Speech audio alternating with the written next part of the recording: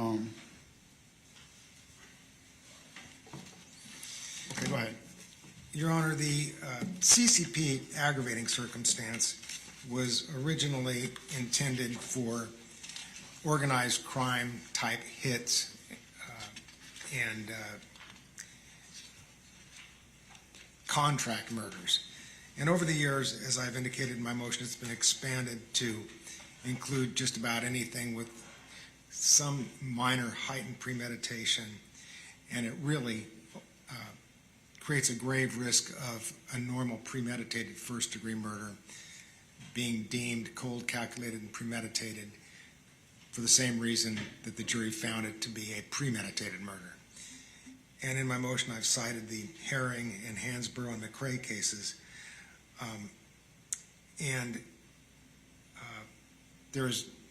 The case law clearly indicates that CCP does not apply to frenzied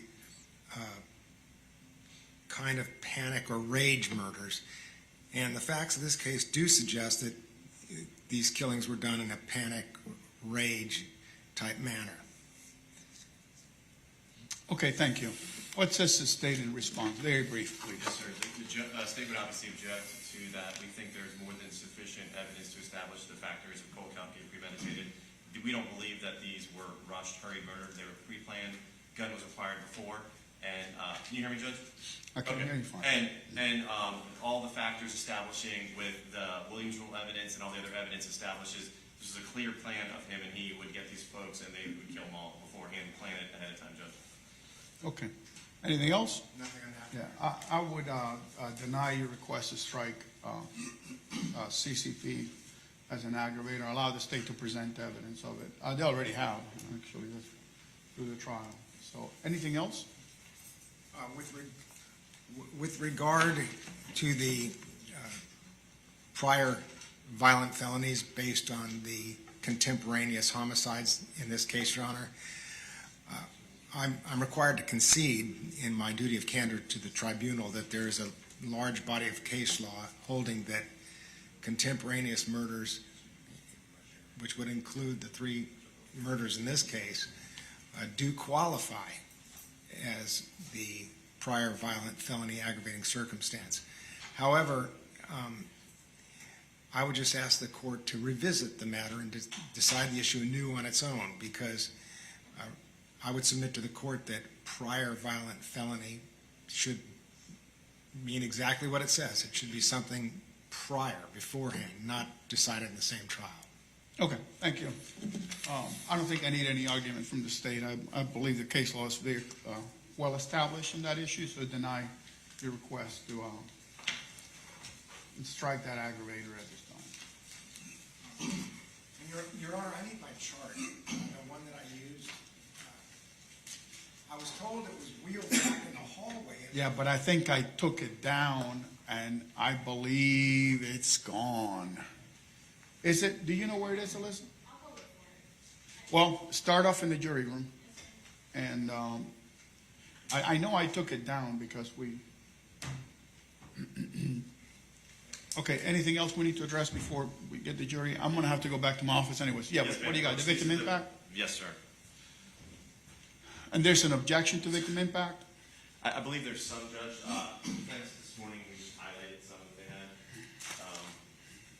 had. Okay, what's been handed to me is 3 separate Yes, sir. There's three different victims.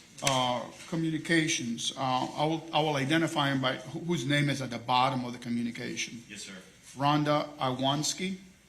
Yes, sir. That is for Miss Green. Miss Green. Yes, sir. It's also signed Brittany Iwanski. That's her, I think her daughter. Niece. Niece. The daughter Niece of of- Miss yeah, right. Iwanski. I'm sorry, Judge. Okay.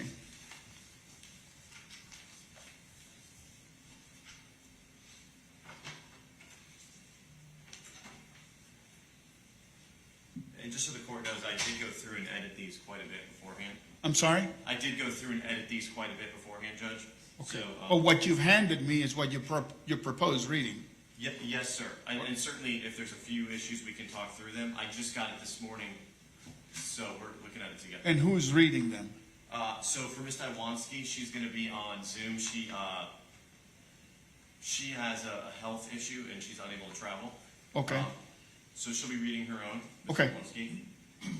And then Judge, for whenever you're ready to move on to the next ones, I can. Let's take them one at a time. Yes, That'd sir. be easier.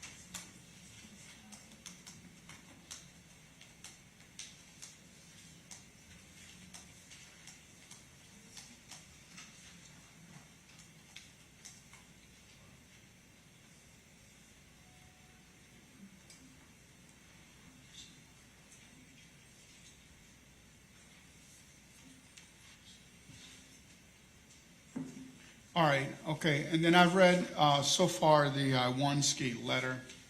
I'm assuming the highlighted things are the objections, That is correct, yes, sir. okay? Yes, sir, Your Honor, and my objections are all consistent, all for the same reasons. I can't hear you. Okay, I'm sorry. Well, I'll walk up. That'll pick up everything else.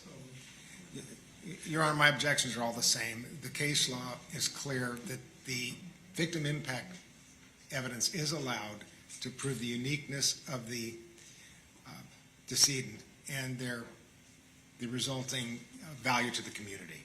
Those two things, they're not allowed to put on grief or mourning evidence. And what I've highlighted out of the grief and mourning evidence, Yeah. I've left in there all of the relationship, the value information, the meaningfulness of the decedent, all that I left. It's just the effect, the grieving and the mourning. All right, State, I have no problem with it, with the exception of the very last line, and that the event resulted in the bankruptcy, Yes, sir. and blaming this on the bankruptcy. I don't, so if you just don't mind striking the absolute last sentence, the last sentence. Other than the last sentence, I think the statement is appropriate, okay? Yes, sir. All right, now I'm gonna deal with, now there's a handwritten and a typed. I'm not sure, one is from Barbara. Yes, one is from Barbara, Is it her Ru- mom. That is, What is it? it's Miss Green's mom, Barbara Roth. I think it's Rush. And this is whose mom? This is Miss I'm sorry, this is Mrs. Gunter's mother. Okay, Miss Gunter's mother. and what's the other one? And the other one is from Miss Luster, who is her daughter, who is here in person. Her daughter will read both of the, Okay, both of those, sir. all right, let me read theirs, okay? Yes, sir.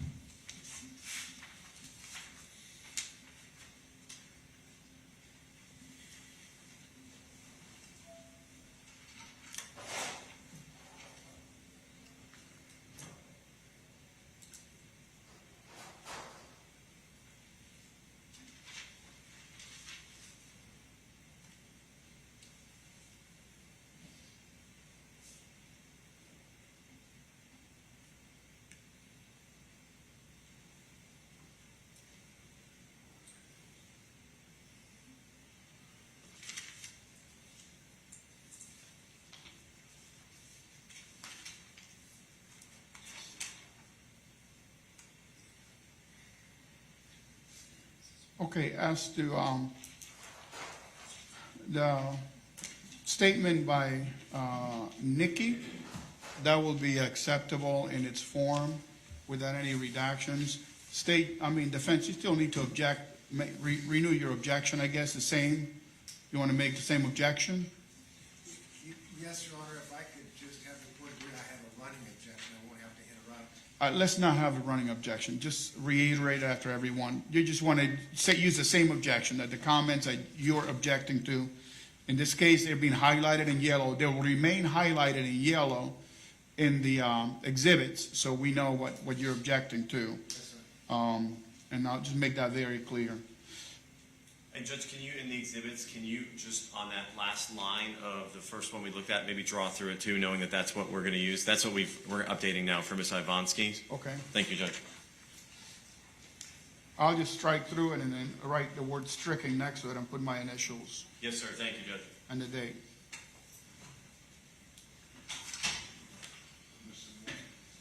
That's fine.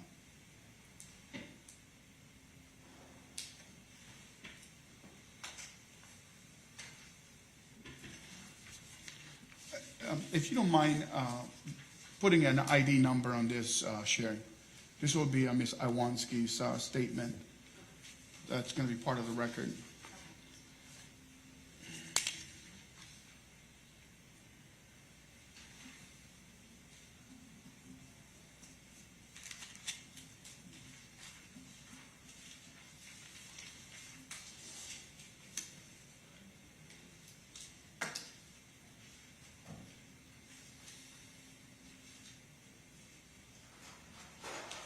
Okay, and then as to Barbara, how do you, the last name is what, Rurak? I believe so, yes, sir. Is it R-U-R-A-K? Yes, sir. Okay, as to Barbara Rurak's statement, you want to lodge the same objection?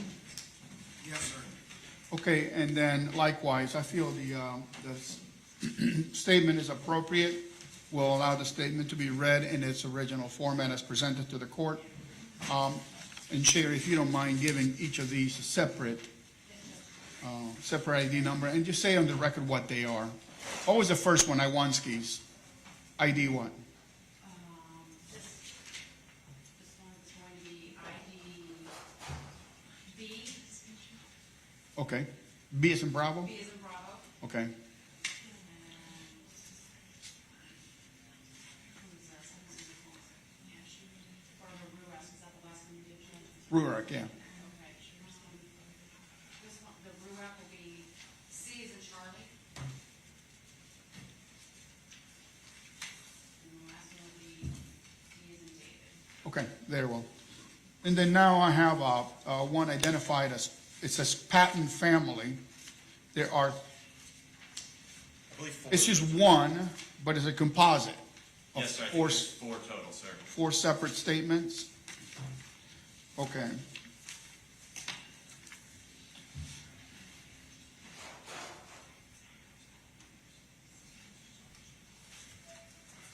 Did Alyssa ever come back? She never did. Still looking.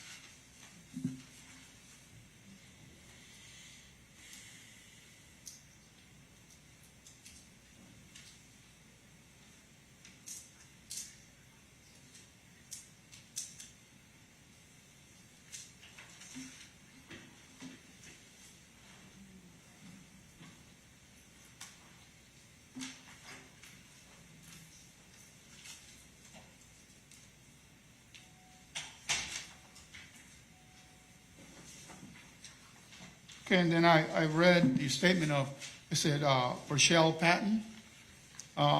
Same objections by the defense, correct? Yes, sir.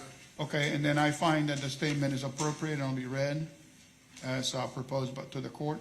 Now I'm reading Dr. Anissa Ferris, which was Ms. Patton's niece.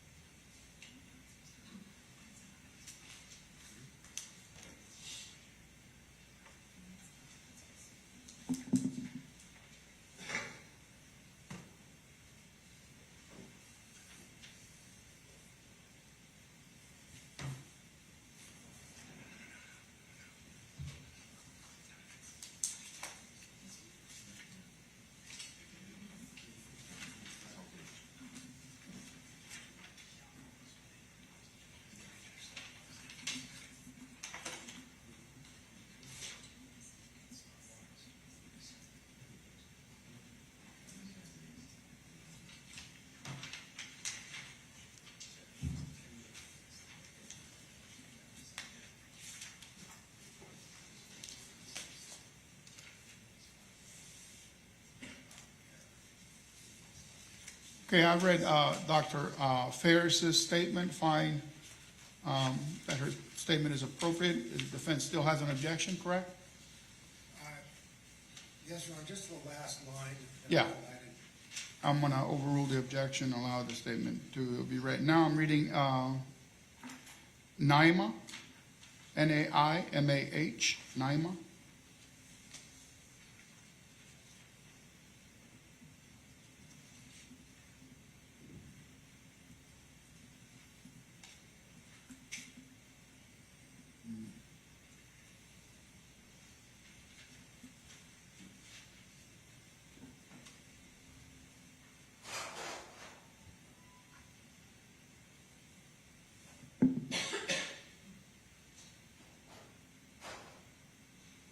Okay, and there was no objection to Naima's statement, which at least there's Actually, none Ron, highlighted. The last three sentences of the first paragraph that read, "My sister Iwana, Patton, I think about her every day. The holidays and birthdays are the worst. We'll never miss her. Such an impact on our life." I would object to that part of it Okay, for the same reasons. It goes in the mourning and grief. okay. I find that the statement is appropriate. Now I'm reading Daryl, the nephew.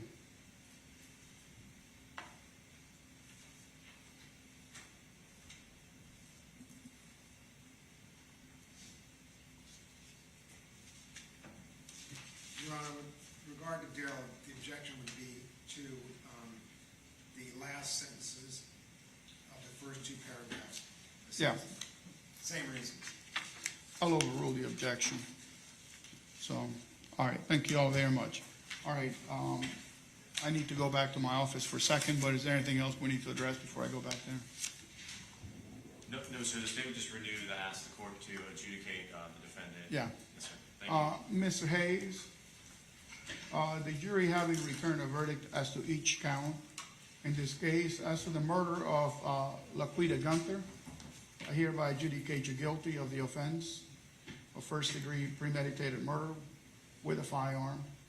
As to count 2 for the murder of Julie Green, I'm going to adjudicate you guilty of first-degree premeditated murder with a firearm as charged in the indictment. And as to the murder of Iwana Patton, I adjudicate you guilty of first-degree murder with a firearm as charged in the indictment. We will proceed to sentencing when I return. Thank you. We'll be in recess for about 10 minutes, okay? Yeah. I said composite.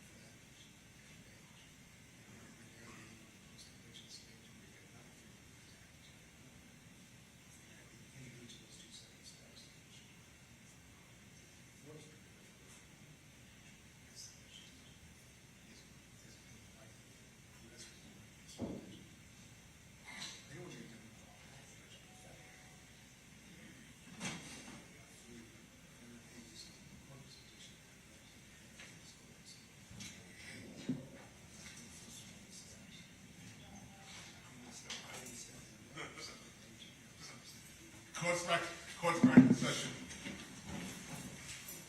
I think you may see it.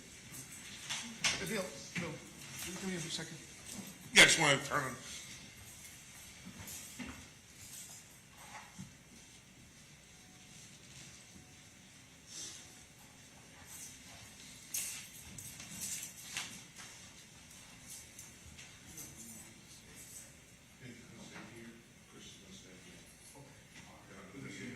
Yeah, Chris, yeah. Mr. Hayes. You saw Mr. Hayes?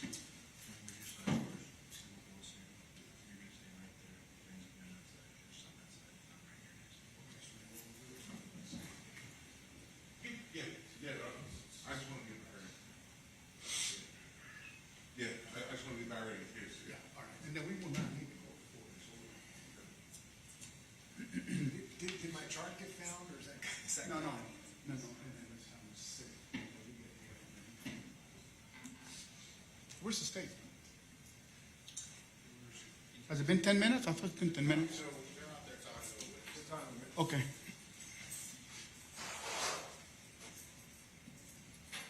Your Honor, as long as everybody else, I'm going to take a quick restroom break. Yes, sir. Yeah, You can use one of that. You can. right through here. Thank you.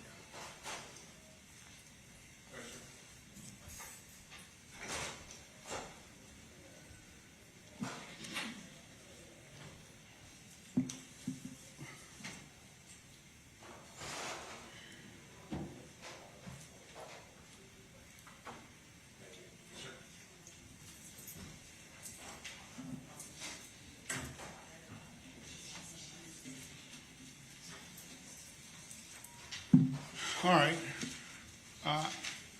We'll wait for Mr. Anderson. He's the last one. Those in the audience, you can turn your cell phones off for vibrate, please.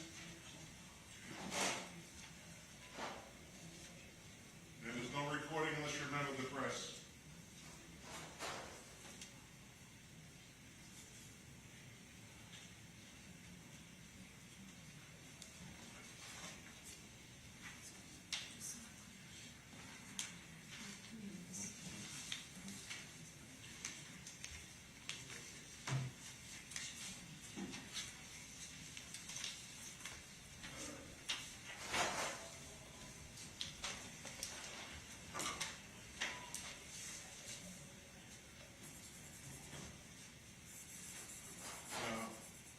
No, she's an attorney with them.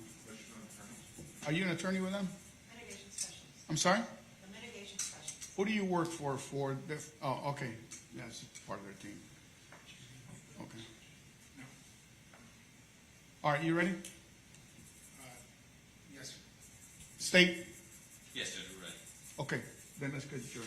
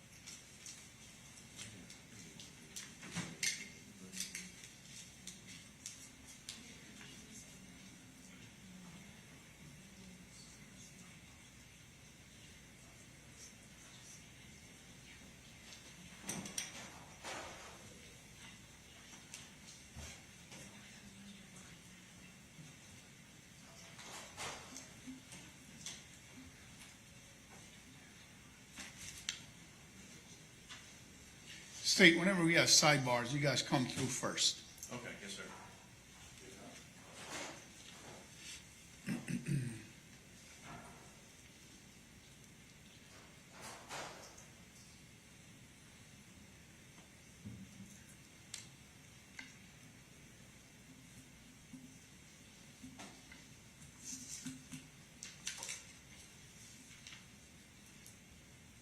I will need everyone to speak close to a microphone, okay? Yes, sir. Always.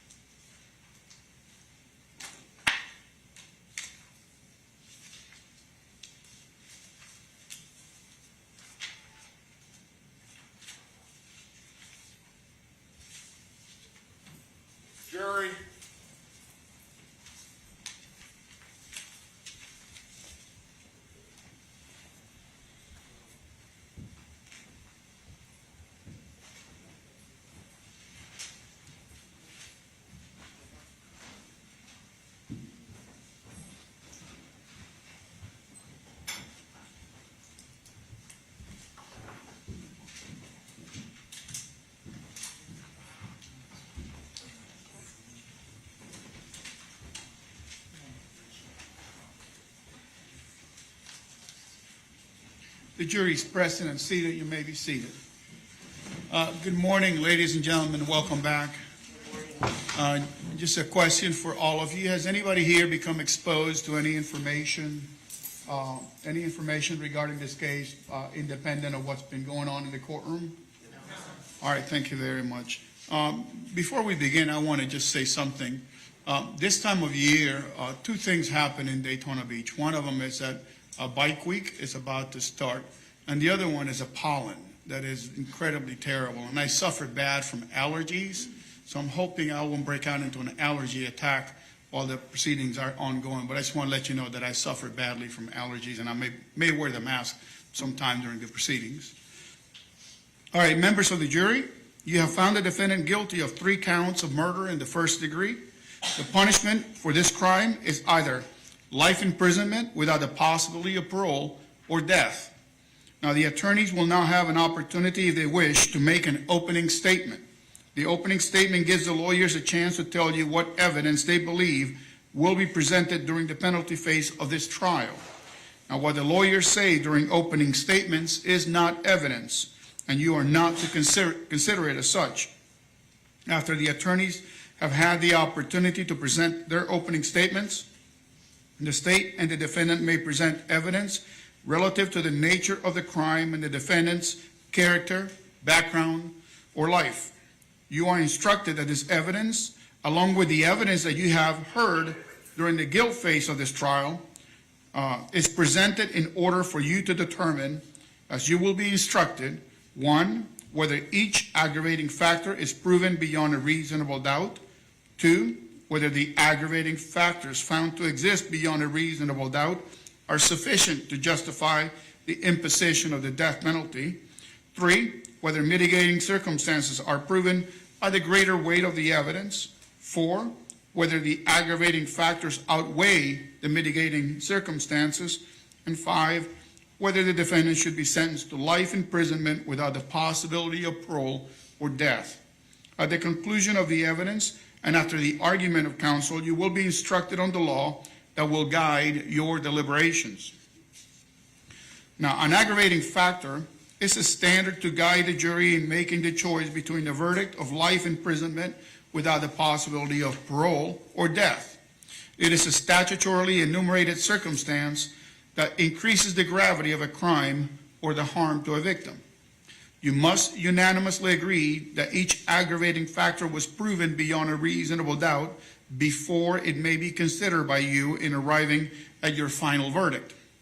In order to consider the death penalty as a possible penalty, you must unanimously determine that at least one aggravating factor has been proven beyond a reasonable doubt. Now, the state has the burden to prove each aggravating factor beyond a reasonable doubt. A reasonable doubt is not mere a possible doubt, a speculative, imaginary, or a forced doubt. Such a doubt must not influence you to disregard an aggravating factor if you have an abiding conviction that it exists. On the other hand, if after carefully considering, comparing, and weighing all the evidence, you do not have an abiding conviction that the aggravating factor exists, or if having a conviction it is one which is not stable, but one which wavers and vacillates, then the aggravating factor has not been proved beyond a reasonable doubt, and you must not consider it in providing your verdict on the appropriate sentence to the court. A reasonable doubt as to the existence of an aggravating factor may arise from the evidence, a conflict in the evidence, or the lack of evidence. If you have a reasonable doubt as to the existence of an aggravating factor, you must find that it does not exist. However, if you have no reasonable doubt, you should find that the aggravating factor does exist. Before moving on to mitigating circumstances, you must determine that the aggravating factors are sufficient to impose a sentence of death. If you do not unanimously agree that the aggravating factors are sufficient to impose death, do not move on to consider the mitigating circumstances. Now, you will hear evidence about the impact of this murder upon the family and friends and the community of the decedents. This evidence is presented to show the victim's uniqueness as an individual and the resultant loss of the decedent's death. However, you may not consider this evidence as an aggravating factor. Now let me talk to you about what mitigating circumstances. Should you find sufficient aggravating factors do exist to justify the imposition of the death penalty, it will then be your duty to determine whether the aggravating factors that you unanimously find to have been proven beyond a reasonable doubt outweigh the mitigating circumstances that you find to have been established. Unlike aggravating factors, you do not need to unanimously agree that a mitigating circumstance has been established. Rather, whether a mitigating circumstance has been established is an individual judgment by each juror. A mitigating circumstance is not limited to the facts surrounding the crime. It can be anything which might indicate that the death penalty is not appropriate for the defendant. In other words, a mitigating circumstance may include any aspect of the defendant's character, background, or life, or any circumstance of the offense that reasonably may indicate that the death penalty is not an appropriate sentence in this case. A mitigating circumstance need not be proven beyond a reasonable doubt by the defendant. A mitigating circumstance needs only be proven by what is called the greater weight of the evidence, which means evidence that more likely than not tends to prove the existence of the mitigating circumstance. If you determine by the greater weight of the evidence that a mitigating circumstance exists, you may consider it established and give that evidence such weight as you determine it should receive in reaching your conclusion as to the sentence to be imposed. State, you may give your opening statement. Everyone good with the notepad? Does anybody need anything? Okay. I'm sorry, Mr. Anderson, I could not find your chart.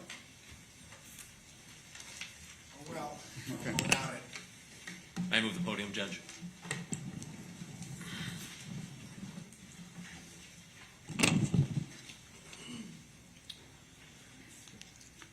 Good morning again, ladies and gentlemen of the jury. Last week, you found Mr. Hayes guilty of 3 counts of first-degree premeditated murder. And now we're at the second phase of this trial. And this is the phase where you are asked to consider whether or not the death penalty is an appropriate sentence for Mr. Hayes. We discussed this phase quite a bit at jury selection. We spent actually the majority, I would say, at jury selection talking about the death penalty, finding out your views on it and your thoughts on it. And that's because it is such a heavy responsibility to have to make this determination. And I want to thank you all for the time and attention you're going to give this decision, because based upon jury selection, I believe that you can take this weight and go forward with that choice. And as noted at jury selection by the judge and by Mr. Lewis and myself, the death penalty is not sought in every single first-degree murder case. It is in cases that have unique characteristics. Yes, sir.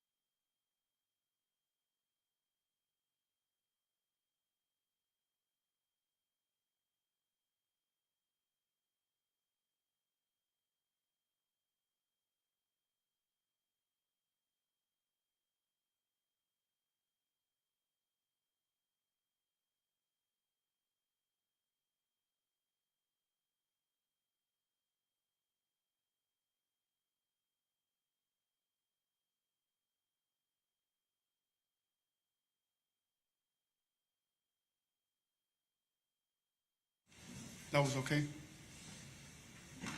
Yeah, okay, that's fine. Go ahead, you may proceed. Thank you, Your Honor.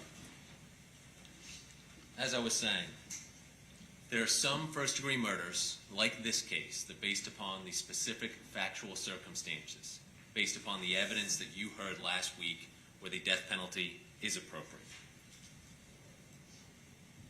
And as I said, the question of guilt is no longer at issue.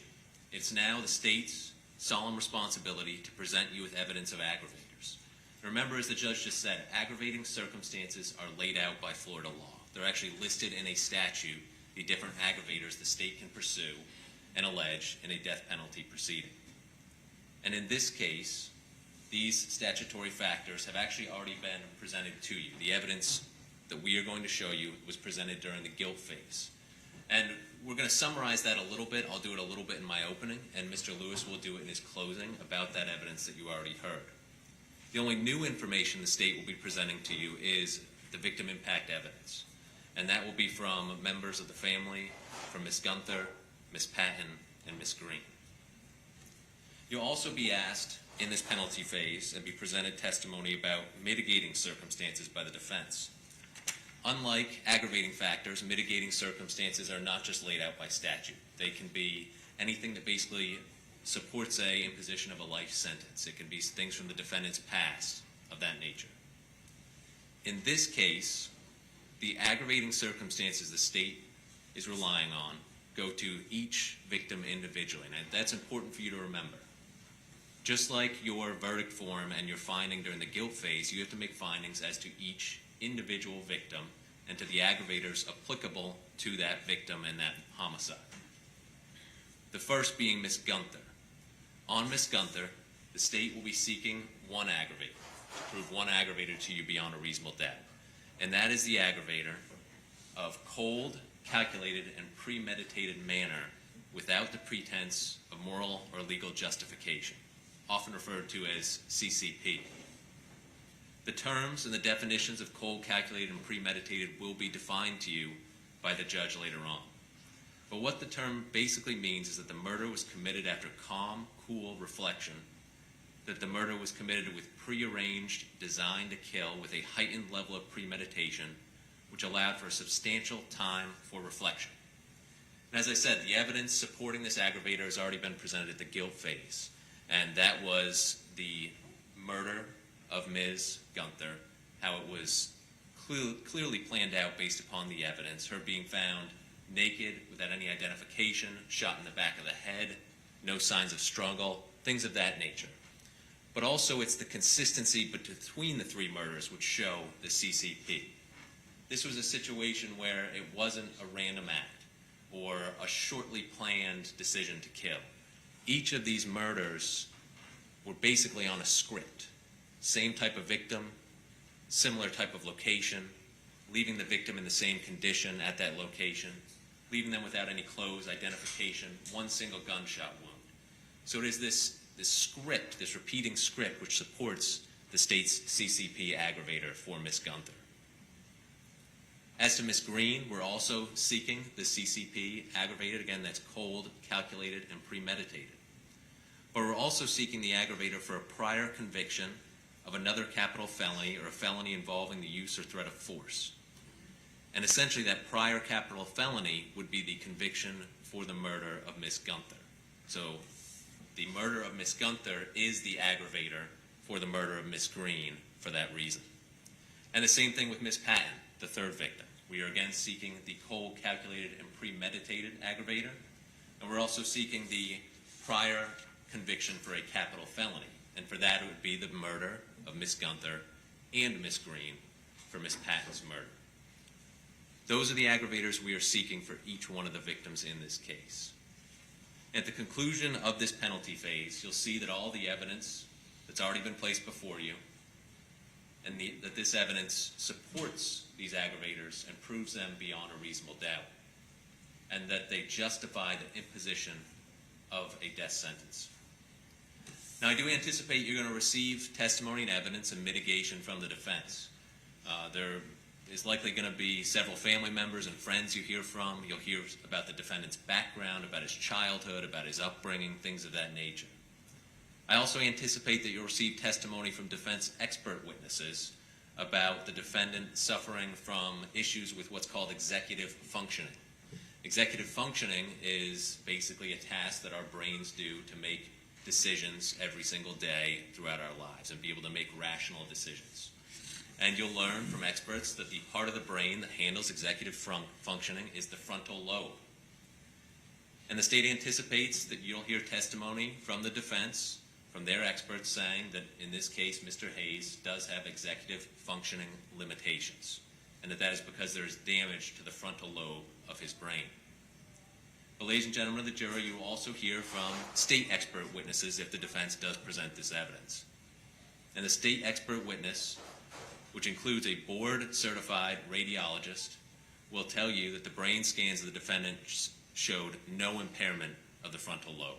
Everything on his brain scans, which is a PET scan and an MRI, showed that his frontal lobe was normal.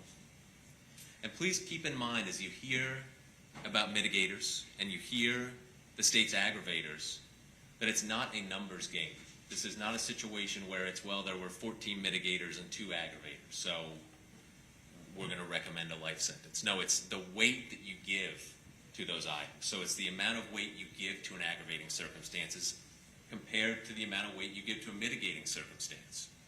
And I would submit to you that as we proceed through today and tomorrow, that the aggravators I've discussed here this morning and the ones that have already been, the evidence supporting them that's already been presented, outweigh any of the mitigation that will be presented by the defense. And after you've seen these aggravators and mitigators, Mr. Lewis will come before you in closing and will ask that after careful reflection, deliberation, and weighing all the evidence and following the law, that you return a verdict unanimously recommending that the death penalty is the appropriate sentence for the defendant for each one of the murders in this case from December of 2005, January of 2006, and February of 2006. Thank you. Thank you. Mr. Anderson?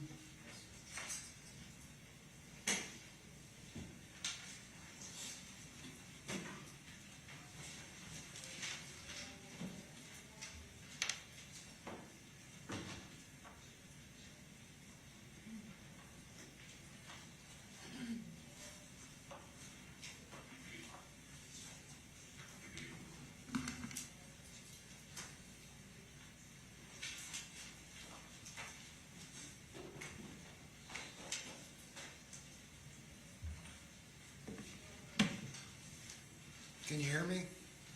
Yes, sir. Ladies and gentlemen, once again, let me reintroduce myself. I'm Chris Anderson. I am Mr. Hayes' second lawyer.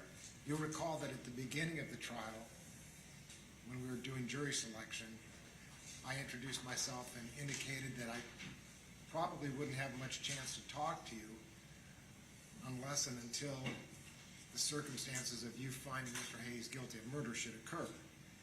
And then at that point, I would come into play exactly as I am now for this sentencing phase of the trial.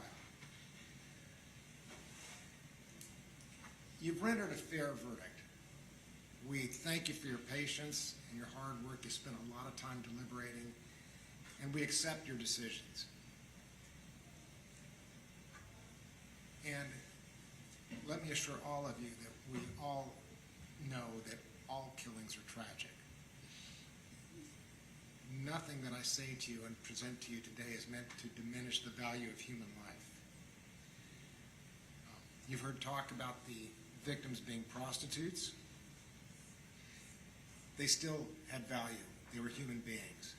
It would be hypocrisy for me to try to downplay their significance and then beg for mercy for Mr. Hayes at the same time. All human life has value. And you need, in the difficult task of deciding whether to sentence Mr. Hayes to life or death, you need all the information. And we're going to give it to you. We want you to have confidence in your decision. You recall that during jury selection, I asked if you would all consider certain types of evidence that we're going to present. And I'm going to go over the kinds of things that you're about to be shown just to give you a preview. But it was very important that we would get jurors that would consider not only a death sentence, but also consider a life sentence. It was very important that we got jurors that would consider the things that we're going to present as what's called mitigation. And mitigation simply means things that lessen or weigh against the death penalty. Okay. And mitigation can be anything. It can be a hardship, a virtue, a good deed, anything. And you're going to see a wide variety of mitigation in this case. And I'm going to go over a little of what we're about to show you. You're going to hear evidence that Mr. Hayes was raised without a father figure in his life after his own dad was murdered.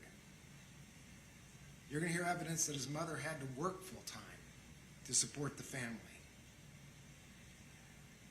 You're You're going to hear evidence that Mr. Hayes was a gifted student as a young man, but there weren't the school facilities to deal with kids that were ahead of the other pupils.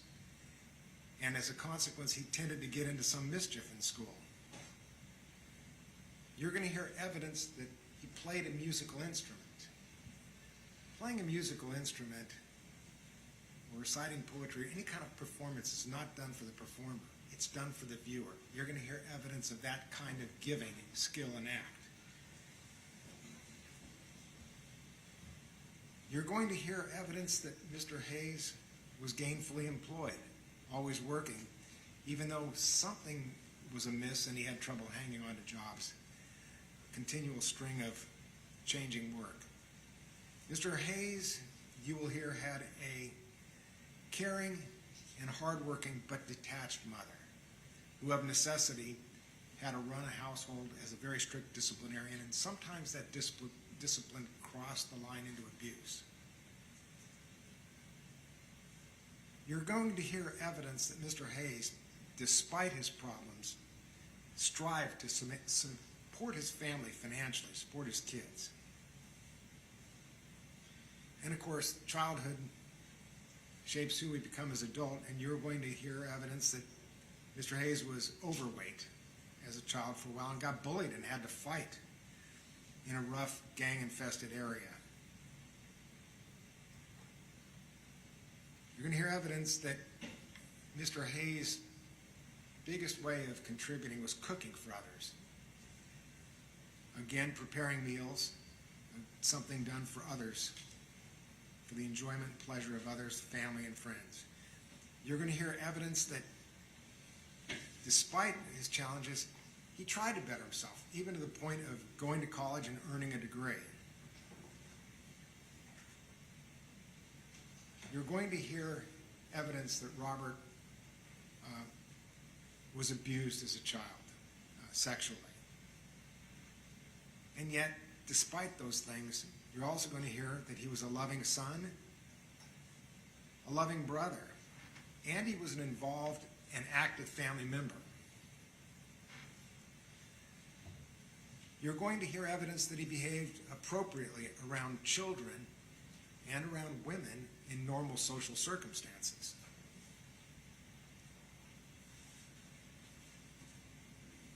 You're going to hear that he was actually, in ordinary circumstances, a peaceful and non-violent individual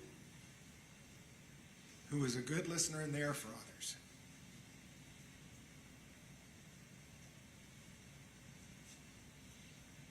You're going to also hear evidence that he had a strong sex drive that for him was a problem to the point where he was resorting to prostitutes for sex.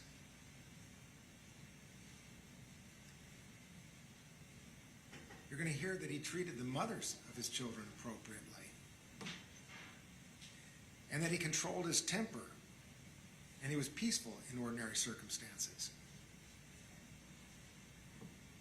You're going to also hear that the fact that Mr. Hayes is a very large, imposing man has sometimes given him some resistance from other people. They become afraid of him because of his size, and that affects him. And you're also going to hear that he was helpful, reverent, friendly, and loyal. He also had a sense of humor. You're going to hear about that. He liked to get other people laughing and feeling good and happy.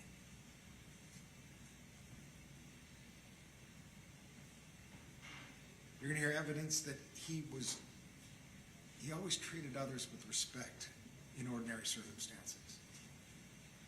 You're also going to hear that he was brave and courageous, even to the point of sticking around and making sure that one lady he knew was safe when somebody tried to bust down his door, some frenzied stranger.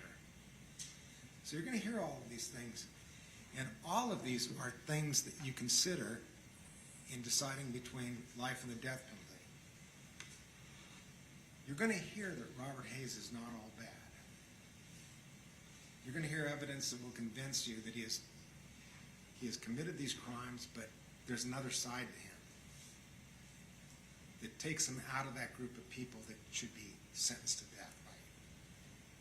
Remember, we talked about this earlier, Florida is not a death penalty state. It is a life or death state. And this is a tough decision to make, and it wouldn't be fair to ask you to make that decision without giving you all the facts, and we're going to give them to you today. You're going to hear what's called victim impact statements. These are statements by people, friends and family of the ladies who were killed that talk about these victims' uniqueness as individuals and their value to the community. And it's important because, as I've said before, all lives are important. And it's only fair that you also consider the fact that these killings have caused a loss. We're not downplaying the significance of these homicides. They're very serious. And so too is your life or death decision.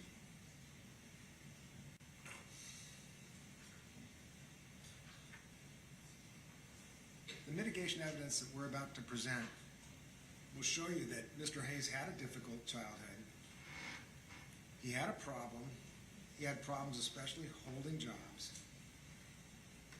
And the mental health expert testimony that you're about to hear today will demonstrate to you that Mr. Hayes had a single set of mental health impairments that would manifest themselves in these violent acts of women. In other words, there's a non-choice aspect of this, the fact that he has mental impairments that are crucial to understanding what happened in these 3 homicides.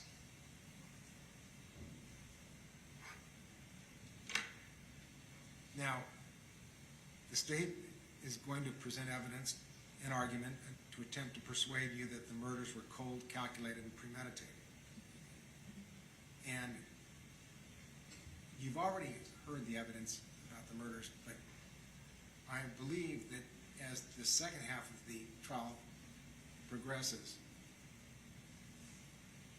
you will even more firmly believe than you probably believe right now that these murders were definitely not something ordinarily contemplated and pre-planned and carried out in a cold, calculated way. Whatever they were, frenzied, spontaneous, an outburst, they were anything but a carefully planned, cold, calculated set of murders.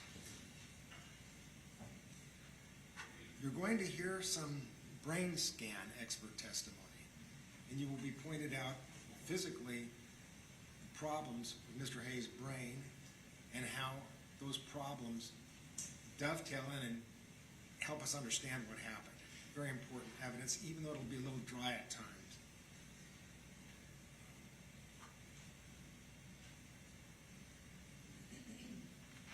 And again, I ask you to pay close attention to all the mitigation that I put on in this case. Although as Judge Zambrano instructed you, the state has to prove the aggravating factors in this case beyond a reasonable doubt. Mitigators, you only need to be convinced by the greater weight of the evidence that they exist. In other words, if you believe even just a small bit that these mitigators exist or have been proven, then the next question you have is how much weight to give to each mitigating factor. And these mitigating factors are weighed by each of you individually. In other words, as Judge Zambrano instructed you, your decision as to aggravating factors must be unanimous. Your decision, if this case should unfortunately end this way, to impose the death penalty must be unanimous. But your decisions as to which of the mitigators matter and how much each one matters is individual. You don't have to agree on that. That's an individual decision, and you all apply your own experience, your own judgment, your own perspective to. That's why we have 12 jurors, not just one person deciding this case. You all matter.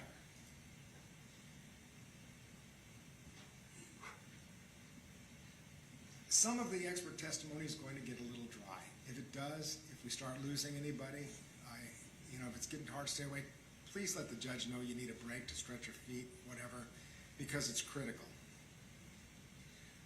Because when this case is over with, when you're driving down the I-95 or down Speedway or Granada Boulevard or any of the other major thoroughfares late at night, you will be thinking about this case. You will think about this case and what you did here today for the rest of your lives. And you want to have the confidence to say to yourself, I did follow all those steps. I did listen to all the mitigation. I did consider all of it. You do that and you've done your job right and you've got that confidence. Thank you. Thank you very much. Ms. State, you may proceed. Yes, Judge. State would call Nikki Luster, first victim impact. Ms. Iwanski? No, Miss Luster. Okay, come on forward, please. I'm sorry, Judge. Do you want the podium facing you, Judge, or? Up at the witness stand. Yes, sir. Madam Chair, right hand, be sworn in, please. Do you solemnly swear or affirm that the testimony you shall give in this cause will be the truth, the whole truth, and nothing but the truth, so help you God? I do. Swear, ma'am.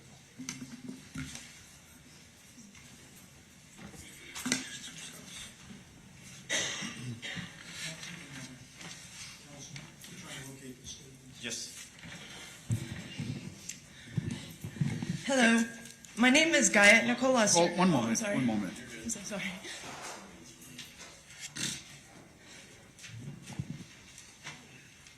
Before you go out for the record, as for news, it's the same objection. Yeah, same rulings will stand. May I continue, Judge? Yes. Good morning, ma'am. And if you can just talk really loud, can you just tell us, introduce yourself, spell your last name if you don't mind, ma'am? Last name, my name is Guyette Nicole Luster. Last name Luster. And your first name is a little more challenging too. Do you mind spelling that? Yes, my first name is Guyette, Guyette. Can you tell us how you were related to Laquetta Gunter? I am her oldest daughter. Did you prepare a statement you'd like to read to the jury, ma'am? Yes, I did. Okay, if you can. Thank Thank you. you. Well, again, my name is Guyette Nicole Luster. Nikki is what my family call me. I am here. Make sure you read slowly so they can understand what you're saying, okay? I'll start over. Again, my name is Guyette Nicole Luster. Nikki is what my family call me. I am here on behalf of my mother, Laquetta Gunter. I felt a duty to my mother to be here today in person to testify before this court that my mother meant something to many people and she was loved. I'm about to turn 41 in March. My mother was only 45 when she was taken from us in 2005. It's become very real to me just how young she still was. She had so much more life to live, love to give, and self-growth to achieve. My children and siblings have lost out on the chance to grow old with my mother. I have struggled these past 16 years for closure in many ways.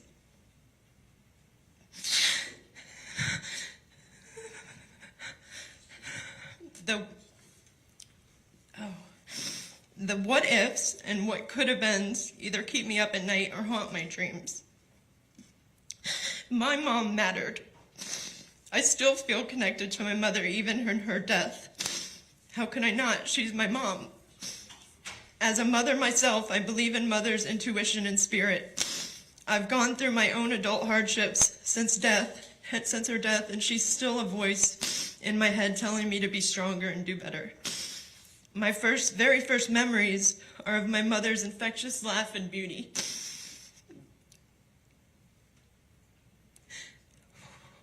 She wouldn't hesitate to get down on my toddler level and play with me. I remember riding in the back of her yellow station wagon as she took me and my siblings to McDonald's. I couldn't have been older than 3, but there will be no more memories made now, just old memories to try and feel closer to her on some level. The death of my mother has had a butterfly effect on my whole family, but I feel like it's especially taken its toll on my little sister. She feels everything so deeply that losing my mom has sent her on her own inward journey. I have brought a picture that I'd like everyone to remember my mother. I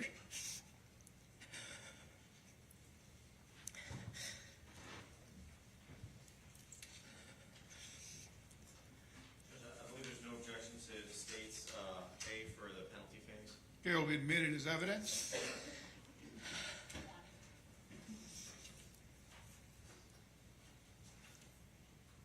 May I approach the witness, Judge? You may do so. If you can hold it up, honestly, Yes, I'm ma'am. very shaky. This is my beautiful mother. Thank you for your time in hearing my statement today, ladies and gentlemen of the jury. Thank you. Anything, defense? Any questions? Thank you. You may step down. Be careful coming down there. Thank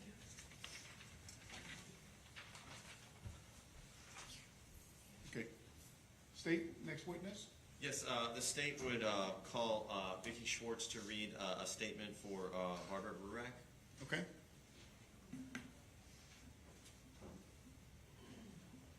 She need not be sworn. She's just reading a statement, correct? That is correct, sir, yes.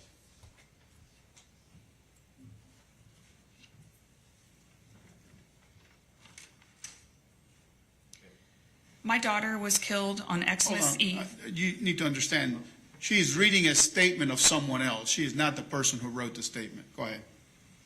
My daughter was killed on Xmas Eve, 2005. We have not been able to have Xmas since then. No one should have to die the way she did. I loved my daughter very much, and she loved me. She had 3 brothers who never stopped looking for the person who did this.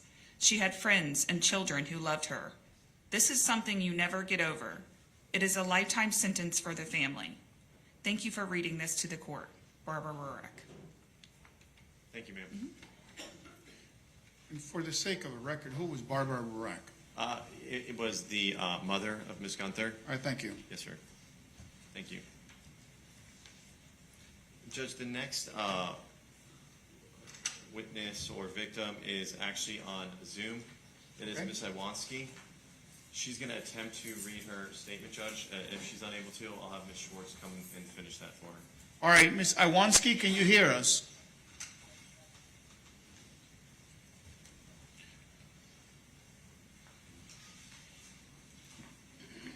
Ms. Iwanski.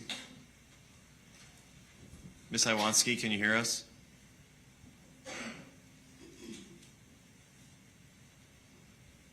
Miss Iwanski, can you hear us? If you can you unmute?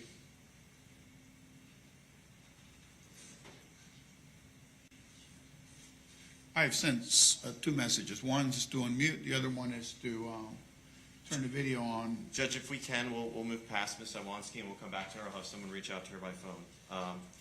So if I could call up Dr. Aneesah Ferris, please. Oh, wait, hold on. Oh. I think she might have unmuted now. Ms. Iwanski, can you hear us? She did unmute.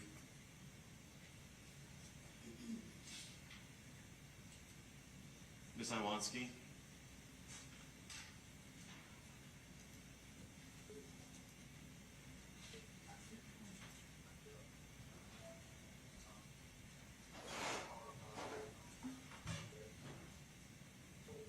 Judge, I'll run that down. If I can have Dr. Aneesah Ferris, please. Okay. I think she just spoke. Wait, she's She's on, there. she's on now, Your Honor. Yes. Hi, Miss Iwanski, can you hear me okay? Yeah. Okay, so, are you okay? I'll have you introduce yourself. Are you okay reading the statement? And if you need a break, just let us know, okay? Thank you. Okay. I appreciate that. So if you don't mind, could you please Wait, raise? we need a sworn. Ms. Iwanski, this is Judge Zambrano. Could you please raise your right hand and be sworn, please? Do you solemnly swear or affirm that the testimony you shall give in this cause will be the truth, the whole truth, and nothing but the truth, so help you God? I do. Thank you. You may I did. proceed. Good morning, ma'am. Before you start, could you just introduce yourself and spell your last name, please? Hi, my name is Rhonda Iwanski. I am Julie Green's sister.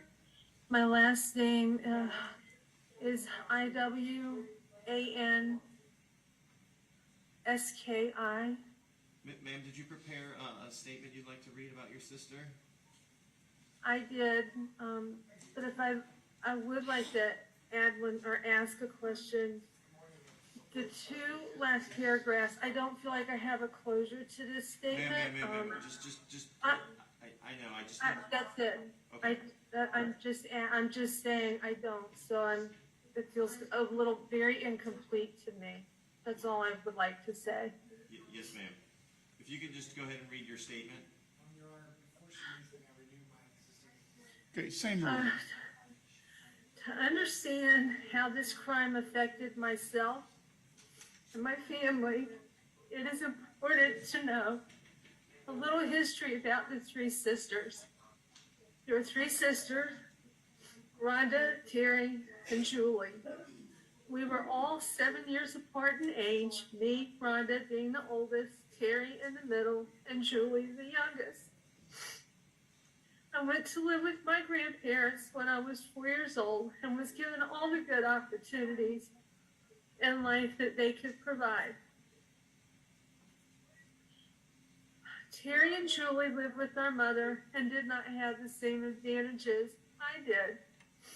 Growing up, my grandmother made sure I visited my mother and Terry and Julie on a regular basis. Our mother married Doug Green in the early to mid-1970s. My mother died January 5th, 1980 from cancer. In the early 1980s, Doug Green adopted Julie. After a series of events, Terry and Julie were in and out of foster homes in and around Daytona Beach. They had a hard life from a very early age. Terry found her way in life. She married and was comfortable. Julie ran away at the age of 12 and wasn't heard from again until she was 15 years old and asked if she could come home. She was currently living in Tennessee. I sent her a bus ticket back to Jacksonville, and she lived with me there for a while. It was obvious she had been living a high-risk lifestyle, but she was only 15, and I hoped that maybe with a stable home life, she might come around, but that wasn't meant to be. On Saturday, January 7th, 2006, I contacted my stepfather, Doug Green, to tell him that Terry had cancer and we could lose her at any time. I asked Doug if he would consider letting Terry be buried in the plot he had next to my mother's. He said he needed time to think about it, but would call me the following week. Doug Green called me the following Saturday, January 14th, and said he had made all the arrangements with the funeral home, and I could bury Terry next to my mother.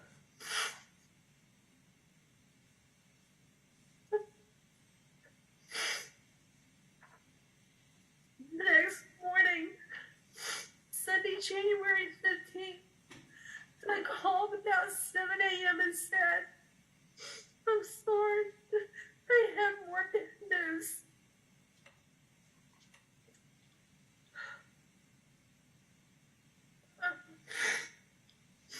He said he had been contacted by the Daytona Beach Police Department that Julie had been murdered, shot in the head, and now we would need that cemetery plot for Julie.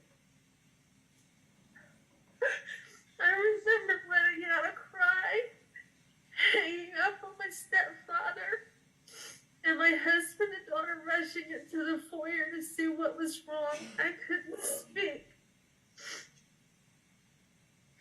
Hearing Julie was just murdered and knowing Terry was dying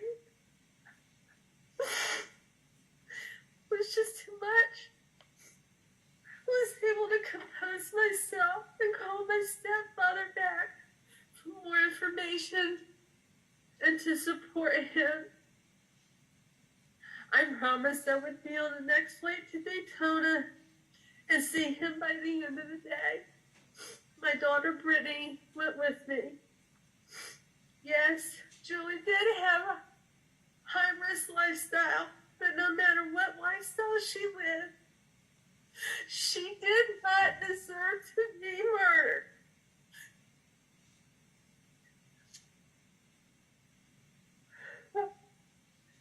This crime took away the one sister that I should still have left. We weren't close like Terry and I were, but I was still here as she needed me.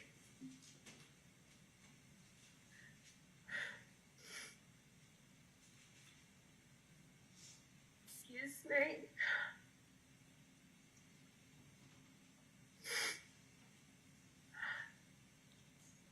This crime took me on many trips to Daytona.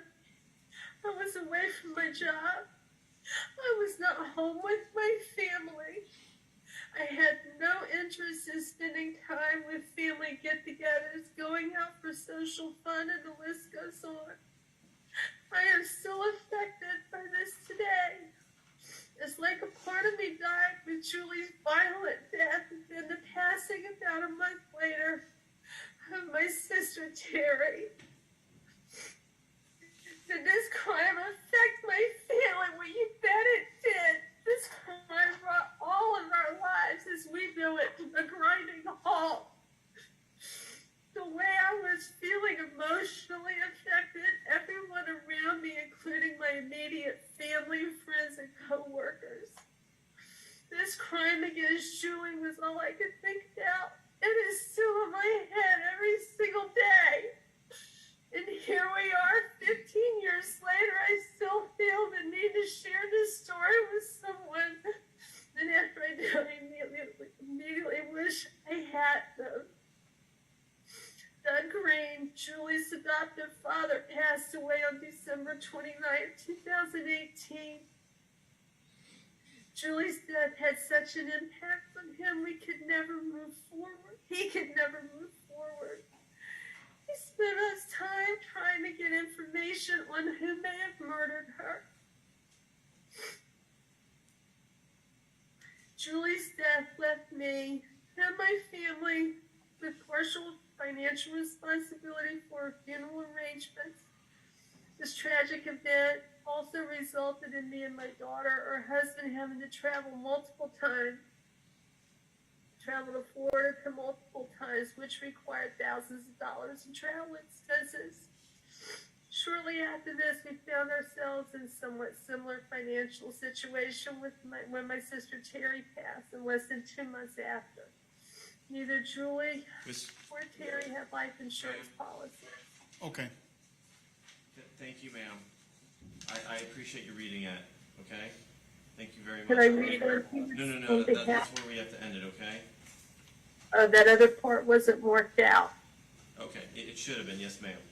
Okay, thank you. Thank you. I'm sorry to interrupt you. Okay. Thank you. Any questions? No, Your Honor, may we oppose? Yes.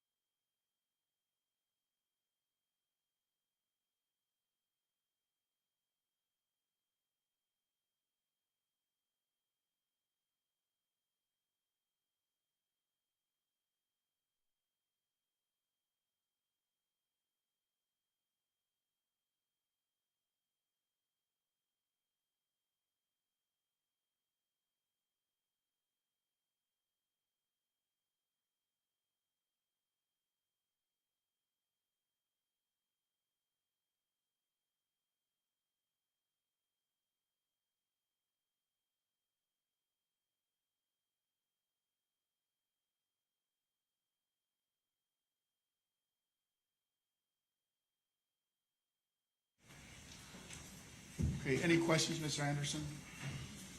No, Your Honor. All right, can we excuse her from the proceeding? Yes, sir. Yes, sir. Yes, sir. Ms. Iwanski, thank you so much for participating. Thank you. Okay, we need to take, you have one more? Yes, just one more, Judge. It'll probably take about 15 minutes total. Okay, You want to take a break first? I do, actually. Let's take I know you guys started late, but we've been working since 8 o'clock this morning. So we'll go ahead and take our 15-minute recess this morning. Remind you, don't talk about the case with anyone while on the break. If they want to go out for a smoke or anything, Bill, you let them out, okay?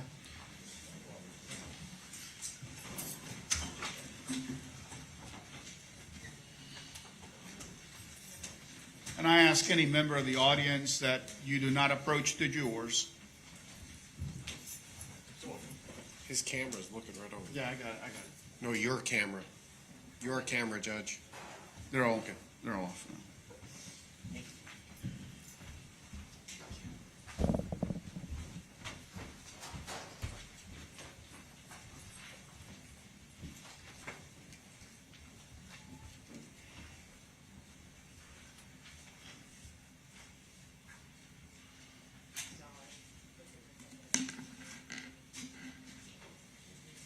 Okay, the jury's out. We'll be in recess 15 minutes.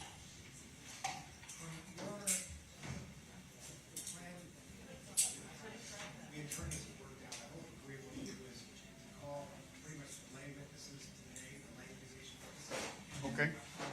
Have one of three of my doctors, Nicole, testify at the end of today.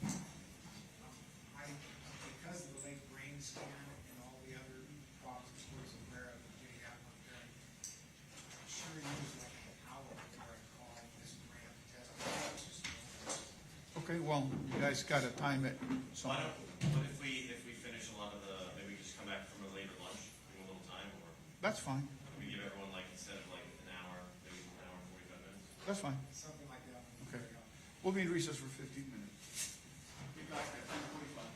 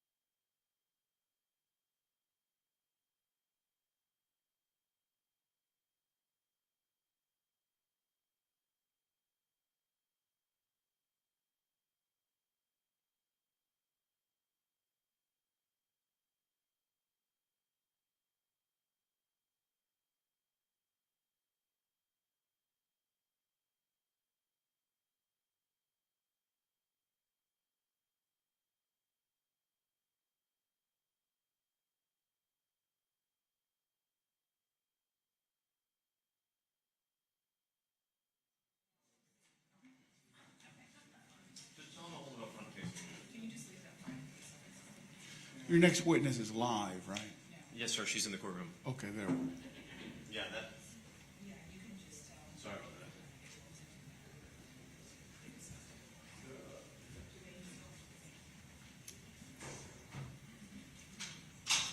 Hey, Joe. Yeah. Ready? Yeah. Oh, wait, we. Okay.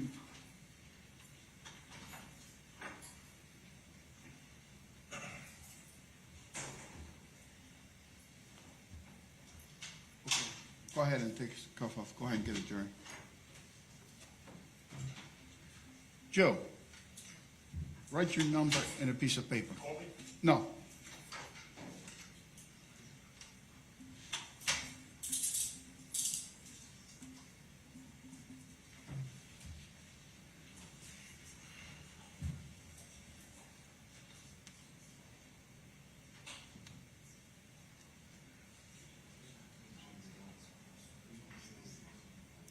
Next witness is your last witness, correct? That is correct, yes, sir. Okay. She'll be reading for the four victim impact. And then we do have a defense witness, or we don't this morning? I was gonna call that a half dozen lay witnesses. That's okay, we'll proceed. But you said this afternoon there's some sort of a gap. Yeah, that's, I'm gonna call only one expert today, and then I think both gets experts of both sides, all the same ones, I'll be calling two. Okay. All right, so the sequence is gonna be the lay witnesses first, Yes, sir. then the, Lay witnesses plus one defense expert, then all the other state and defense remaining experts. all right, thanks.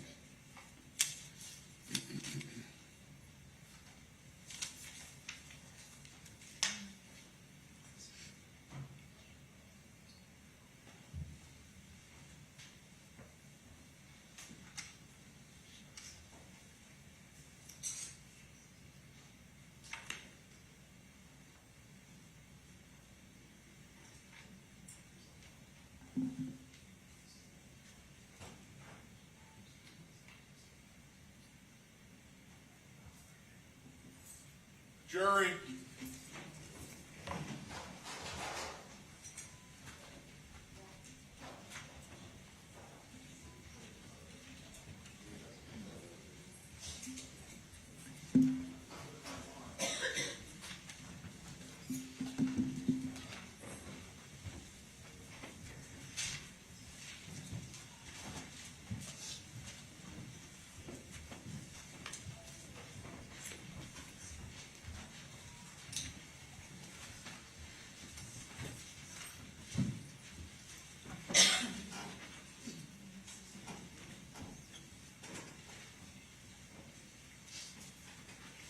All right, jury's present and seated, may be seated. The state called your next witness. Yes, Judge, the state will call Dr. Anissa Ferris.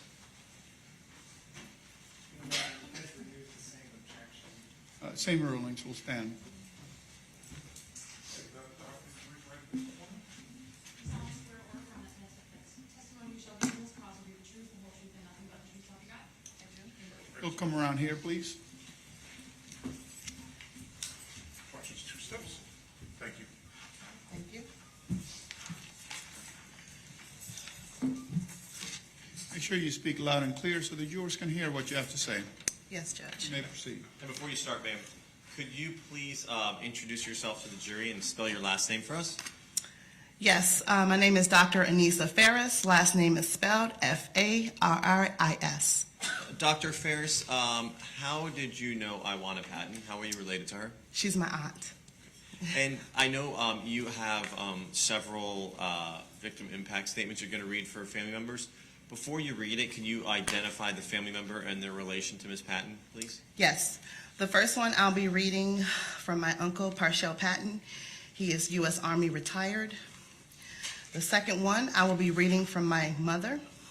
She is Iwana Patton's older sister. The third letter will be from my brother, Iwana Patton's nephew. And last one will be from myself. And how is Mr. Patton, Parshell Patton, related to Ms. Iwana Patton? He is the oldest brother. Thank you, ma'am. May I proceed? Yes, please. This is going to be Mr. Parshell Patton's letter first. To whom it may concern. First of all, I would like to say that I miss my sister so much. and I am also the older brother of Iwana Patton. I'm not able to celebrate their birthdays, holidays, or any other events that the family may have in the future. What hurts the most is that my sister and daughter have the same birthday. I will not see her beautiful smile or have any more conversations to hear her sweet voice. This joy of my sister was taken away from me and my family. I'm very emotional writing this letter.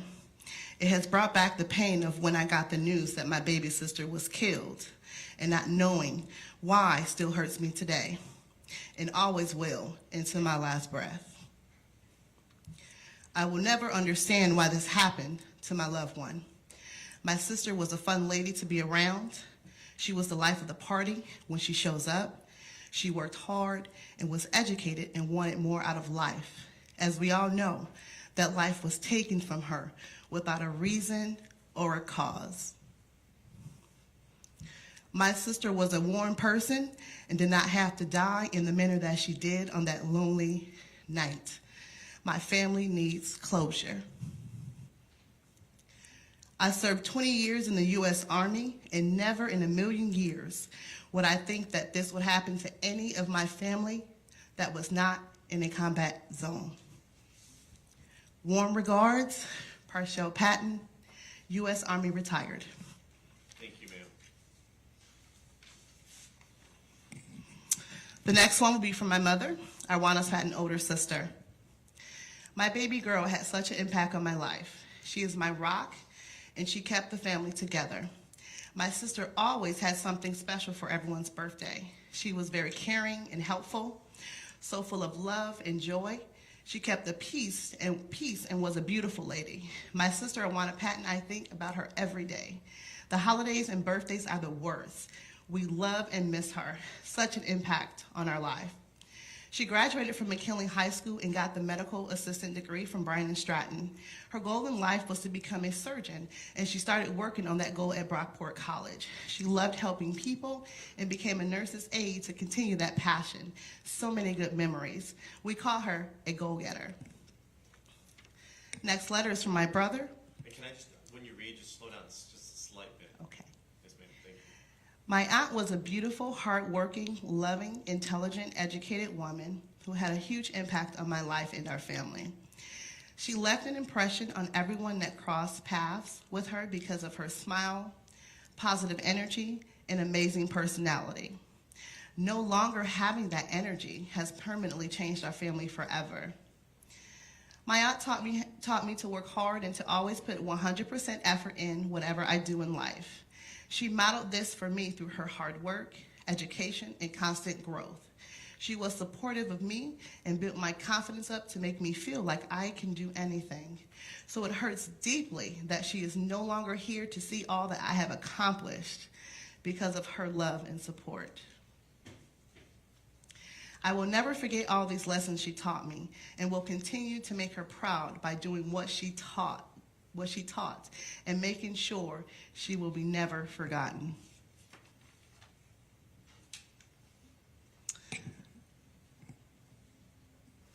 Good morning. I am the niece of Iwana Patton, Dr. Anissa Ferris. My aunt had a firm hand in influencing my life and career decisions. She taught me the importance of hard work and education. Because of my aunt's direct influences, I became a doctor, practice owner, and community servant. This is a quote from my aunt. To Aneesah, and my son's name I will not disclose. The date titled is July 1st, 2004. The rest of my life, quote, the rest of my life will be the best of my life. End quote, love auntie.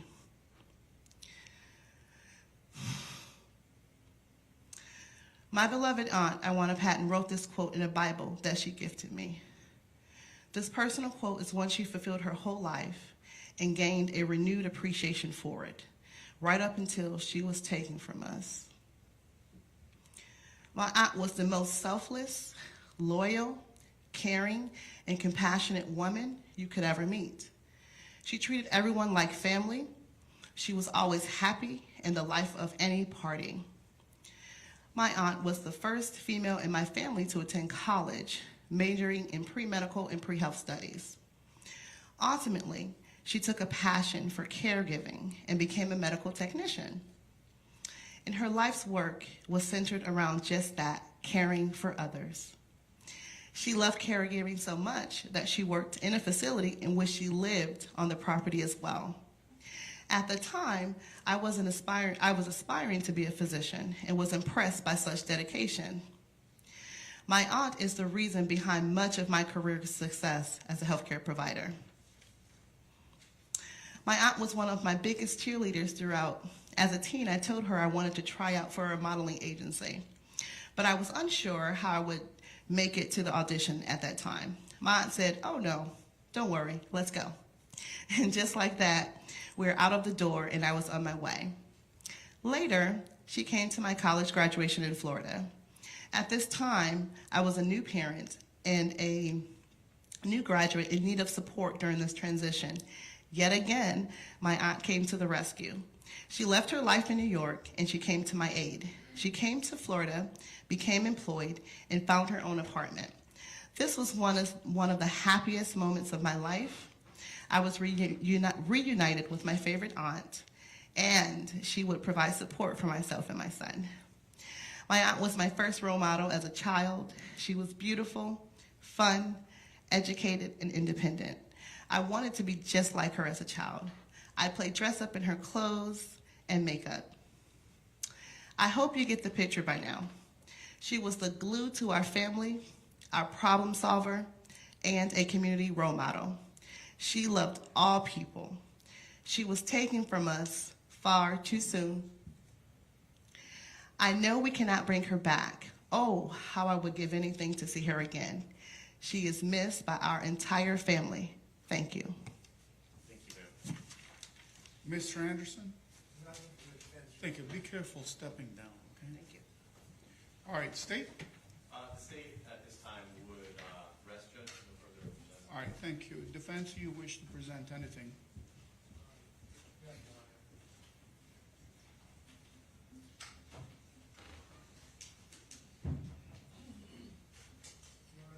The defense calls Miss Denise Williams, the defendant's cousin, and she is testifying by Zoom. Her name is Denise Williams. Yes, Your Honor.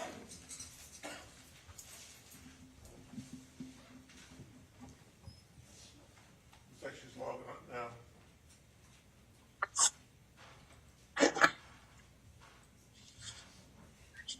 Miss Williams, this is Judge Zambrano. Can you hear me? I can. Okay, the next voice you will hear is Mr. Christopher Anderson. He is the attorney for Robert Hayes. You may proceed. I Okay. would prefer, I'm sorry, you need to get closer to the microphone over here. And Ms. Williams, if you don't mind raising your right hand for me and be sworn, please. Do you solemnly swear or affirm that the testimony you shall give in this cause will be the truth, the whole truth, and nothing but the truth so help you God? I do. Okay, one moment, please. We're gonna need to move the camera just a little bit down so they can see, so the viewers can see. Bill, can you slide it just a little bit over, if you can, without tripping over all the, What, TV? yeah, the whole thing, I think. Everyone got a good view? Is that better for everyone? Okay, thank you. You may proceed. Miss Williams, can you hear me? I can. Your Honor, did the court swear this witness? She's sworn. Thank you, Your Honor. Ma'am, would you please state your name and your connection to Robert Hayes? My name is Denise Williams, and Robert Hayes is my cousin. Ma'am, you spent some time in Robert Hayes' family home, right? He spent time with my family and our home. I haven't been to his home. Okay. And you were close to Miss Terrace Collins, weren't you, Robert Hayes' sister? I am. And you are familiar with Robert Hayes' mother, Miss Florence Hayes, correct? Yes. Can you tell us about Robert's mother, Florence? Was she a strict disciplinarian? Well, when Harris and I grew up, our whole family was strict. Now, when the younger one came about, they were kind of lenient with the younger kids, but with us, they were strict on us. And did that strict discipline sometime involve whippings? Oh yeah, we got good whippings. It didn't harm us. And as far as you can see, that whipping was well intentioned, right? It was meant to protect the kids, right? Correct, yes. And did that have something to do with the times of the neighborhood you were living in? The need for kids to be disciplined very strictly at times? Well, if we was disobedient and we didn't do what we were supposed to do, and they kept telling us to do what we needed to do, then it was discipline time. Yes, ma'am. And sometime did the discipline that Robert received go a little bit too far against him and almost cross into the area where it was too much? Now, like I said, with Robert, I think they were more lenient. Robert and I are way totally different in age. So when we were coming up, when I say we, I mean Terris and her uncles and my brother, which was my cousin, they was very strict on us. But I think as the years roll around, they got lenient on the younger kids. All right. So if I understand you correctly, Robert did receive discipline and would receive whippings, but not as bad as the older kids that came before him, right? I can't say that about Robert because I have never seen Florence discipline Robert. Now, she could have, but I never seen. That's why I say I think as they got older, they got lenient on the discipline, but we was disciplined. And that was a family thing, right? Just basically you lived in a time and family that believed in discipline, right? Correct. Now, think of any nice things Robert did for other people. For his people? You mean for the family? Yes, brother.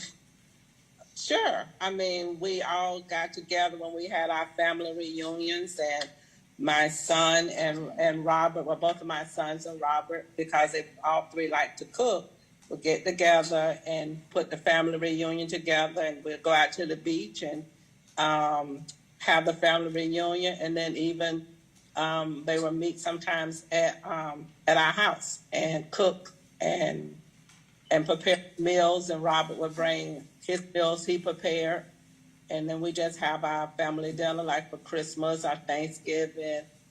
They just wanted to get together for football on Sundays. Okay, so if I'm correct, what you're saying is that Robert would cook for the family and Yes, and participate in family get-togethers, right? correct. And what about work? Was Robert employed? Was he somebody that worked, or was he a loafer?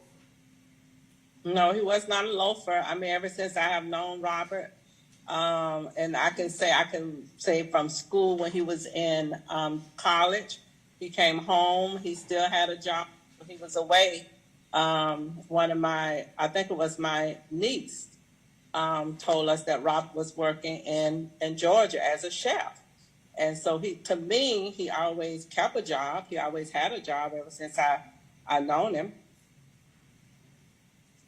And they're all around food, so he was always around food cooking.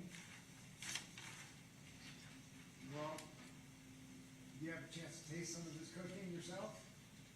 Sure, because he cooked at our house and he brought food over. So yes, I got a chance to taste some of his cooking. Was he a good cook? He was a good cook. Between him and my son, they was at one time thinking about doing a food truck. Are you aware that Robert had two children, two daughters? Yes. Did you have an opportunity to observe what kind of father he was to his two girls? I can say I observed one of them, and that's the one that was that lives in California, Kylie. because he did get her for the summer, and then she would come over and spend time with my grandkids, because my grandkids and her around the same age. And so I would have Kylie and the grandkids, and while she was down for the summer. So Robert included Kylie, his daughter, in family activities, right? Sure, yes. And from what you could see, was Robert an involved father, an aloof father? Was he somebody that just dumped his girls off at babysitters, or was he involved? But to my understanding, like I said, the only one I really know about is Kylie. He was involved in her life. You know, that to my knowledge, he was involved in her life. Because as a mother, you wouldn't send your kid from all the way from California to Florida to stay with the father for the summer if you thought something was wrong with the father. All right, so it wasn't like Kylie was just right down the street or next door. No. They had to cross the continent to be together, right? Correct. Now, you mentioned that Robert was always working. Did you ever notice that he did not seem to stay with any one job for long, even though he was always working? Well, sometimes we would talk, and like one time he was going out for a job at the school board, and he just knew he had that job, and so he left that one job to go to the school board, but it didn't work out. But immediately he had another job, so it's not like it was months and months and months he didn't work. But like I said, ever since I've known him, he's always worked in food. Yes, ma'am. So, your understanding is he may not have kept jobs long, but he always worked, right? Correct. And did Robert, from what you could see, behave appropriately around other people, including yourself? He has. I have never seen Robert raise his voice, Robert do anything outrageous that I would say he can't come back over to my house. He has done that before. And did Robert act appropriately around children as well? Oh, yeah. Yes. My grandkids are crazy. They call him Squeaky. So if you say Robert, they wouldn't know who Robert was, but his nickname is Squeaky, and they always ask about him, want to know where he was at, if he wasn't there, because like I said, he's always at the house, at functions, and so forth. So they had no issues with him, and I had no issues with him. So the kids were fond of him, right? Yes. And that nickname, Squeaky, how did he get that? I have no idea. I have no idea how he got that name. Because like I said, we're years apart, but that's the name they end up giving him as a nickname, but I can't tell you how he ended up with that name. Okay, was that name, was it a term of endearment rather than a put down? I'm gonna say this, mostly everybody in our family has a nickname. I'm not really keen on nicknames. I'd rather call you by your birth name. So I always called him Robert. When they say Squeak, I was like, who y'all talking about? I said, okay, never mind. I know who you're talking about now. But yeah, I was always keen on your name, not the nickname. So I really don't know where the nickname came from. Yes, ma'am. I think that's all I have. Thank you for participating here today. Thank you. Stand by. You're welcome. Stand by. State, you have any questions for Ms. Williams? Yes, Your Honor. Yeah. Yeah. Ms. Williams, just stand by. The next voice that you will hear and you see is the prosecutor, Mr. Urbanak. Hello, Ms. Williams. Hello. I just have a couple questions for you about Mr. Hayes. Isn't it true he attended college at Bethune-Cookman? To my knowledge, yes. And he graduated from Bethune-Cookman University? To my knowledge, yes. In your experience with Mr. Hayes, when he would come over to your house, did you consider him to be a fairly intelligent person? Sure. I have no further questions, Your Honor. All right, thank you. Anything else, Mr. Anderson? Yes, just one. Going to have to get up here. Yes, sir. The next person asking you a question is Mr. Anderson again, Ms. Williams. Okay. My position correctly? Yes, sir. Ma'am, when your son lost his wife in an accident, was Robert there for your son? Was he supportive? Honestly, everything happened so fast. I do not remember seeing Robert. But that's not saying he wasn't there. It was just something that happened so fast, and everybody was just caught up in those times right there. Yes, Can't tell you who was there and who was not there. you don't know one way or another on that topic, correct? On that topic, I can't say if he was or was not. Now, if you're talking about at the hospital and so forth, I can't say that. Now, once we all got home and got settled into the house that we rented, then yes, I saw him there. But I can't tell you who was at the hospital and who was not. Well, maybe I'm asking wrong, but when he was there afterwards, was he supportive? Was he? Oh, yeah, sure. Yes. Oh, that was my question. Okay, yes. Okay, thank you. All right, thank You're you. welcome. I'm going to go ahead and excuse Ms. Williams at this time, okay? Thank you, Ms. Williams. Thank you. Have a good day. All right, bye-bye. All right, and defense, next witness. There are 5 people in the waiting room, all through Zoom.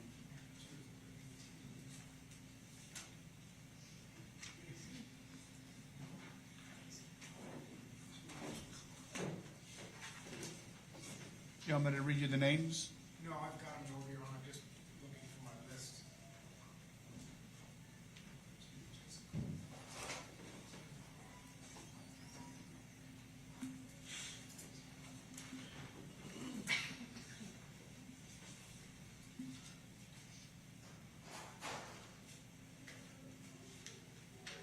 Your Honor, our next witness is also testifying by Our next witness is also testifying by Zoom. It's witness number 18, Jason Caldwell.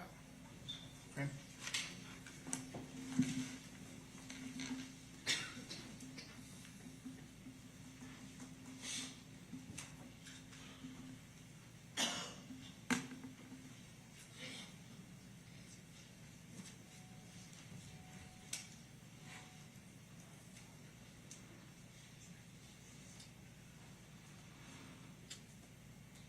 Mr. Caldwell, can you hear me? Yes, sir. Can you hear me? Yes, sir, we can. My name is Judge Zambrano, and we're here in the courtroom. I'll need you to raise your right hand and be sworn. Do you solemnly swear or affirm that the testimony you shall give in this cause will be the truth, the whole truth, and nothing but the truth, so help you God? I do. The next voice you will hear is Mr. Christopher Anderson, and he's on the screen, and he'll be asking you questions. Mr. Anderson, you may proceed. Thank you, Your Honor. Mr. Caldwell, as you know, I'm Robert Hayes' lawyer, one of 2 of his lawyers in this case. Let me start by asking you to please introduce yourself and explain what your connection is to Robert Hayes. Okay. My name is Jason Caldwell. Me and Robert Hayes have been best friends since I met him at Bethune-Cookman College, which is now Bethune-Cookman University, back in 2001, which was my freshman year. So we've been friends for quite some time.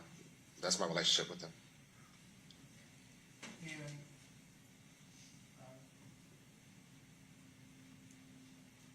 And you say you met each other at Bethune-Cookman College. Did you have an opportunity to observe Robert Hayes being helpful to others at Bethune-Cookman College?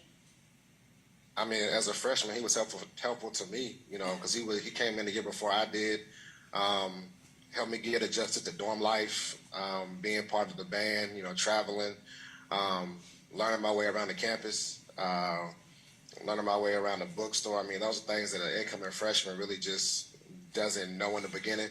But he took that time to help me out with those types of things. Getting used to being away from home. Like, I'm from Charlotte, North Carolina, and, you know, Rob is from Florida. So, you know, getting used to Florida life and things like that, he helped me out. I mean, he helped other friends out across the campus as well, as far as like financial things. He would give money.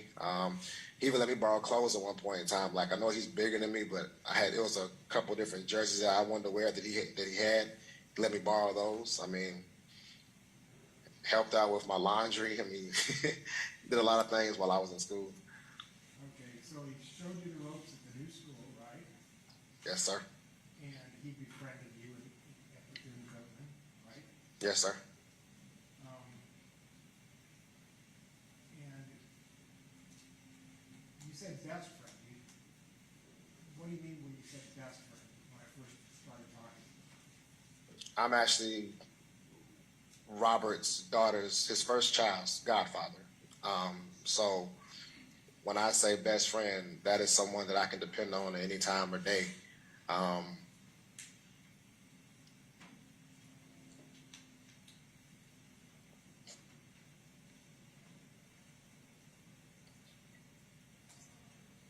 sorry, give me a second.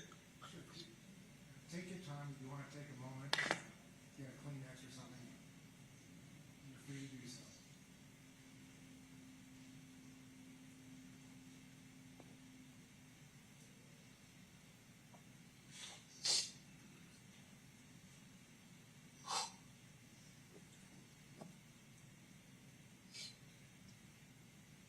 That's my best friend. Even during this process that he's going through now, when we communicate, it's not about him or what he's dealing with.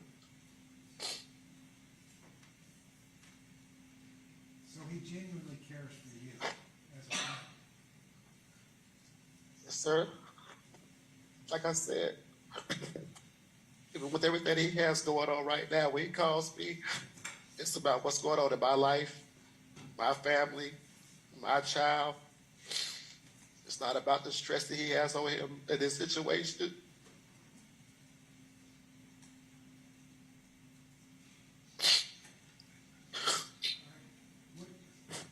Let me switch the subject. Maybe I'll give you one that's not as tough. Was Robert, I should say, is Robert, a reverent person, a reverent God-fearing person? Yes, sir. While he lived with me in Charlotte, we actually attended church together, and there was mornings where I didn't want to go, but he made me get up and go. Volunteer with my church men's council.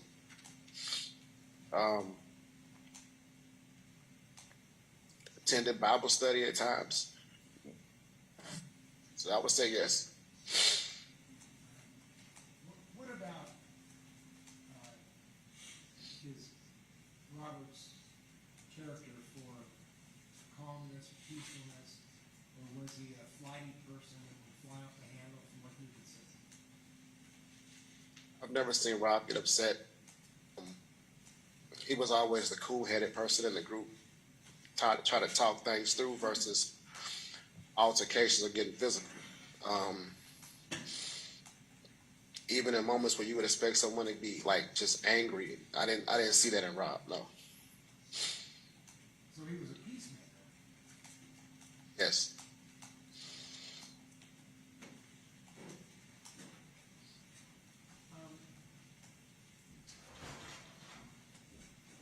Did you ever observe Robert acting appropriately around other people, women, or children?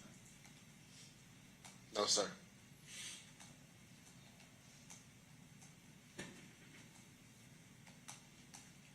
And I'll ask the same question, but I'll flip it around.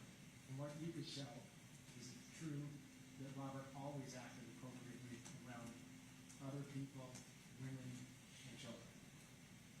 Yes, sir.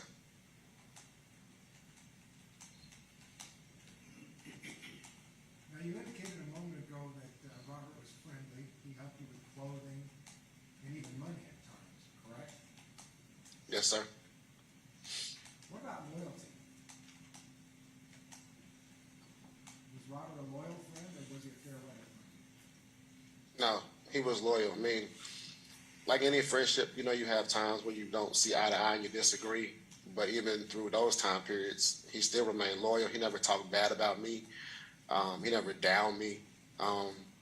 He didn't put me in positions to where I felt like, you know, I couldn't trust him. He's been there. He's stuck to his word.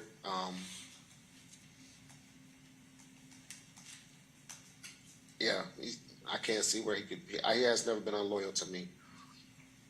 He's been a solid, loyal friend to you over the years, right? Yes, sir. Now, different folks have ways of contributing and giving to society. It might be helping out in the garden, it might be playing a musical instrument, it might be reciting a poem, it could be anything. Can you think of any ways that Robert contributed to society, and by that I mean family, friends, anything? I mean, while Rob was here, like I said before, he volunteered with the men's council of my church. He participated in the 100 Men That Cook. He at one point in time started a business, was in the process of starting a business where he was baking. He took time to bake goods and donate them to different locations. I mean, even with my mom, like, he protected my mom when I wasn't around. So, you know, one night he went by my mom's house and there was someone out there banging on the door. He sat there with my mom until, you know, the police showed up and things like that. So, those are just some of the acts of kindness that I've seen him do, and throughout my time with him or being around him. Yes, sir. And how about cooking in particular? You mentioned something about bake sales a moment ago, but do you know anything about Robert cooking for other people? Yeah, like I was saying before, I mean, when I came to Florida, he cooked for me. But as far as like, that's just a passion that he has. He's always been passionate about cooking. And that's why I said he attempted to start his own baking business while in Charlotte, called Pastries by Elise. And I know that he baked goods and donated them. I don't remember exactly to the actual locations, but I know that he did do those things. I was in the house, of course, watching him bake and box up cookies, cupcakes, all kinds of desserts. Yes, sir. And did you ever have a chance to observe Robert communicating with his own mother, Miss Florence Hayes? Yes, I mean, he would call his mom all the time, and the conversation was always peaceful and productive and loving. So as far as you could tell, what you saw was a loving son towards his mother, correct? Yes, sir.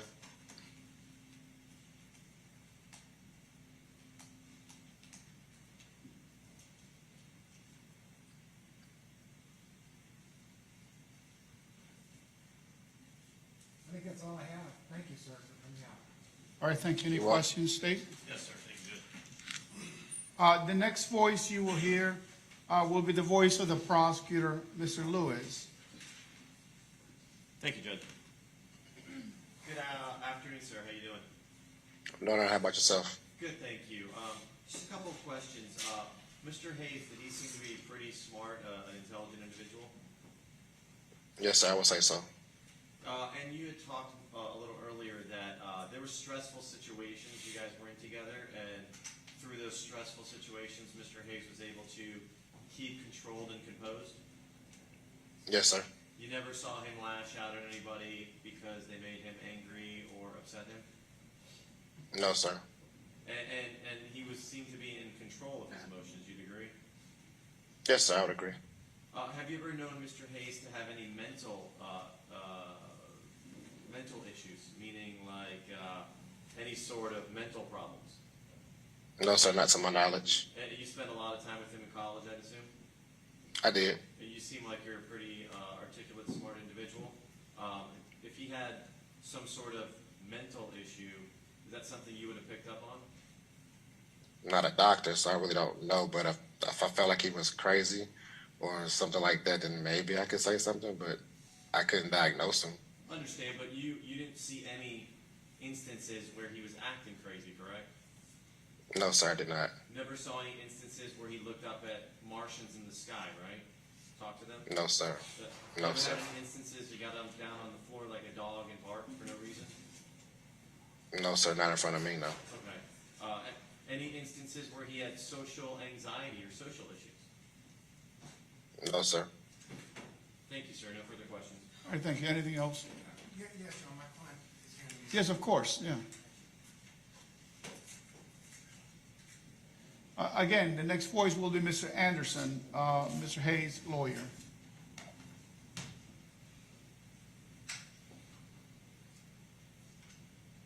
Sir, did you have an opportunity to see Robert interact with the mother of either of his two children? His first child, Kylie, I did, yes, sir. And how did he treat Kyle? He loves his daughter.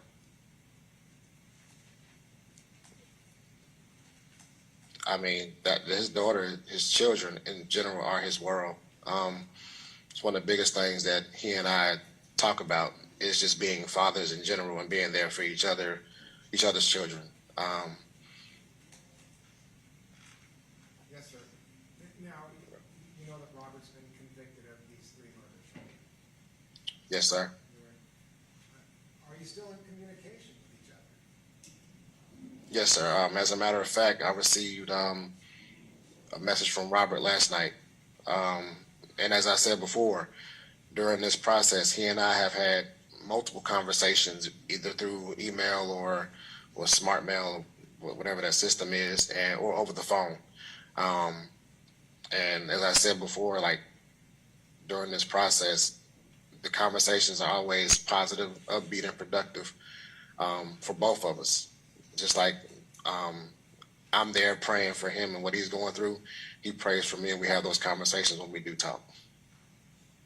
Okay, so even though he's incarcerated, locked up, he's still being a help to you. Am I correct? Yes, sir. Even though he's currently incarcerated, he still finds the time to speak with me and wish me happy birthday on my birthday. Tell me about, call and ask me about how my day is going, how things are going with me and my child, my job, my career, things like that. Even while he's been locked up this entire time. Yes, sir. So it's fair to say that Robert's life still matters to you, am I right? Is that a yes? Very much so. And will Robert still be important to you even if he has to spend the rest of his life in prison? Yes, sir. Would you feel a loss if Robert was sentenced to death and executed? Judge, I'm going to object. Stand by. Yes, sir. Because I'm going to object to the question of defendant. Madam Court Reporter, read me the last question, please. Would you feel a loss if Robert was sentenced to death and executed? I'll sustain the objection. Thank you. And just to be clear, you still consider Robert a friend, right? Yes, sir. All right, thank you. Nothing further, Judge. Thank you, Mr. Caldwell, okay? You're welcome. All right.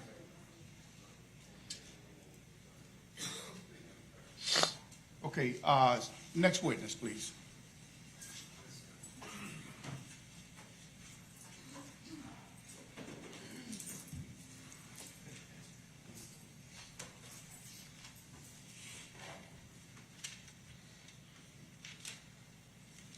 Your Honor, the defense now calls Ms. Connie Sifford. Okay. Again, for the record, this one will be also testifying through Zoom.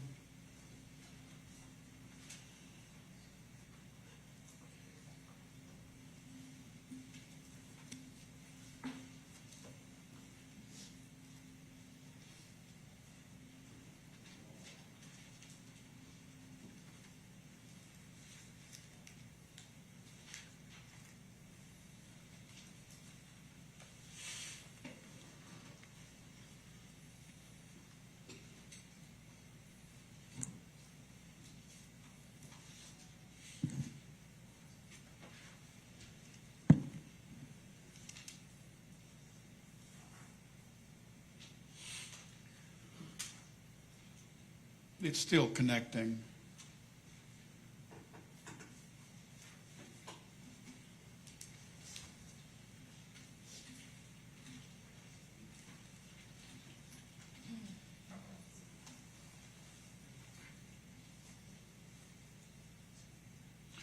Ms. Sifford, can you hear me?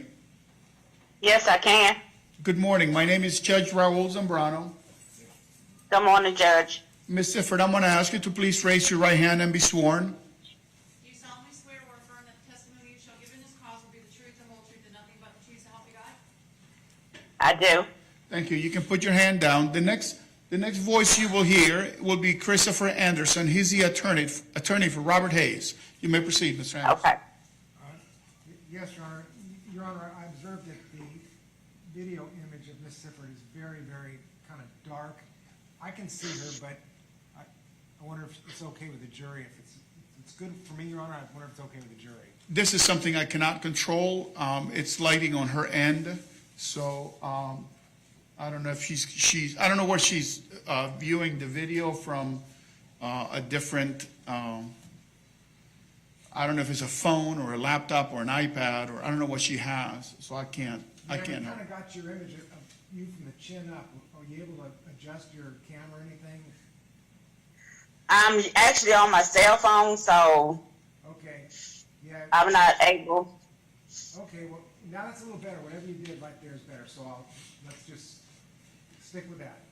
All right, Mr. Okay. Let's start. What is your name and your connection to Robert Hayes? My name is Connie Sifford. My connection with Mr. Hayes, I met him through my son, Jason Caldwell, when he attended Bethune-Cookman College. And Robert became just like a son to me when I met him. And do you regard him as a second son of your own? Would you repeat that for me, please? Yes. Do you regard Robert as something of a second son to you? Yes. Mr. Anderson, I think it's far more important that you be closer to the microphone than on the video. Yeah, this is a microphone over here. All right. Okay, go ahead.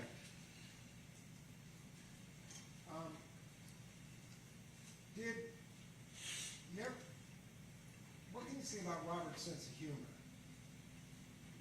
Robert always had a humorous sense of humor. I mean, he kept you laughing all the time. I never saw any other side than just a humorous young man that liked to have fun. Yes, ma'am. And was that a personal thing for Robert, or did he try to make other people have fun too and laugh? Everybody that was around him had fun. Like I said, he was just a humorous person. You know, you couldn't help but enjoy his company. He kept you laughing. And did you have an opportunity to observe what kind of friend Robert was to your own son? Robert was a great friend of my son, because my son went to Florida to go to Bethune-Cookman College from North Carolina. And after meeting Robert in school a couple of times, he came to Charlotte. Like, he came home with for Thanksgiving, had dinner with us. As a matter of fact, we went down and picked them up and took them back to school. He fell in love with my sweet potato pies, so I ended up having to make pies instead of the Florida because he wanted my sweet potato pies. We just enjoyed him. He's just like our family member. Yes, ma'am. And do you know anything about Robert being somewhat of a cook himself?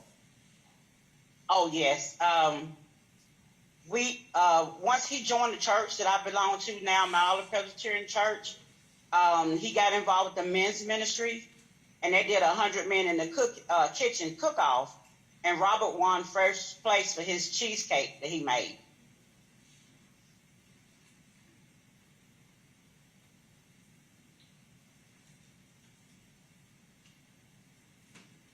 So that when Robert told you your own sweet potato pie was good, you took that as a real powerful compliment, right? I sure did.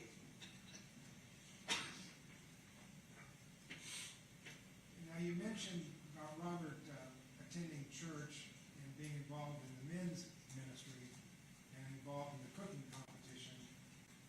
Was he also just a regular churchgoer as well? Did he go to church on Sundays? Yes, he was a regular churchgoer, but like I said, he joined the men's ministry. And the men's ministry at my church, they did like a widowers and widows dinner every year. And he helped with that, serving the women, helping with the food. And when I say widows and widows, it was men and women that they prepared a meal for. He helped prepare that meal and helped serve those people.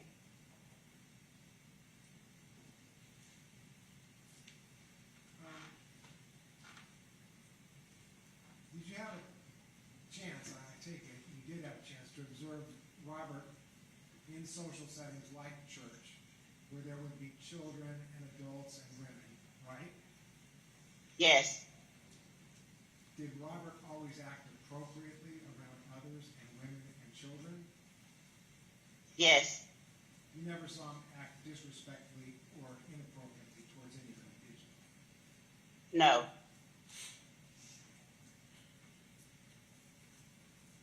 Is it fair to say that Robert is a brave person? You say a brave person? Yes, ma'am, a brave, courageous person. I would say so. Tell me about the incident of some frenzied lunatic trying to bang down your house door. Tell us about what happened.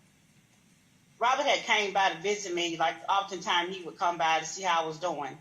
And that particular night he came by and we were sitting here talking, and a gentleman started beating on my door and hollering, let me in, that they were after him.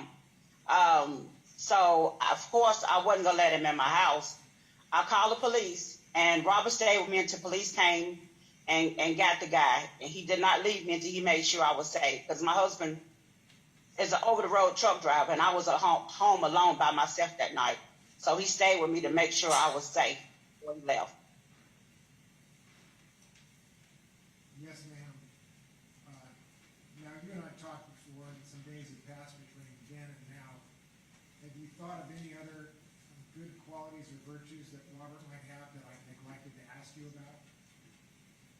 Or have I pretty well covered it? You pretty much covered it, but I would just like to add the overall, I only saw a respectable young man that treated everybody with respect. Even the persons in my church family, they respected him.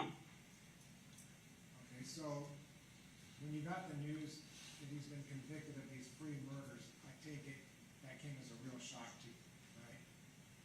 It did. Actually, my heart sunk, because I could never imagine the person that I know to do anything like the crime that he's been accused of doing. Yes, ma'am. Like I said, I love him. I love him just like one of my sons. I have 4 sons, and I love him just like one of my sons. So it's a hurtful situation. Let me ask you this. Has he enriched your own life? Has he enriched my life? Yes, ma'am. Yes, he did. Like I said, when my son went away to Florida, it was hard for me. And when he met Robert, it was like he met a family member away from home. And just moving to Charlotte the time that he was here, we enjoyed him. Like I said, family. He's just like family. We shared many dinners and meals together. It wasn't just church. He would just like to cook stuff and say, Mom, I made this. I want you to try it out and see what you think. And then later on, he decided to go into culinary school. And he's a great chef. Yes, ma'am. If you're ever down in Florida, do you plan on trying to visit him at prison? Do you ever get down this way? If I could get to Florida, I would come visit him in prison. And would you experience a loss if Robert were sentenced to death and executed? Objection, Judge. Sustained. That's all I have. Thank you. All right, anything else? I haven't asked a question. I'm sorry? I just have a few questions, Judge. Okay, Ms. Sifford, the next voice you will hear is that of the prosecutor, Mr. Lewis. You may proceed. Thank you. Okay. Good afternoon, ma'am. How are you today? I'm good. How are you, sir? Good, thank you. You've talked to Robert on many occasions. Would that be a fair statement? Yes. Did he seem like an intelligent individual? Yes. when you would talk to Robert and see him interact with other people, did he have a good personality, and was he pretty a sociable individual? Yes. During all the times that you interacted with Robert, did you ever see him in any situation overreact, get scared, do something just really impulsive? No. What about any mental issues? Did you see any signs of him having any mental disease or disorder? No. Thank you, ma'am. Have a good day. All right, thank you. You too. Thank you. You want to ask one more question, Mr. Anderson? Ms. Sifford, Mr. Anderson has one more question or a couple more questions for you. Just make sure you get Okay. close over here.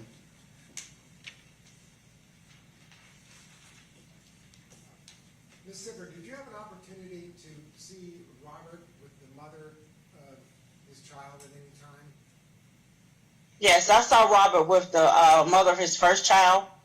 They came up to visit my son Jason, and that was the first time I got to meet the mother of his child. Other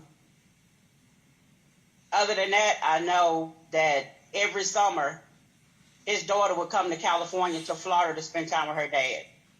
I never got to meet the second baby's mother. Yes, ma'am. Well, the baby and the mother that you did see with Robert's child, how did he treat his baby? How did he treat the mother of his baby child? He treated her well respected. He treated his daughter like any other father that loved their daughter. He was a great father to his daughter. Yes, thank you. You're welcome. That's it, right? Okay, thank you, Ms. Sifford. I'm going to go ahead and excuse you at this time, okay? Okay, thank you, Your Honor. Thank you. All right, defense, you want to call another witness? Yes, Your Honor.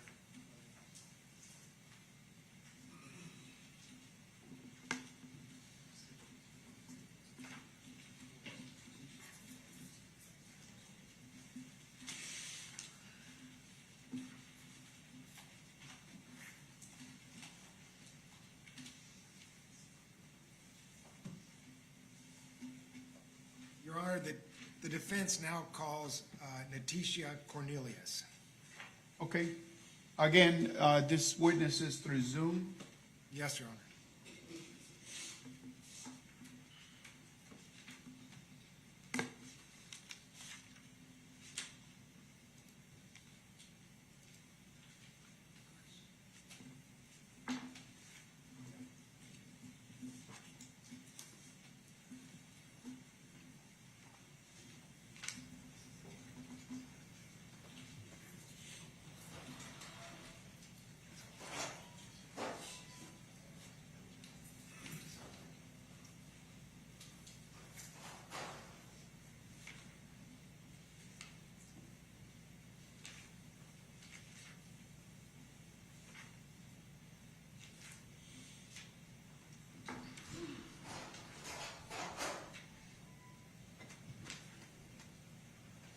Okay, I think she has connected. Ms. Cornelius?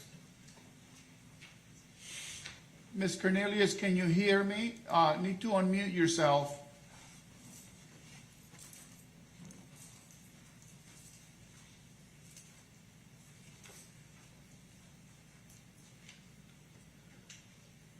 Your Honor, I don't know if she can hear me. Ms. Cornelius, can you hear me?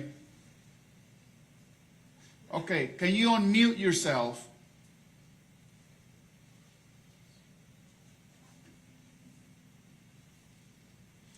Can you hear me? I can hear you now. This is Judge Zambrano speaking. Ms. Cornelius, Hey. welcome. If you'll raise your right hand and be sworn, please. Do you solemnly swear or affirm that the testimony you shall give in this cause will be the truth, the whole truth, and nothing but the truth, so help you God? I do. Okay, thank you. You can put your hand down. The next voice that you will hear is that of Attorney Christopher Anderson. He's the attorney for Robert Hayes. You may proceed, Mr. Anderson. Thank you, Your Honor. Ma'am, would you please state your name and your connection to Robert Hayes for the record? Latisha Cornelius. I guess you would say friend, old classmate. Yes, ma'am.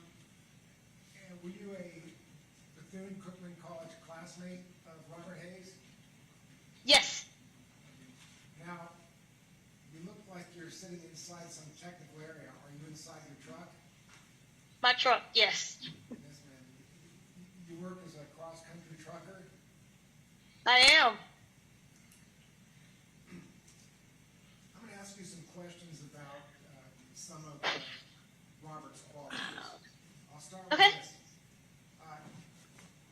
Do you know, can you say anything about Robert having a sense of humor, getting other people laughing? Yes, absolutely. I would call him somewhat of a class clown.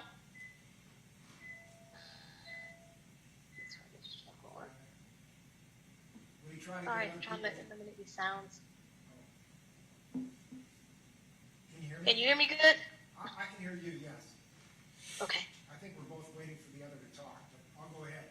So, from what you could tell, was Robert the kind of fellow that would try to get other folks laughing and having a good time? Yes, always. At least I always thought. I took just a couple of classes with him, and he was always trying to get people to laugh.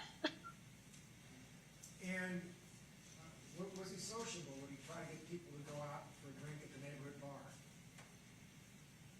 I would think so. Yeah. So we used to hang out and do that.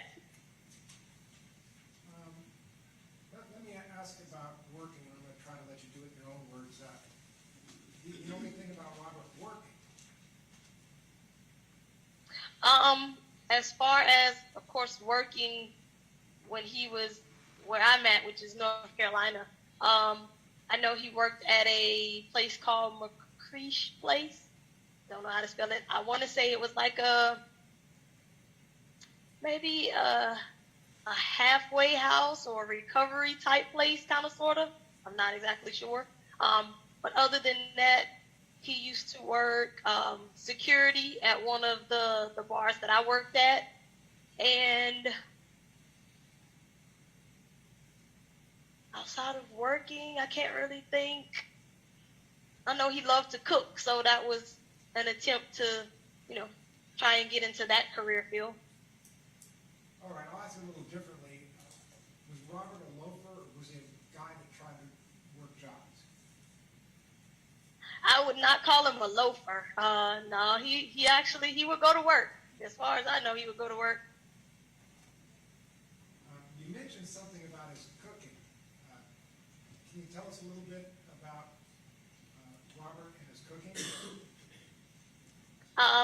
He loved to cook. I want to say, I can remember, what's it called? I want to say it was called Pastries by Elise. He was really good at baking, and he would cook. Was that something that he did just for himself, or was it sort of a gift he extended to others? No, he cooked for other people. He would cook around the house. I really want to say he wanted to do that as a career. That was like one of his things that he wanted to do. Was he in reality a good cook, or was that just something in his own mind? No, he was a good cook. I've eaten some of his food before. He was a good cook. I know he was really good at baking, though. So I take it you were around Robert. I think you hinted a moment ago you had a job working in the bar or a restaurant at one point. Yeah, but at the bar, it was kind of more of a security type. Well, at the time that I was working there, it was more security. So he wasn't really cooking nothing or in nobody's kitchen. Well, from what you could see of Robert, did he always appear to act appropriately around other people and women and children? From what I could see of Robert, what I knew of Robert, he was always really respectful. Again, he was always a jokester, so he always wanted people to be happy and laughing. He was respectful of kids, women, just anybody.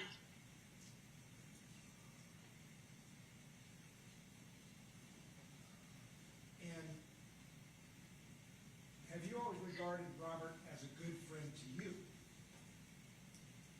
To me, yes. Yes, I could talk to Robert about things. Not that my life was all that difficult, but I really considered him a good friend because I could talk to him. Again, he was good for making jokes. He was great for hanging out. I used to bowl with him. We would have great times together. So I never had any problem with Robert. So he was a good friend. Yes. And how about church? Was Robert a reverent person? Yes, we have gone to church together. He definitely would go to church. That was at the time, of course, again, where he was living in North Carolina. We would all go to church together, me and Jason and some of his other family. And of course, it was like almost like a day event. We would go to church, then they would cook after church, and we would just hang out at church. And I take it that the news of these murder convictions has come as a shock to you, right? I am still in disbelief. That is an absolute shock. Fair to say that as compared to the Robert you experienced in your life, these murders strike you as completely out of character, right? Right. That is not anybody that I know. And at least in the times that you saw Robert interacting with other people, he always treated women, children, and others respectfully and appropriately. Right? Yes. Correct. All right. If I may have a moment to confer with my client. Yes. You stand by, Ms. Cornelius. Okay.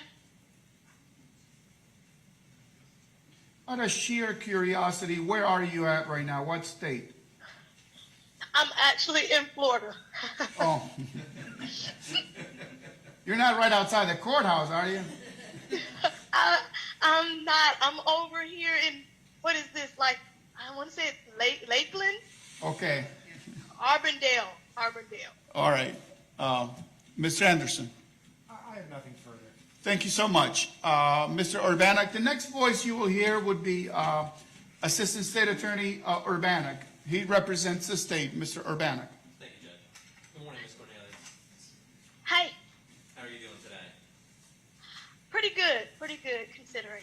I just want to ask you a couple questions about Mr. Hayes. You talked about your time in college with him, and would it be fair to say that in your experiences with him, he had no issues in his social interactions with people? Not that I saw whatsoever. Would you say he was an extrovert or an introvert? I would definitely say he was extrovert. Like to make people laugh, crack jokes, things like that? Always. Did you notice when you knew him back then, or since you've known him ever to struggle with any type of mental disorder? No. And I know you're not a doctor, but you never saw anything that made you think that he was suffering from any type of mental illness? No. And having gone to college with him, did you consider him to be a pretty smart guy?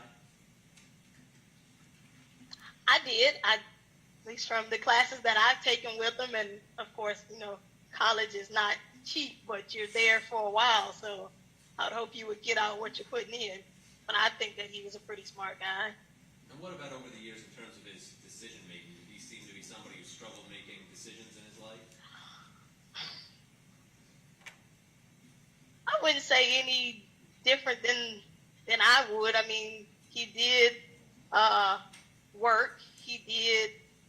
I would say that he moved, because I kind of move a lot too, but just to kind of find out where you want to be or what you want to do in life. I don't think it was a struggle, though. And he wasn't an impulsive person? For different things. I'm sorry. No. And I want to ask you about his job, about when you said he worked security at the front door. Was that like a bar or a nightclub? Yes. And how long did he do that job for, do you know? Ooh. I would say maybe maybe 7 or 8 months. I don't think I was there for too long. And was that back? Maybe. Was that back in college? No, this was actually after we moved. Actually, after he moved up to Charlotte. I don't know about in school. But was he able to handle doing that job? You know, working as security at a bar or a restaurant? Repeat that for me. Was that something he was able to handle? I mean, he could take going in every day and dealing with security issues at this restaurant or bar? Yeah, because it wasn't like not like the typical riff-raff type of bar or anything. So it was a pretty quiet place. They were just there just in case. I just have one moment, Your Honor. Yes. Thank you, ma'am. I have no further questions. Drive safe. Okay, you okay? Okay. Thank you. Stand by, My client wants me to ask. Okay. if you can come forward, and then. Next voice you'll hear will be Mr. Anderson again. He has one or two more questions.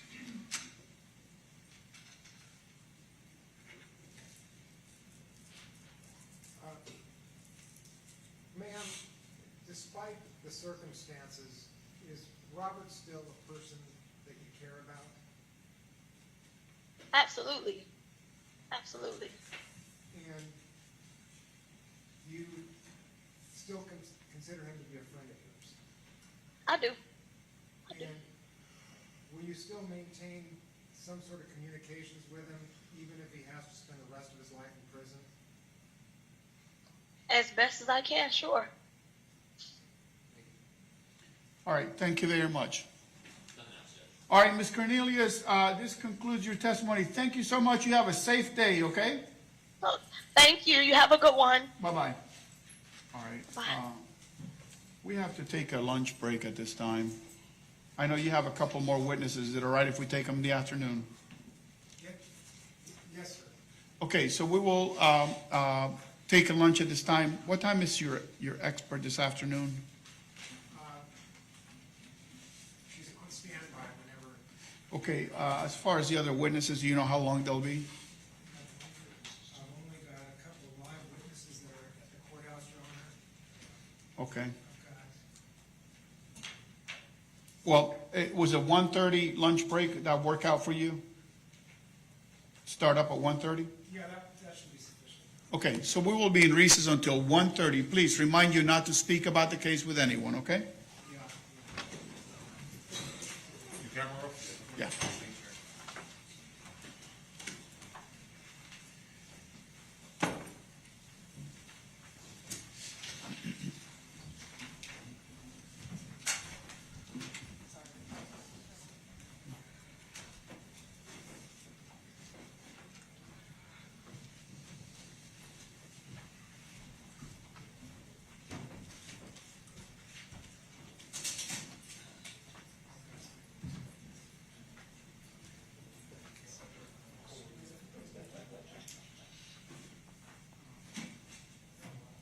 Okay, the jury's out. We will be in recess. Thank you. Meet you at 1:30.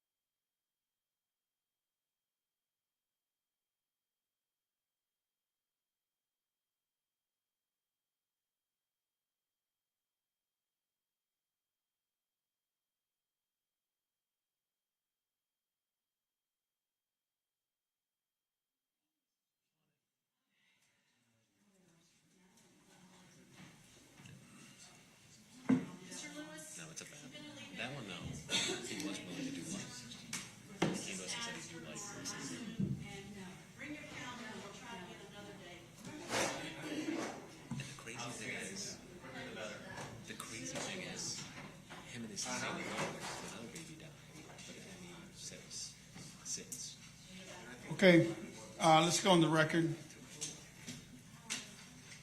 5 years ago.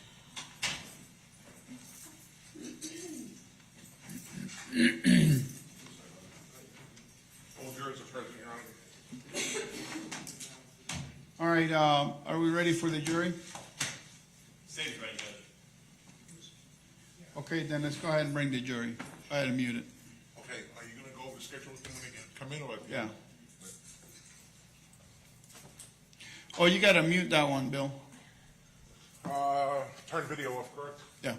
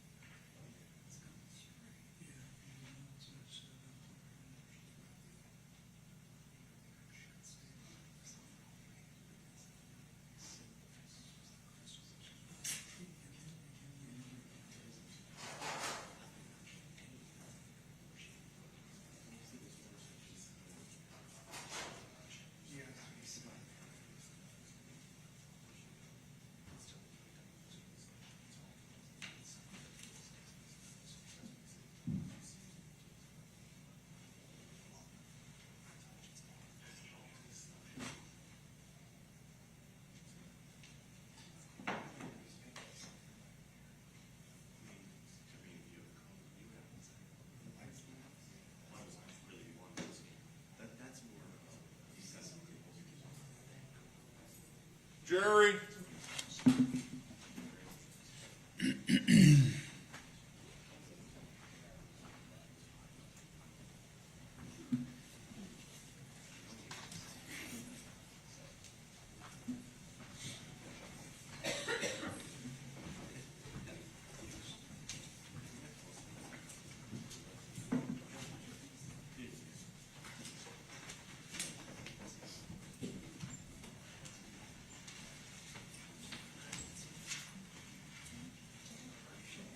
Okay, jury's present and seated. You may be seated. Camera's operable. Yes, sir, thank you. I think the bailiff informed me, all of you have questions about what our schedule is going to be like. It is anticipated we'll end today before 5 o'clock. We will resume tomorrow again and go through the entire day, and then give you the case for consideration on Wednesday. That's the plan for now, okay? All right. Defense, you may call your next witness.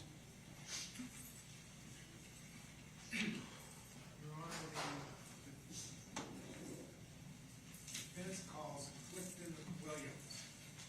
Okay, he's in here. He is here. Oh, he's. Yeah, should be outside.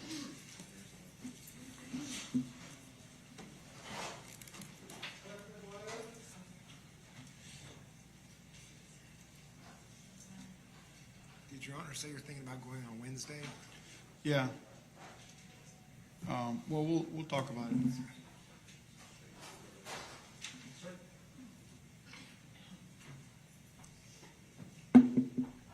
right hand, sworn, please. Do you solemnly swear or affirm to tell the truth, the whole truth, and nothing but the truth, so around here? Just watch those two steps a little tricky. Thank you. Make sure you speak loud and clear, so the viewers can hear what you have to say, okay? All righty. You may proceed. Pull the microphone in front of you, please. You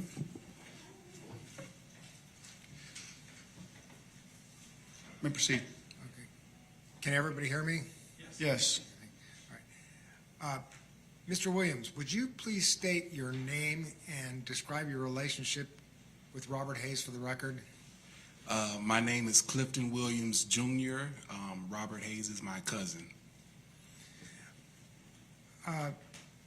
And during what period of life did you and Robert Hayes spend time together?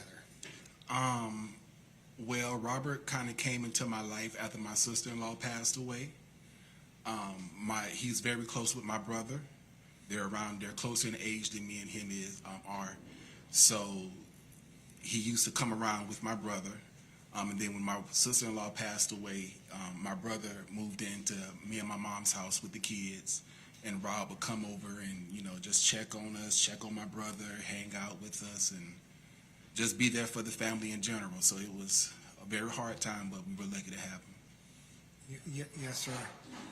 And so that's kind of how our relationship started. So from there, and I would say probably until 2018, we were cool. so he'd actually come by and check up on the family when the family was going through rough times? Yes, Rob would come over all the time, all the time. And we've all heard the expression, he was somebody who would be there. Oh yes, definitely. I mean, we call him Squeaky as a family name.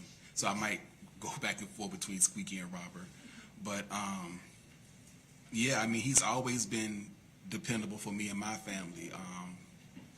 Definitely with my brother, he kind of built a really good relationship with him. So he was somebody who my brother confided in a lot. So definitely in a hard time like that, he definitely was there for that. I mean, and even, kind of when things calmed down, he still came over. We would just talk and, just hang outside and chill. So is it fair to say he's friendly? Yeah, very friendly. Very friendly. Would talk to anybody. All right, and you know anything about Robert reciting poetry? Oh, yes. He invited me and my brother many times. He would go to Miami and do different poetry jams, and it was amazing to watch. It was just amazing to watch, this intelligent, knowledgeable man, do it. It was amazing. It was amazing. And correct me if I'm wrong, but these types of poetry readings, they're kind of a type of performance? Yeah, it's a performance. I mean, the setting would be, it would be musicians there. It would be a lot of different, performing arts. So definitely. So this is something that's done for the audience as opposed to some self-indulgence for the poetry reader. I mean, as in all art speaks from who you are on the inside. So, of course, I mean, it was for the audience performing, but I'm quite sure that it came from within him also. And you say it came from within him. You sound like you know something about the inner Robert Hayes. I mean, I only know what I've seen and witnessed from him. He's always been somebody who's been there for me, loving. Even if I think about some of the things he talked about in his poetry, he talked about a lot of injustices that are going on in the world. Things that matter to him. So, now, it's fair to say that Robert has a strong sex drive, right? Yeah. Okay. Yeah, I mean, definitely. And from what you could say and what you observed and heard, I know it's hard to quantify, but maybe Robert's sex drive was a stronger force in his life than most men? I don't know if I would say a stronger force than most men. I feel like And a lot of men, sex drives. So I can't say more than most men. I can't speak for most men. Yes, sir.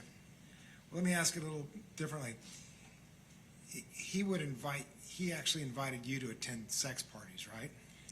One time he invited me to attend one sex party, but like I said, we didn't go into much detail about it, so I can't tell you if it was something that he did all the time or if it was something, if he knew the people. I don't know. We didn't really go into much detail about it, but yes, he did invite me to a sex party.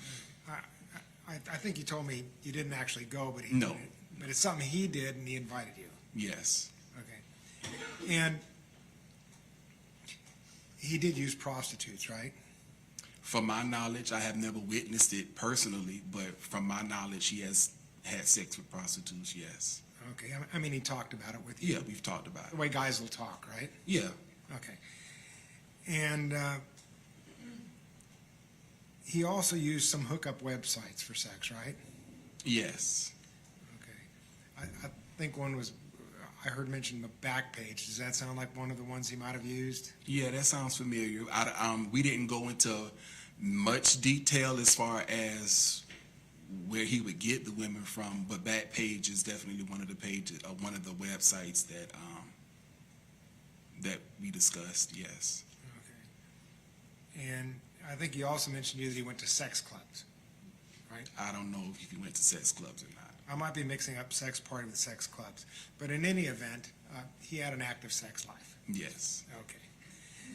And even in this day and age of AIDS, maybe an active sex life to the point of being risky, right? I can't say risky or not. I mean, I wasn't there, so I can't say if he used protection or not or any of those things. I don't know. I have no answer. I don't know. Okay. But I mean, did he have a lot of sex? He had a lot of sex. Okay. And you're aware that he had a girlfriend with whom he had a child, right? Yes. Do you remember her name? Shawnee. I don't know if I remember her last name though. Okay. Does Shawnee Osumano sound right? Mm-hmm. Is that a yes? Yes. I'm sorry. Okay. Did you have an opportunity to see how Robert Hayes treated Shawnee? Yeah. A lot of times. I remember one time. I mean, Shawnee would come over a lot of times with him over to the house with the baby, and and I never saw. No, everything I saw was loving and caring.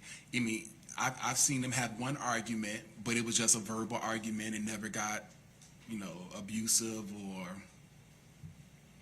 a point where I thought I would have had to step in or step between or anything like that. It was just a little verbal argument. Couples argue, so. All right, and I think what you're describing is what might be called a quarrel between. Yeah, like a little quarrel, yeah. Okay, and fair to say that sometimes quarrels are contained and sometimes they can spin out of control, right? Sometimes, but I haven't witnessed the spin out of control. So as far as you could tell, Mr. Hayes always was able to control his temper and keep calm. From what I've seen, yes, from what I've witnessed. Even in a quarrel with a. Yeah, one time we went. He went to Bethune-Cookman College, so they have the classics every year. So one time he invited me to a classics that was having a party, and he invited me to the party. And I'm sorry, it was a party at a club at downtown Disney. And he invited me to the party at the club, and then afterwards they had a little disagreement. I don't know what the disagreement was about, but they did have a little disagreement. By the time we got to the car, it was pretty much over. It wasn't, anything. I didn't feel nervous or felt like, Shawnee, let me move you out the way. I didn't have any of those. It wasn't that serious. It was just like you said, a little quarrel, and by the time we got to the car, it was over. And obviously, you weren't there when they were having sex. You just were in a normal lay situation. You saw a quarrel, and you were able to observe how Robert Hayes acted in a normal, non-sexual situation, right? Yeah. And what you saw was in a quarrel situation, he was able to control himself and keep calm. Mm-hmm. Is that a yes? I'm sorry. Yes, and there has been times when him and Shawnee might have gotten into an argument, and he would come over to the house just to vent to me and my brother about it, things like that. To kind of vent and cool off. Yeah, vent and cool off. Okay. And did that indicate to you some self-control on the part of Mr. Hayes? Most definitely. My cousin has been someone who has shown me self-control in a lot of different situations. So he's definitely somebody who I've seen have self-control. And I don't want to make you uncomfortable, but No, it's okay. am I correct in assuming that you've never been in a house when Mr. Hayes was, for example, having sex with a woman in the back row? No, I've never been in a house when he was having sex. Okay, so you wouldn't know anything about what happens when he's with a woman having sex? I have never been in a room with them having sex. You mentioned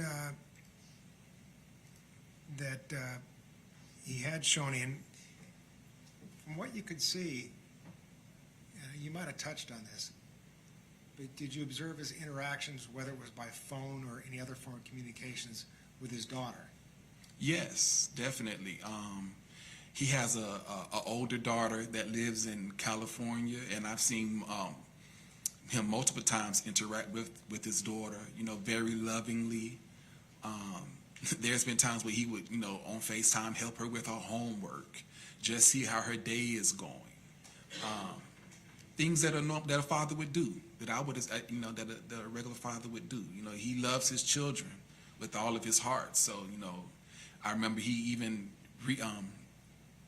had went to she was having some kind of competition or something in Las Vegas, and he flew out to Las Vegas just to be there for her in the competition. So he was a very loving father and tried to be there for both of his kids. Even though she was a distance away, he would call her every twice, 3 times a week just to check on her, see how she's doing, see if she needs anything, all those kind of things. How about to you as a friend? What kind of friend was Robert to you? My cousin was a wonderful friend. I'm somebody that kind of has a problem opening up to people, and he was like the opposite of that. He's very outgoing. He's somebody who would talk to anybody, about anything. And he was kind of helping me kind of break out of my own shell, So he was very, very caring, very loving. That's the cousin that I know. And when you say he would help you break out of your own shell, would I be correct in attributing the quality of helpfulness to Robert? Mm-hmm. Is that a yes? Definitely, yes. He's a helpful individual. Remember you told me something about him being Robert being a big imposing man? Imposing, can you? Sure.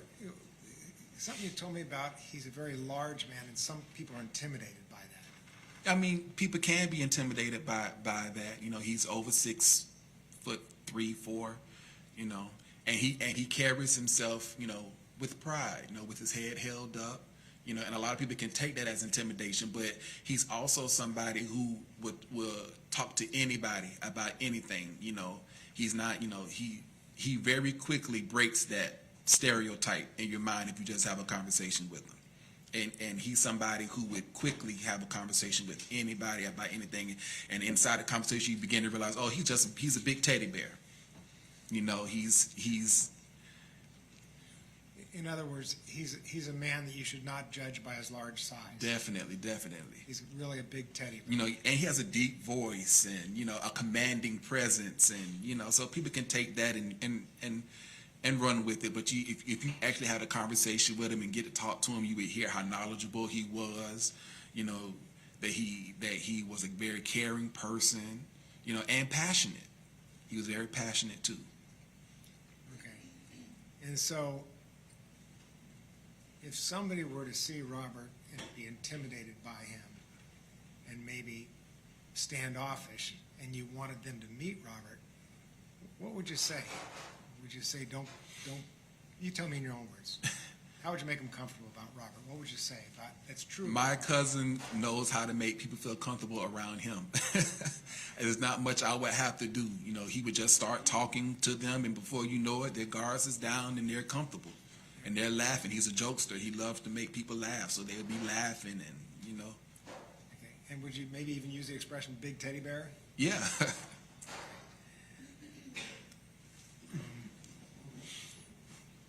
Now, you know Robert's been convicted of 3 different murders in this case. You're aware of that, right? Yes, yes. Okay.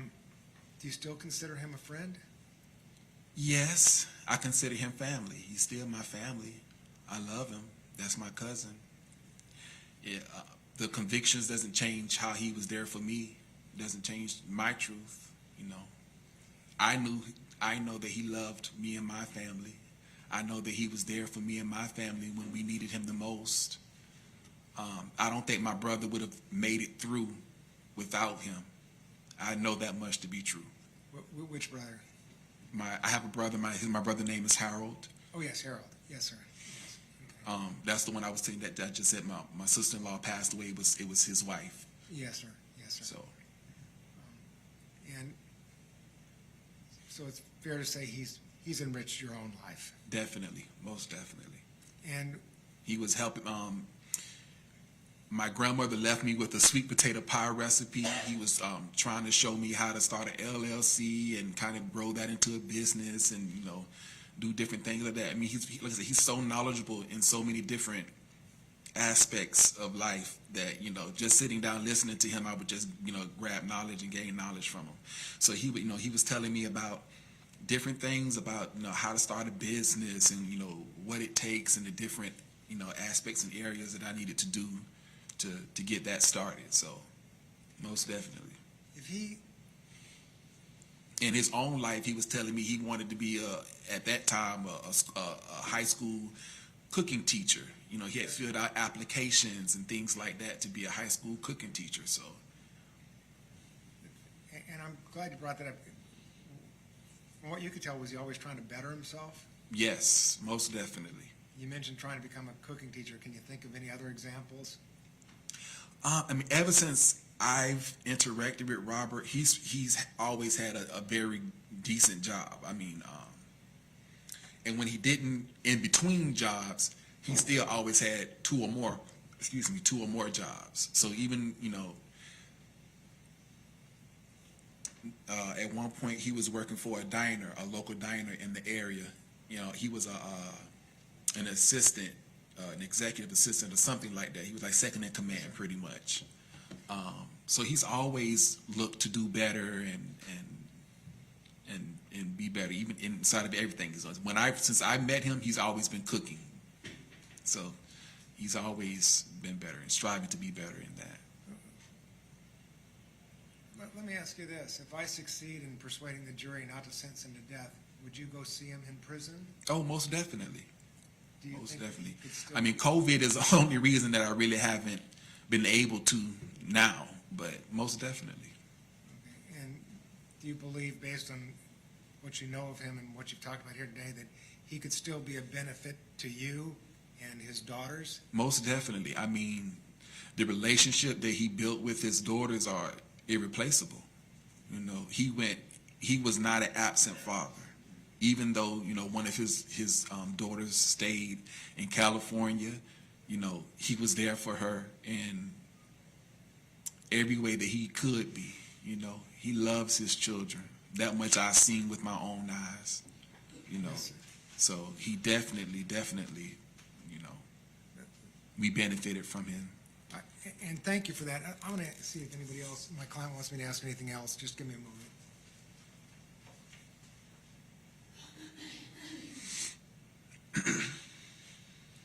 Any cross? No further questions from the defense.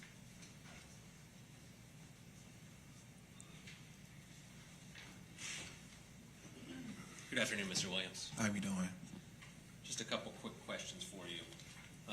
It sounds like, based upon your experience with Mr. Hayes, that he really didn't have any problems expressing himself as a person, whether it be through, you talked about poetry or through his cooking. Would that be fair to say?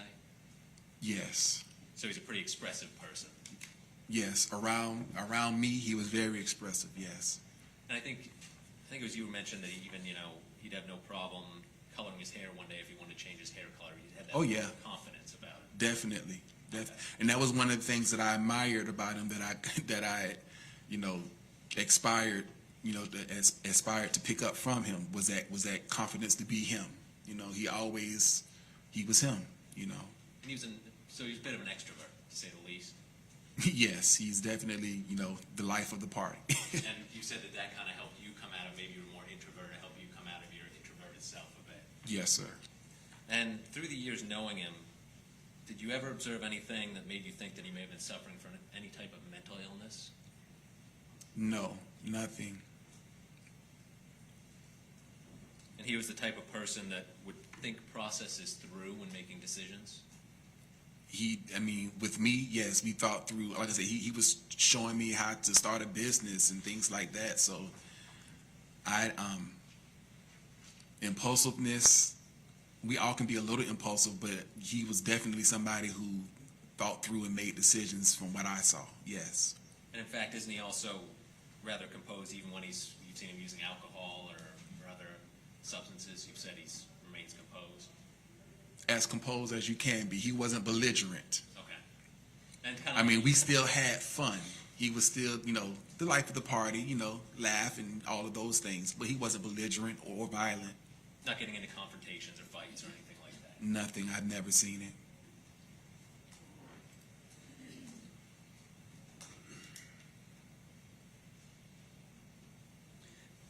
And you testified just a few moments ago about Mr. Hayes talking about this sex party with you, and then also he talked to you about using prostitutes, right? Briefly, it wasn't an in-depth conversation. It was just like a matter-of-fact type thing. It wasn't detailed. In any of those conversations about those types of things, he never mentioned that he had been sexually assaulted when he was younger, did he? No. You have a moment, Your Honor? Yes. Thank you for your time, Mr. Williams. Anything else, defense? None. All right, thank you. You're free to go. You're excused.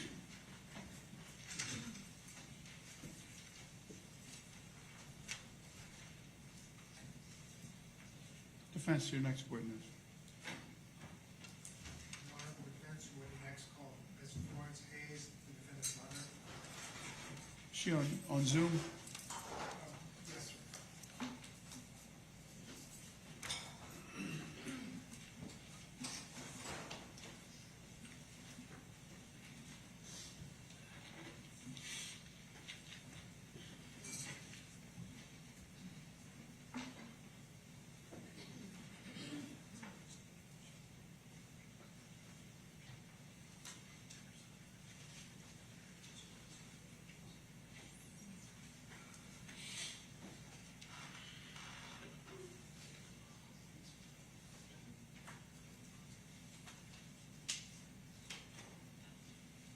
Ms. Hayes, can you hear me?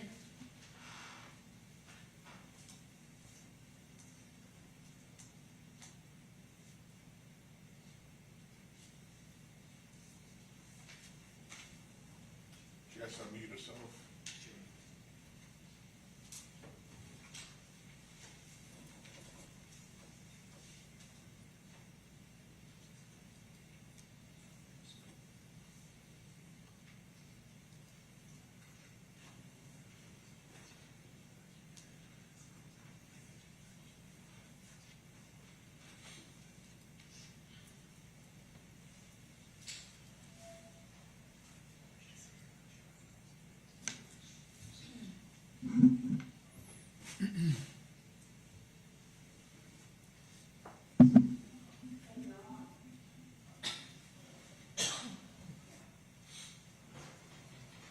Can't seem to get her.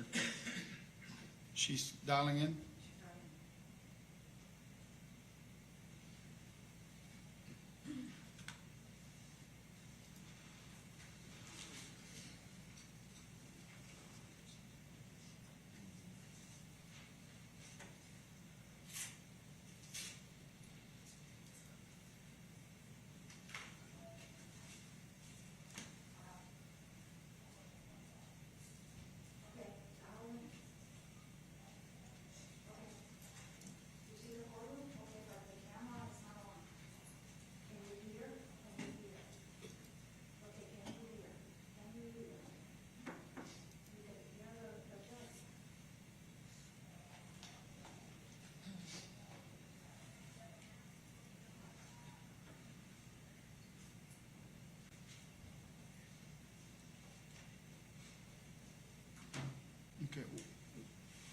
You can't get her on the phone, or She's on the phone.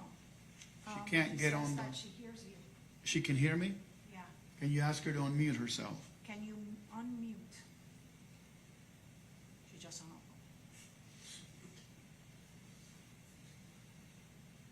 I've sent her several messages, but she's not responding. Now I'll probably resume that if we've ever been successful. Are you still there? Hello?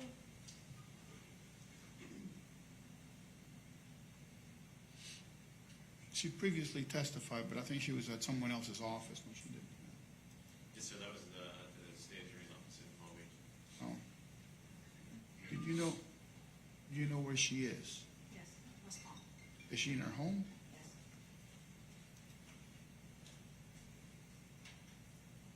She's on a laptop, she said.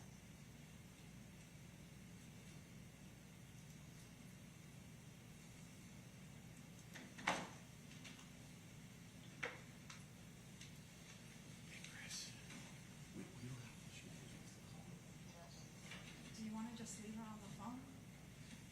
And put her on speaker? Well, she has to be on, I think it'd be better for the jurors to see her. So, does she not know what she's doing? Is that what's happening? Here, Chris, you want to talk to her? May I have a moment? Yes. Ms. Hayes, we're in the court right now waiting for you to come on the Zoom. Do you know how to do it? Can you hear me? Yes. You know, we had you go on Zoom before.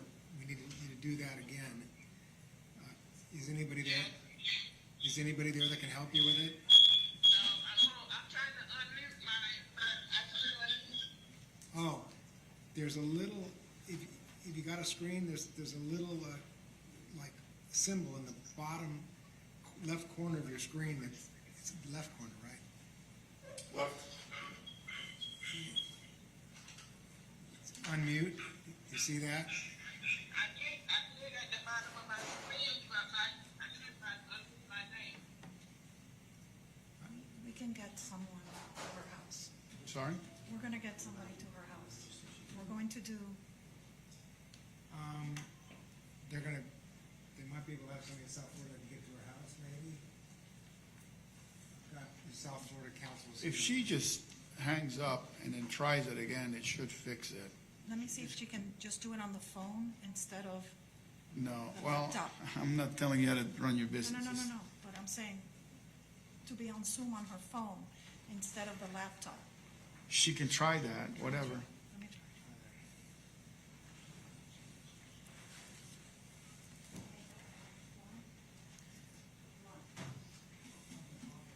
I have a deposition of her if worst comes to worst, Your Honor. Well, I think it'd probably be a good idea for you. Do we want, there's, I think, other witnesses outside, do you want them to Yeah. try and bring the, probably try and fix this? Yeah, let's do that so we don't keep people waiting if we can.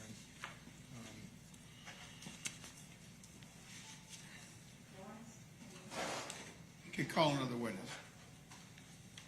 We would call Terrace Collins.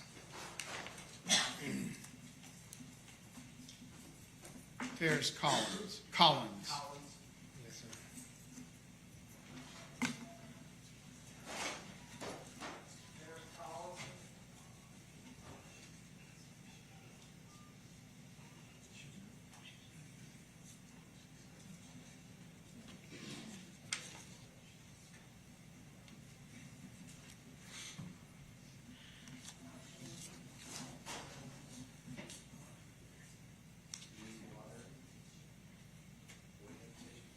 Come forward. Bill, can you help her out? Oh. Right.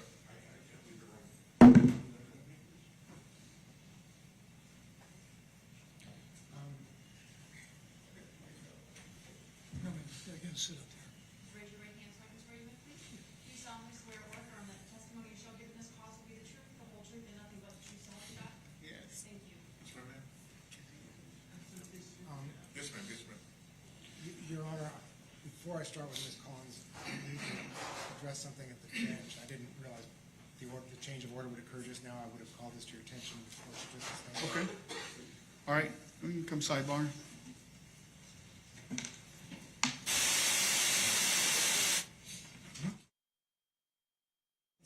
No, I don't. No, you could, yeah, okay. Bill, that's fine. Your Honor, may I talk to the prosecutors? Yeah. We might be able to resolve.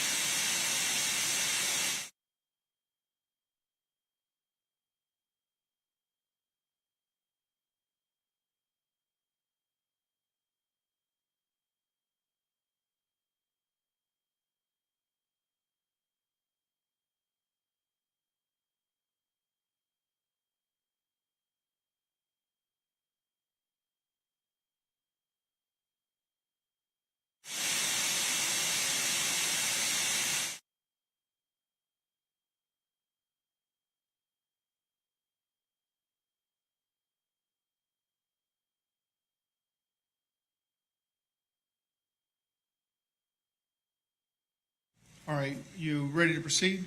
Yes, sir. Okay, was she sworn? Yes. Thank you. You may proceed. That's,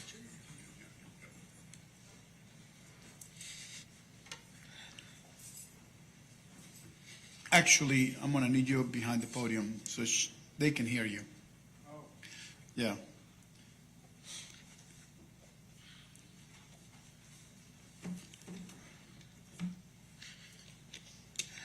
Is this an appropriate tone level? Or should Just put the microphone in front of you, that's all. Better? Yes. Thank you, Your Honor. Ms. Collins, would you please state your name and your relationship to Robert Hayes for the record? Okay, my legal name is Terris L. Wilson Collins, but in work I go by Collins, Collins. Okay. And your... Well, he's my youngest brother. Okay. And we talked before you came here today, right? That's a yes. Yes. You have to I say heard it out loud. Okay. It's hard for me to see. So that, Oh, you can't see him? I have, Cataracts? thank you. All right. No, The problem is, he's soft-spoken and the viewers can't hear him. okay. But if you say he's the one I saw, he's the one I saw. Yeah, that's fine. Well, you want to see him up closer? No, I just want to make sure he says that's who it is. Okay, thank you. You may proceed. Yes, sir. So you are Robert Hayes' sister, Yes. and we talked a few days ago, and you indicated you have trouble testifying today because you had some really rough things in your own life, right? Yes. Do you want me to discuss that now? Well, if you would, because I want the jurors to know that you've done us. It's hard for you to testify here, and I want them to know why. It's not dishonesty. You're going through some tough things, aren't you? Oh, yes.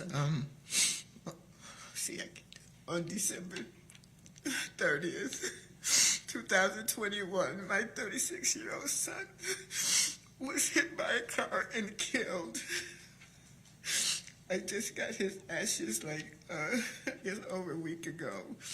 But I wanted to say that out of my family, they call, my mother would call in a couple of days and say, "You okay?" My other brother sends me texts every day. He says if I read them, then that means I'm okay. I'm not okay, but Robert was the only one that had compassion. And it kind of talked me through some stuff. Yeah, so I'm trying not to be emotional, but I'm an emotional person. Yes, ma'am, and just feel free to stop everything, okay? We've got Kleenex. We can ask the judge to give you a break if you need it. And as Robert Hayes lawyers, I want to thank you for coming to court this very hard time.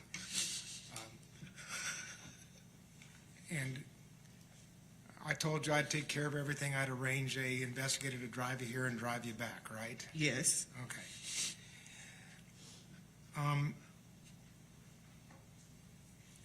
I want you to repeat some of the things you told me about Robert's childhood. Basically, the kind of neighborhood and the kind of setting that Robert was raised in. Okay. First, can I say, I don't know what I want to say. There's something I was going to say. I'm sorry. You didn't ask me this, but I want you to know that I love my mother. We all do, and she did the best I think that she knew how. And this is kind of like we're airing our dirty laundry, which we have to, and that's the hardest part. It's like people would know hearing this on YouTube. I never wanted people to know how I grew up or what happened to me. But speaking of how we lived, West Palm Beach is too small a city to say we have ghettos. I don't know what you call it. But we did live in substandard housing, except most of the time. I don't know where you want me to go. There is a lot of... I'm going to let you kind of go where you want to go to the extent that the judge will allow it, because because in some ways there are no words better than your own. I don't want to put words in your mouth. I'm not objecting. I think these questions need to be asked, not just a narrative. You need to lead a little bit. All right, I'll go ahead and lead a little bit. Okay, ma'am, I'm going to ask some questions, and maybe it'll help us get through this better. Okay. So you and Robert and the family were raised in some rough neighborhoods, weren't you? Yes. Okay. Fair to say there was a lot of gang activity in the area too as well, right? Well, when I was growing up, they weren't really gangs, but there were, bullies and fights and stuff like that. They weren't called gangs. Fair to say there was a neighborhood where kids sometimes had a fight you couldn't avoid. Oh, yeah, there were kids, adults, everybody. Okay. And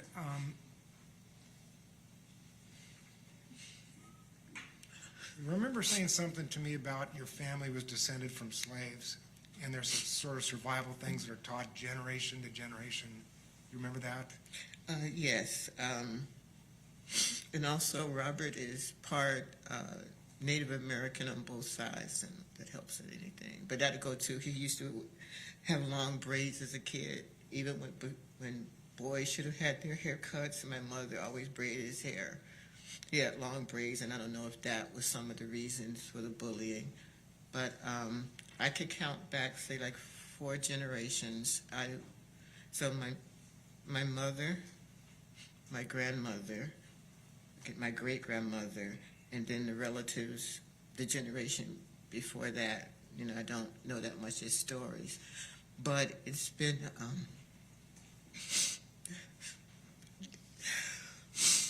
decades of sexual abuse in our family, all the way through, and only out of the 5 of us, only one brother has not told me a story about being sexually abused or molested. There was a lot of alcoholism in my family. My great-grandmother that raised me till she died, and I was about 8 or 9, she used to keep a mason jar. She said it was water, don't ever touch it, but I found out it was always full of gin. And she died of cirrhosis of the liver. Her daughter, my real grandmother that I called Fiend, she was a angry drinker. She would get drunk and she would get, angry. So you have to.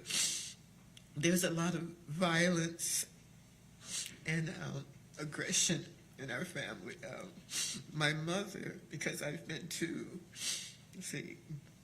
individual counseling, group counseling, self-help programs, 12-step, adult children of alcoholics, Al-Anon. There's a thing called a dry drunk, where people don't drink, but they still have those same, that anger and all of that. So that goes through the family. My uncle had a cocaine or crack habit for decades. He finally stopped on his own. But there was a lot of anxiety and things going on that would create these issues. Yes, ma'am, and this goes back generations, is what you're telling us. Yes, and I experienced the generations I had talked about. I truly experienced them. You don't speak unless you're spoken to. If you don't look in adults' faces. Like, for example, when I went to college, I think some of the teachers thought I was sneaky because I would never look in their face. It took a while to be able to, because you didn't do that, you get hit, you get slapped. If someone had tobacco, they would spit it on you. I'm going all over the place. The thing it talked about, that we talked about history, and you hear people now talking about the talk, and the talk was in most African-American families, because I was born in 59. My mother was a teenage mother, so one, that's not good. When I can still remember that when a white person walked on the sidewalk, my grandmother would push me into the streets, and she would get into the streets. And I was telling somebody, my grandmother, because of the Native American stuff, she could pass for white.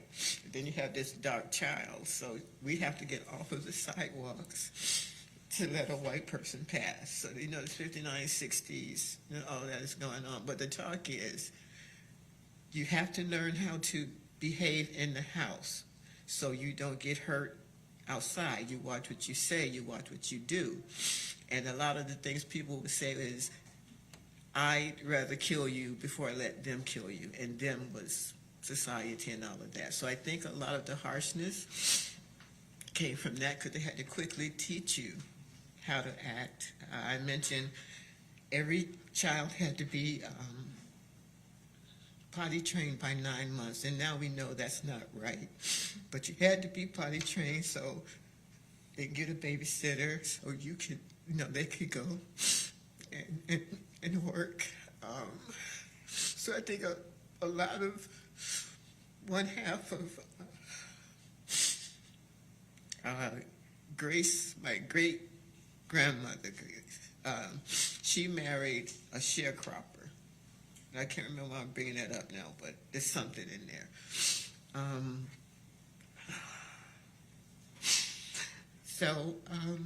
There was a lot of, I would say, there's a lot of violence in the family. My grandmother she would be called a hellraiser. She was into a lot of stuff. She's very strong. I'm going to object as non-responsive to the question, and Oh. also none of this is really relevant to Mr. Hayes. But I think I can direct or maybe make it easier. Okay. Even for, Okay. I'll rule the objection. Go ahead. Try to lead a little bit, okay? yes. Ms. Collins, Yes. some people would say that your mother is a very strict disciplinarian. She is. Okay. And did you experience and witness some of that discipline? Yes. Okay. And is it fair to say that your mom at times would go too far and really cross a line from discipline, kind of moving into the zone of abuse? Yes. Can I give some examples or no? Yes, go ahead.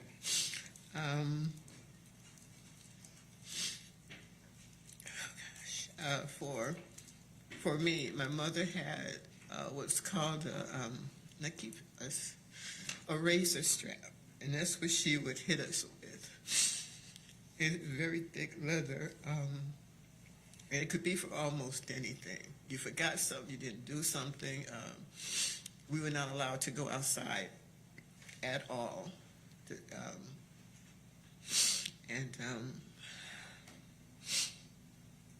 don't know. Anyway, so like there was a time where I washed all the dishes, and she found a crumb or something, and she made me take all the dishes down, dishes, pots, and pans, and it was a lot of them, and had to wash each and every one, and make sure that's done before I went to school. And I was in elementary school.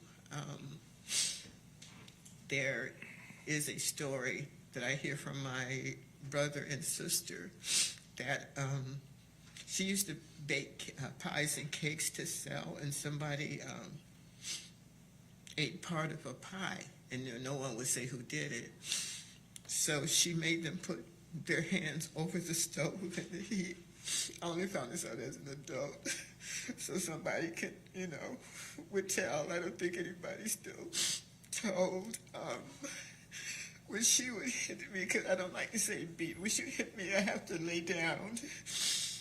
And then she would just keep hitting me until I tried not to cry until I started crying. But her thing was, I keep saying that she did the best that she knew how. When she would ask for something, you better hurry up and get it, or she would throw something at you. When she asked for cold water, and we all learned to kind of stay away. If it wasn't cold enough, she would throw it in your face. Okay, I don't mean to cut you short, but I think at some point you do make a point here. We get the idea. Yeah. And I thank you for having the courage to say it here in this trial. Yes. But when you and I have talked, correct me if I'm wrong, but you don't want me to attack your mom, do you? Sorry? You don't want me to attack your mom, do you? You've told me that there's a reason for some of this that goes back in your mom's past, isn't there? Yes, her mother was very aggressive and mean and always tried to fight her. My great-grandmother raised my mother, and then so she had to, got involved in a lot of violence with her mother, trying to attack her. So her mother had 2 other kids, and there was an incident, because you don't talk back, and you have to agree with everything. And she always carried pistols, and she shot at her son. He had to jump the fence to get away, because she was going to.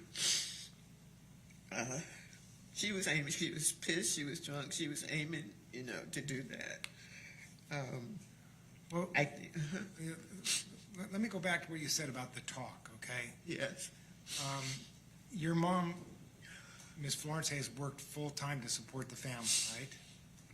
She was on welfare at times. Yes. And other times she was working full-time in a She would daycare center, right? work, yeah. Okay.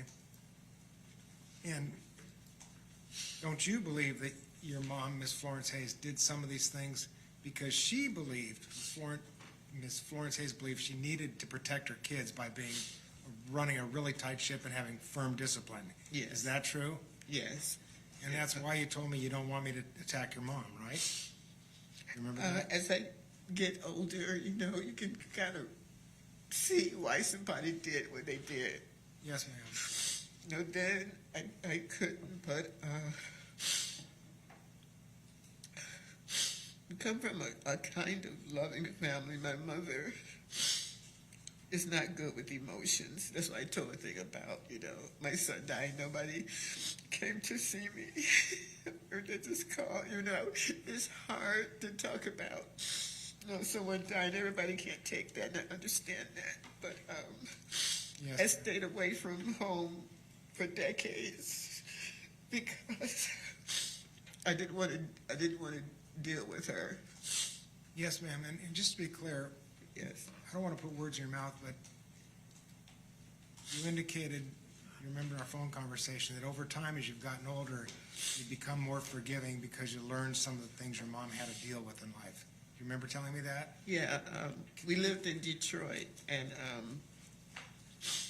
she was in a domestic violence situation for a few years. That's when I was raped and molested. But he would beat her, and then, you know, we had to come down to breakfast like, you know, nothing happened, black guy, big lip, and you couldn't talk about it.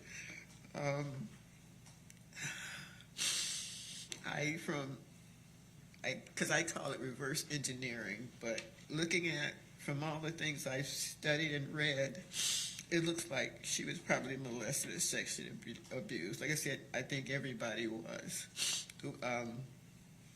My grand uncle, now he was one of the first colored people to work at NASA as a plumber. Let me put that in there. But then something happened and he started drinking a lot, and my grandmother would beat him, whip him as he's crawling down the sidewalk. I'm not objecting. Okay. None of this is relevant to Mr. Hayes. Well, I'll try to cut to the Overall. chase. Because I don't. No, I say something. I'll answer the questions, okay? yeah. Ma'am, we appreciate you're doing a good job, but my job as lawyers is to try to kind of keep this thing moving along. So I'm going to, at the risk of being a little bit rude, I'm going to kind of push you. Okay, I don't mind. So anyway, what you've come to, correct me if I'm wrong, but what you've come to learn in life is that your mother was a very strict disciplinarian, and sometimes it would cross into abuse. But you realize that part of it, this is because of the life she was raised in, the Jim Crow era, when black folks had to give their kids the talk, they had to move off the sidewalk, that if the kids were out there, they could get in trouble or get hurt. Is that why your mom was the way she became? Do you think? Yeah, it's part of it. And then I think it's I don't want to go too far, it's the generational thing and how they dealt with discipline all the way through. Yeah, yes, ma'am. Like I mentioned to you, I went to the Marine Corps, and it didn't bother me because it felt like home. It was so militaristic. Now, nobody knows what the generations, maybe one or two, but it's like, you know, you speak when you're spoken to, you don't ask questions, you don't talk back, you do what you were told to do. Okay. So are you saying that life at home was like being in boot camp? It was worse than boot camp. So I did okay in boot camp. It was nothing different from me. And I'm saying this because we all kind of grew up in this. That's what I'm talking about. Yes, everything. And one of the investigators asked me, after I talked about all of the abuse and all those things, she said, "Why do you think Robert got away?" And I said, because he was younger, the baby, things had changed. So I thought he didn't receive the same abuse that I received of others, and she said he didn't escape. He got the same things. All right, and on that point, I don't want you to name any names, okay? And I've talked to the prosecutor about this. Yes. But I have their permission to ask you this question, their reluctant permission. At some point, did you learn that Robert got molested by another family member, somebody close to his own age? And don't mention the name, but did you ever learn of that? Yes. Okay. That was sexual molestation, correct? Yes. Okay. And someone asked, he told me that after college, when he was trying to get a job with CPS, and they showed the image of what they would have to experience or go through, and he said it brought him flashbacks, and that's when he started remembering everything. He never told me what was done to him. He just said. In other words, he indicated that it was a sibling, another family member close to his own age, right? Yes. Okay, again, don't identify the not. person. And so he indicated that when he told you this, about this recollection, what was his demeanor? Was he was really, it went in stages. He was, because it was still new to him, and he's talking to me about it. And I'm asking him, what do you want me to do about it? How you want to handle it? I think after that he got angry. He yelled at the person. I think recently, last year, he forgave the person. I still haven't forgiven my people, but he forgave the person. all right? I put the worst, toughest questions first. Now they're going to get a little easier for you, okay? So did Robert have a father figure in his life? And who was that? It was, Uncle Bill was like everybody's father figure. I don't know who, and his godparents, his godmother and his godfather. And they treated him much better than my mother did. Like, there were no birthday presents for any of us.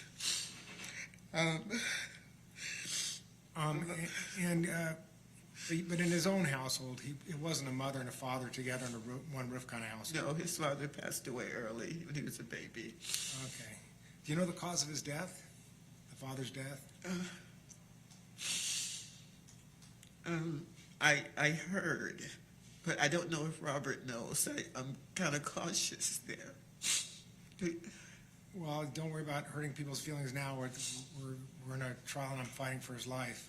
Okay. What did you hear? The rumor or the thing was he probably got into some kind of criminal thing, and with his partners, they found him in the alley and they hit him in the back of the head so hard it knocked his eyeballs out, and he passed away there. Okay, so his own father was murdered. Yes. Okay. Now I'm going to switch to some happier subjects. Okay. Goodness knows we need it. Yes. Robert cooked, didn't he? Yes. Okay, that was something that he did for others. Yes. And he made his daughter's baby food like from birth. Everything was natural. Everything, he would not buy anything in jars. Everything had to be fresh. Okay. How about just cooking at family events, picnics, cookouts, things like that? Yeah. No, everybody would contribute something. Did you ever taste his cooking? Yeah, it was okay. Just okay? It wasn't my style. Okay. And you had a chance to see, you mentioned that he made homemade baby food for his daughters. Did you have a chance to observe Robert interact with his daughters? Yes. He loves his babies. And and I don't, you got to tell me if I can or cannot say this. He talks to them often. He spends time with them for, I think, the first 2 or 3 years of the young one's life. It was them. Like, she didn't go to school or whatever. Everything she learned from him. And they still, under any circumstances, they still need him.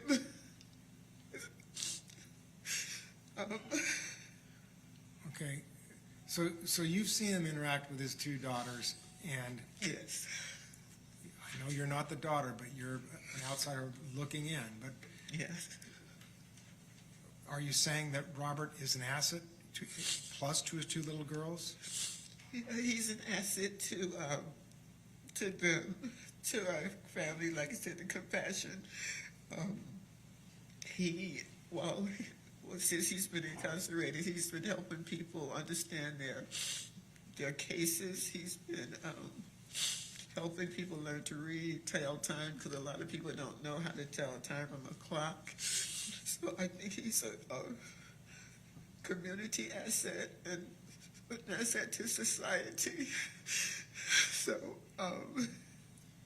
even though the decision has been made, I don't want him to die. I think he can still add more to people's lives. That's all I have. Thank you. Thank you. Any questions? Just briefly, done. Thank you, sir. Oh, he's okay. Hi, ma'am. How you doing? Okay. You said that you kind of didn't see your mom for decades. Is that right? Yes. When was that you cut off contact with your mom?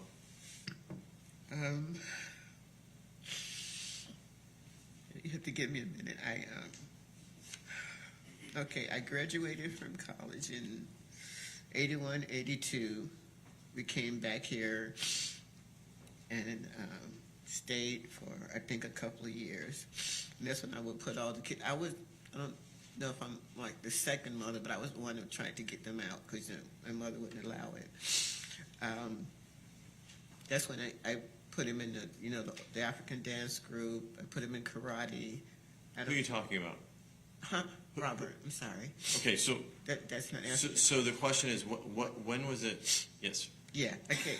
I got you. So from there, went to Africa with my husband. Went to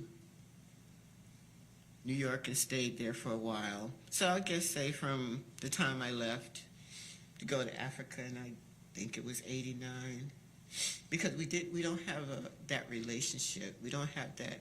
We talk about the weather, we talk about the sports, but to get intimate, we've never had that. My mother never kissed me or hugged me. It's okay. Like at age 2, when baby. So I need you just to listen to my questions. Just focus on those, ma'am. Okay. You're 20 years or more older than Robert, right? Yes. So you went to college when he was born. You were actually at college, right? Yes. Okay. So it'd be fair to say for the first several years of his life, you weren't here, you were at college. Yes. And then when you moved back from college, you weren't living in the same house as him, were you? For a short time. No, see, that was the second time. For the second time, we came back for a little bit. Yes. Second time from college or second time from traveling the world? Second time from, oh gosh.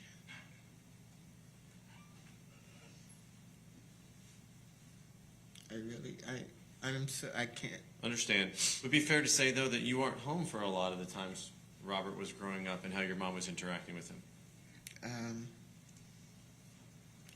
Yes, but I knew the patterns.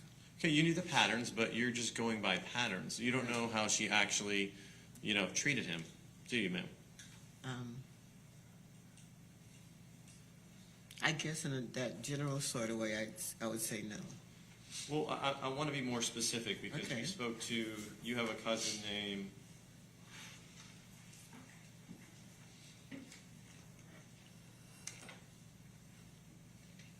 is Denise Williams your cousin? Yes. And Miss Williams said that when you and her were growing up, you were disciplined a lot more, but kind of when Robert's generation came around, the parents kind of got soft on them. Do you not agree with that? They got softer, but they were still disciplined.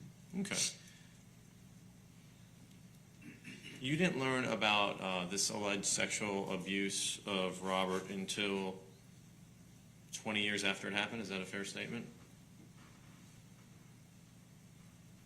I don't remember what age he was, but I would say fair.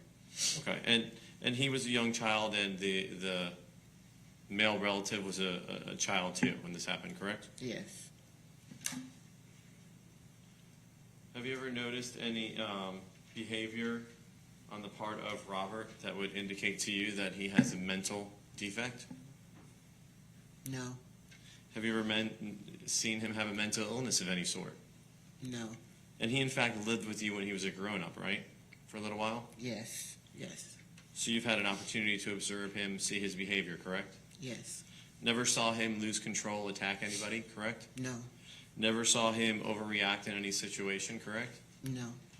In fact, you would agree that he's a pretty in-control individual, right? Yes. Would you also agree he's a pretty sociable individual? He has a personality, he's outgoing, talks to folks? Yes. Friendly to other people? Yes. You yourself were able, with all of the things that you encountered as a child, you went to college and you succeeded, right? Yes. You have a professional job, a master's? Yes. Okay, and Robert was also able to go to college, graduate with a degree from a college, correct? Yes. He actually went on to go to cooking school, correct? Yes.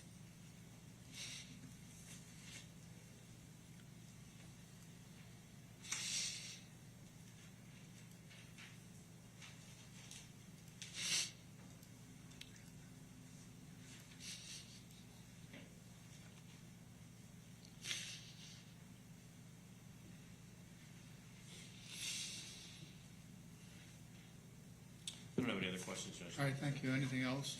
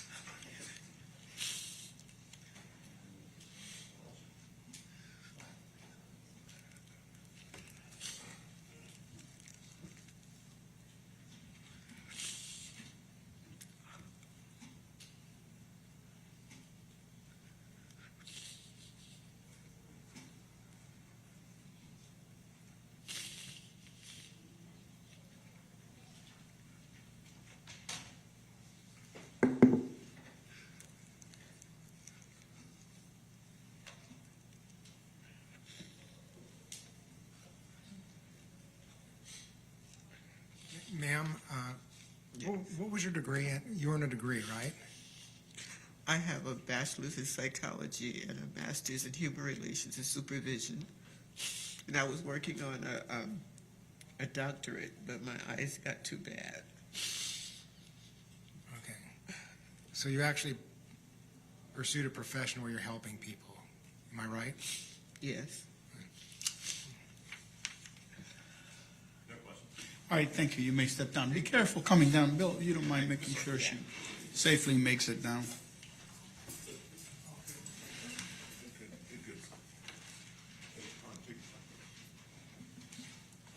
You want me to try Florence again? Florence Hayes? No.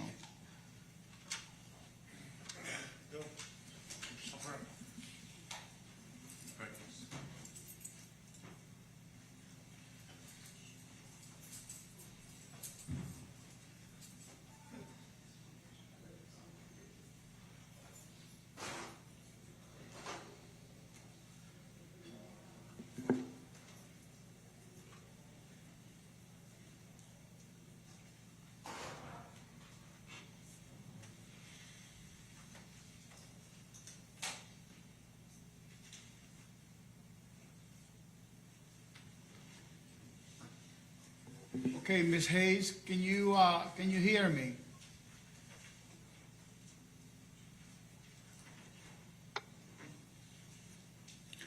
Ms. Hayes, can you hear me? Yes. Okay, do you know how to turn the camera on? That makes a big. Yeah, I got help now. Okay, See, it's not muted now. if I can get you or your help to turn the camera on. Turn the camera on. Where's the camera? Sir, we might have to try and have her log in through her phone. This is Thomas Weiss, for the record, from ORCC. And Zoom is not able to detect her camera. Okay, then try the phone. That'll be fine. All right, go ahead. You can go ahead and hang this one up and try it through the phone. Okay. Yeah. Who's leaving?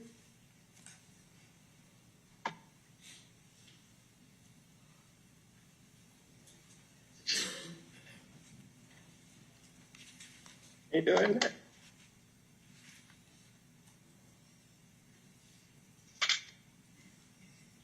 You're not doing anything. Is her phone REVVL? Is that what it is?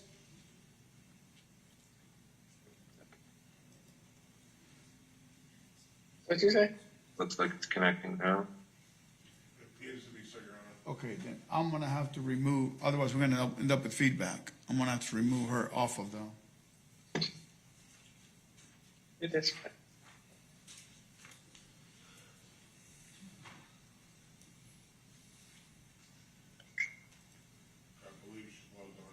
Yeah.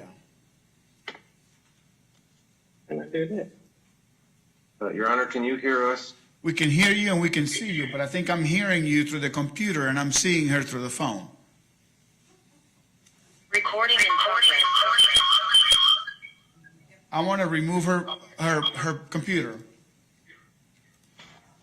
Okay, how about speaking now? Your Honor, can you hear us now? It's perfect. Now we can proceed. Thank you. All right, Ms. Hayes, this is Judge Zambrano. Welcome. Can I get you to please, she's been sworn previously, so she's still under oath. Ms. Hayes, the next voice that you will hear will be Chris Anderson, which is Robert Hayes' lawyer. Mr. Anderson, you may proceed.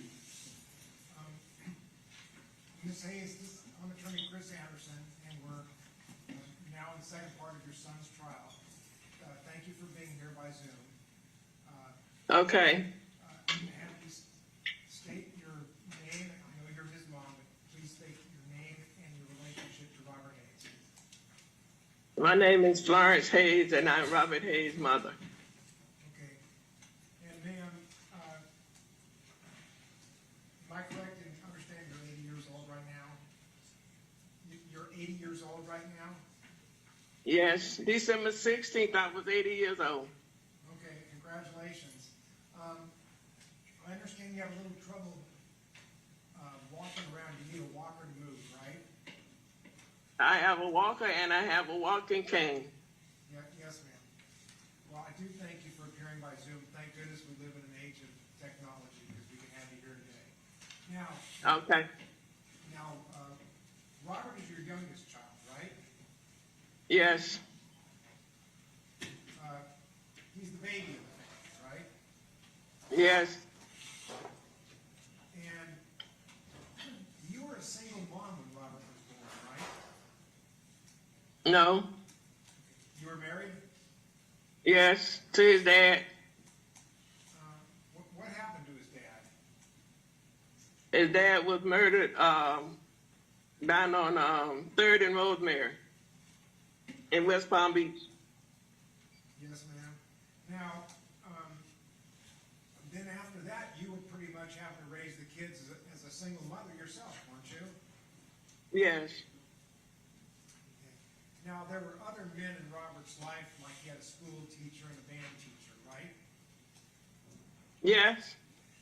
But no father in this house. It was just you.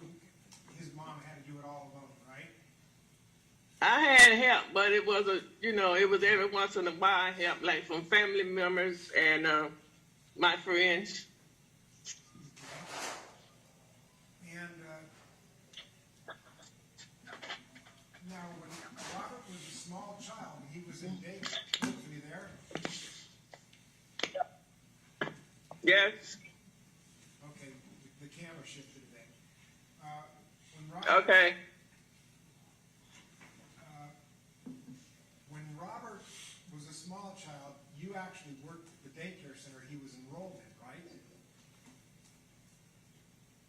You got a job at the daycare? Yes. Yes, ma'am. Yes, I enrolled him one day, and the next week I went to work there. And how many years did you stay working there?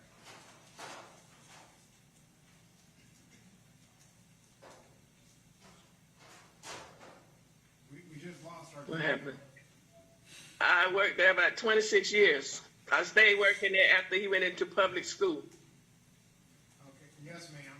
And so you did not have the luxury of being able to take some time off work to be at home with the kids. You had to work the whole time, right?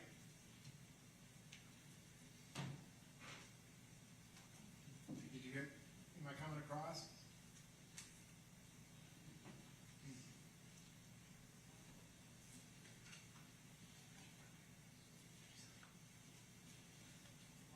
Ms. Hayes?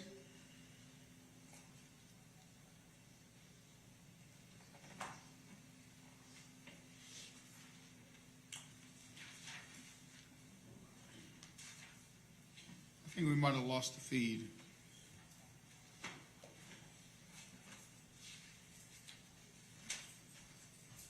That's good. You want to start it over? I can pick up where we went blank. Ms. Hayes, can you hear me now?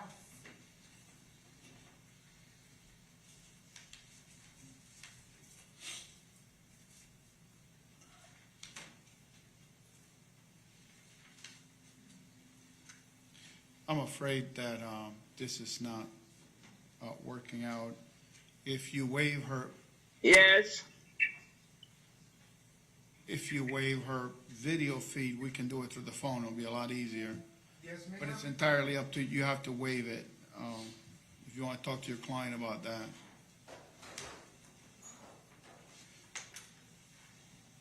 You want to do it through the telephone? Yes, Your Honor. I just looked at my clock and it's okay for me to go ahead and waive it. Okay, I'll tell you what. We need to get a phone number from her. Eric, you can ask him if he can hear you. Can you hear me? Yeah, we need your telephone number. What's your phone number? I'm on my phone. Just Oh, phone number. 561. Tell them my number.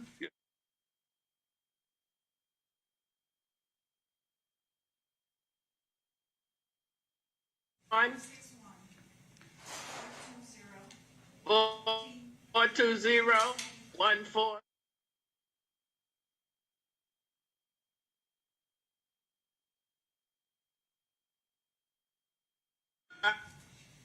I see. Huh? Okay.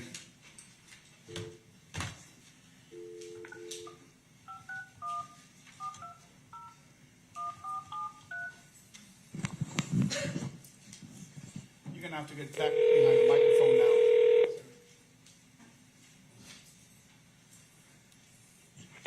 Okay.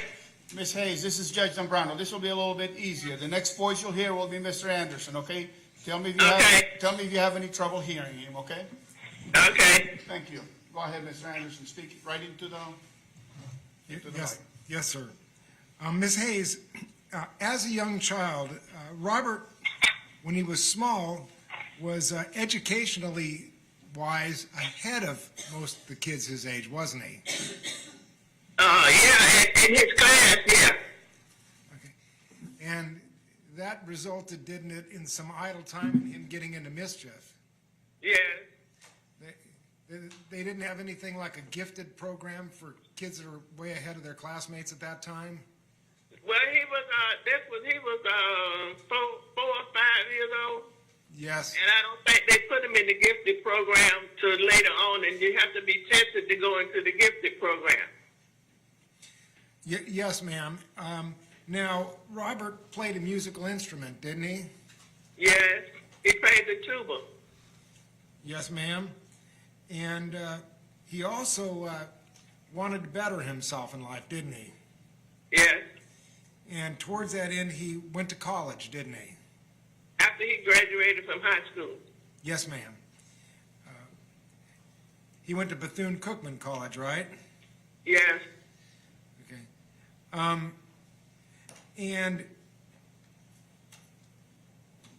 throughout all of this, you continued working to support your family, right? Yes. And can you tell us the names and the ages of all your children?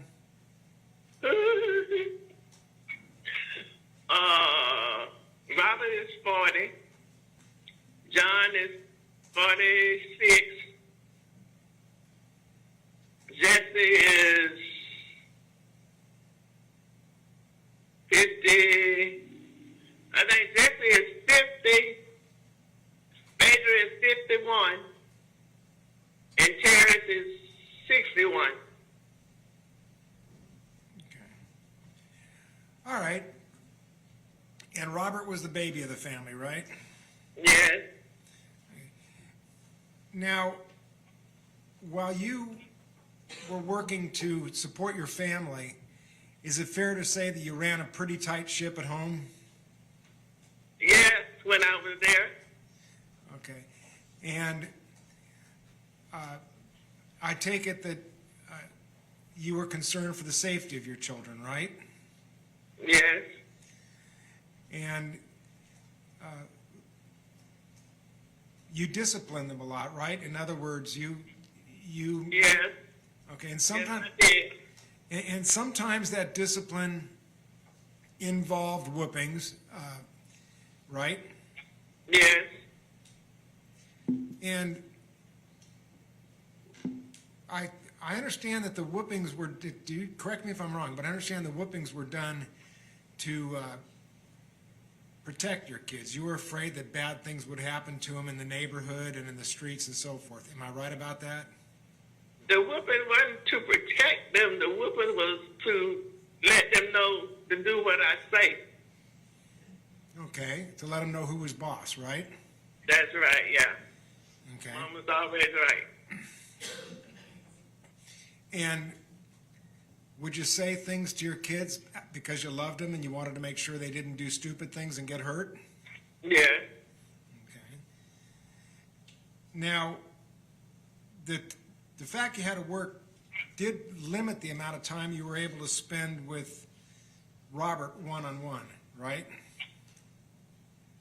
Did it limit my time? Yes, ma'am. No. No. Okay. Well, for example, when you would go out to your lodge meetings, you would work shopping trips in with Robert at the mall, right? You'd have to work that in with the other activities? Yeah.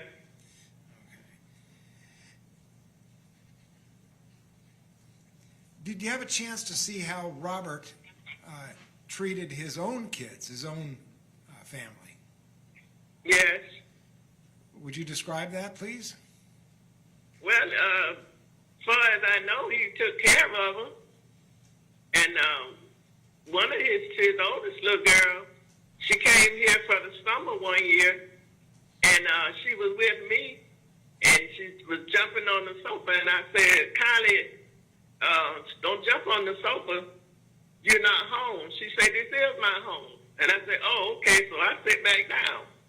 And the baby girl, she's just a little baby, but he took them to the park all the time, to the beach and stuff like that, for walks. Yes, ma'am. He'd also take his little girl shopping, right? Yes. We went to the Wellington Green Mall on 441 in West Palm Beach. It's school shopping. Yeah, yes, ma'am. Now, I think you said to me that Robert was chubby as a child for a while, right? Yeah, for a while, not long. Okay. And during that time period, he got picked on and bullied quite a bit, didn't he? I guess he did at school. I wouldn't know because I wasn't there. Well, you knew when he'd come home and you found out he'd been in a fight after the fact, didn't you? Yeah, but that was like high school fights. Okay. Now, what do you know about Robert's cooking skills? Oh, he has a lot of cooking skills. I think he went to Cardin Blue cooking school. Does he ever cook? Does he ever cook at family gets-togethers, family outings? Yes, they did like barbecues. We go to the beach, and they barbecue at the beach at somebody's house. Yes, ma'am. Well, family house. I mean, not just somebody's house. Family house.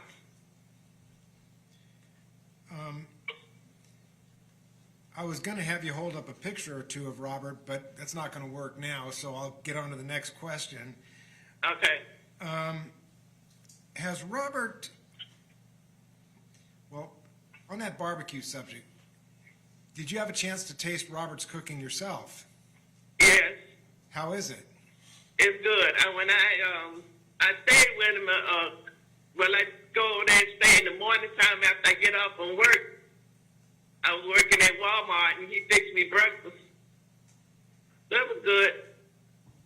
Was there a certain dish of his that was one of your favorites? Well, I just ate breakfast that time, so it was like grits and eggs and sausage and toast. Okay. And everything done right? Yeah. Okay. Yeah, yeah. And a lot of it he got for me because I used to cook all the time. So. Oh, so you were able to teach him some cooking. Good. Yeah. Let me ask you this. Has Robert enriched your own life? Has he made your own life better because he's in the world? Yes, Robert plus the others ones too. All of them. Yes, ma'am. I treat everybody the same. I try to do for all of them. Let me ask you this, because we're in court right now and I'm trying to persuade a jury to spare his life. Okay.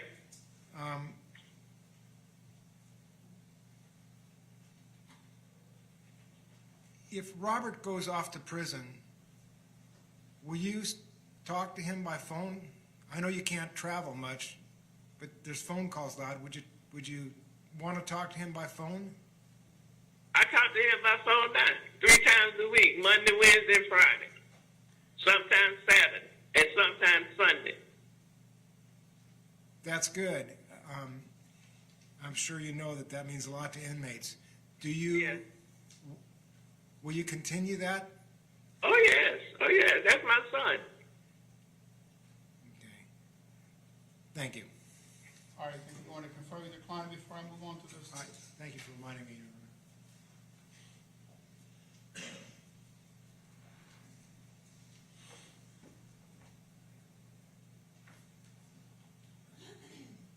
That's all we have. All right, thank you. Anything from the state? Yes, Your Honor. Okay, Ms. Hayes, the next voice you will hear is Mr. Urbanak. He's the prosecutor in the case. You may proceed. Thank you, Your Honor. Good afternoon, Ms. Hayes. Hi, how are you? I'm doing well. Thank you for asking, Ms. Hayes. Ms. Hayes, do you feel that you were a good caregiver and parent to your children? Yes, I do. Do you feel like you were a good provider to them, giving them an opportunity to move forward in life and even attend college like your son did? Yes. I have 3 that attended college, and 1 went to the military, and now the other one is finished school. So all of them finished school. And you provided for them when they were young, basically on your own. Basically, I had family members help, and I had friends help, but basically on my own. And throughout Mr. Hayes' life, have you known him to ever have any mental disorders or mental illnesses? No. No. And beyond you spoke a little bit about the discipline of your children to make sure they followed your rules. Beyond that, would you consider yourself to be an abusive parent? No, but I think make to where standards are now, they would say that was abuse. So it's more acceptable at that time, the way you raised your children. Yes, yes, yes. May I have one moment, Your Honor? Yes.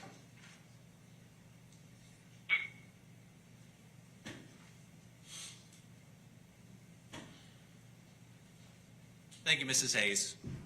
All right, Ms. Anderson, anything else from Mrs. Hayes? Just one quick one. Mrs. Hayes, Mr. Anderson has one more question for you. Mrs. Hayes, we don't have a video and we can't really have you show any pictures of your son, but do you remember when your son was a cheerleader at Bethune-Cookman College? Yes. And I know you followed him in some of his college activities, including band. Do you remember seeing that picture of Robert standing with a cheerleader group as part of the cheerleading team at Bethune-Cookman College? Do you remember that picture? I don't know. I remember him being a cheerleader, and I remember when we went to the classic, the instructor talked to me about she was glad to have him there as a cheerleader. Your Honor, I have a photograph that I'm going to ask to be marked. No objection, Judge. Okay, without objection, the picture will be admitted as evidence for the defense. I'm handing it to the clerk, Your Honor, to be marked as defendants next to. Anything else for Mrs. Hayes? No, Your Honor. All right, Mrs. Hayes, thank you so much. I apologize we didn't have the benefit of being able to see you, but we heard you very clearly. All right, thank you. You have a good day. Bye-bye. All right. Okay, we need to give the jury a break. We'll take a 15-minute break, okay? 15 minutes.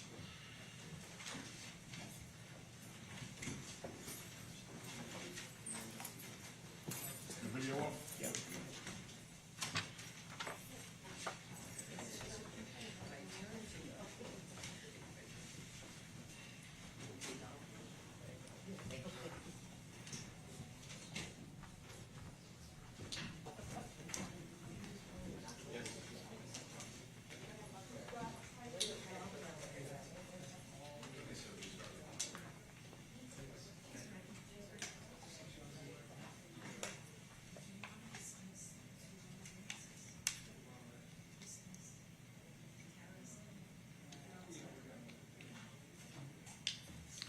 Before we go on break, I just want to make it clear, Mrs. Hayes testified through the telephone. Initially, we had a very large number of difficulties trying to get her through the Zoom machine.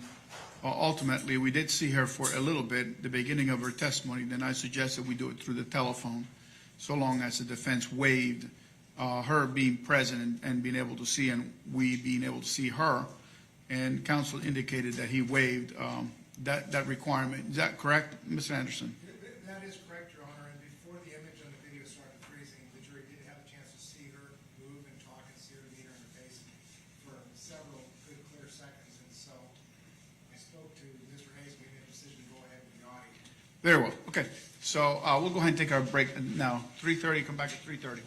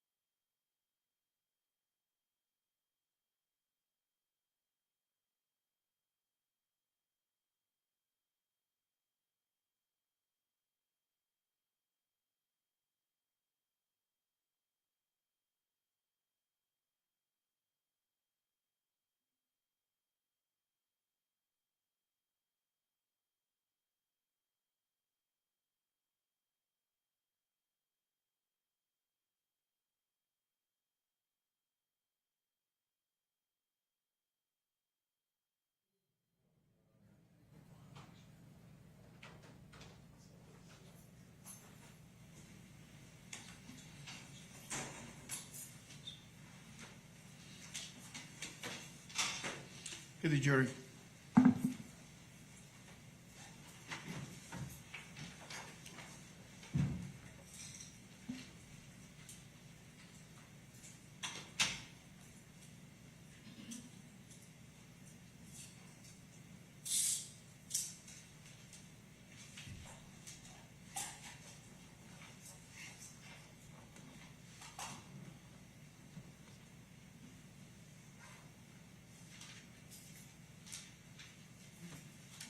What do you guys got in terms of witnesses? You have two more today or one more? One more, Your Honor. Okay, that's the expert. Dr. Nicole Graham, yes. Is she here? She's been testified by Zoom. Oh, okay. Oh, yeah, there she is. I'm gonna admit her now. Oh, yes, sir.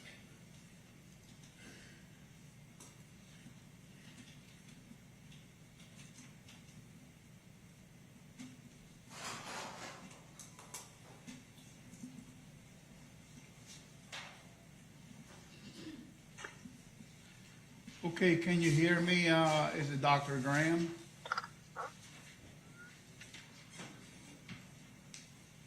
Can you hear me?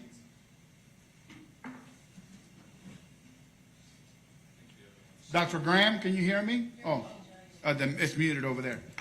Dr. Graham, can you hear me?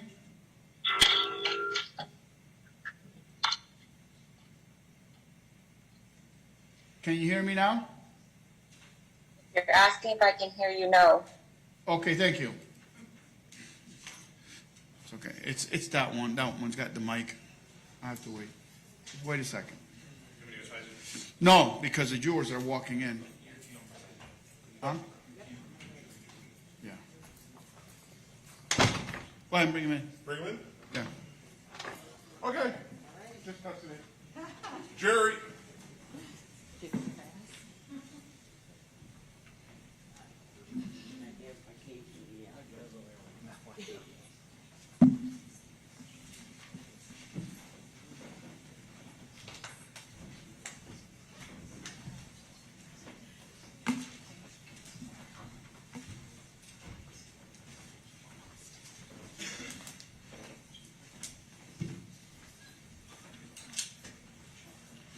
Okay, Bill. We're live. All right. I think you're going to have to move the camera out this way a little bit, Bill. And then pin the screen. Good. That's good enough? Okay, okay. All right, defense, your next witness. Your Honor, I can go briefly with my findings of the matter. We're waiving the rule of second escalation as to expert witnesses. I just want to explain that to you. Go ahead.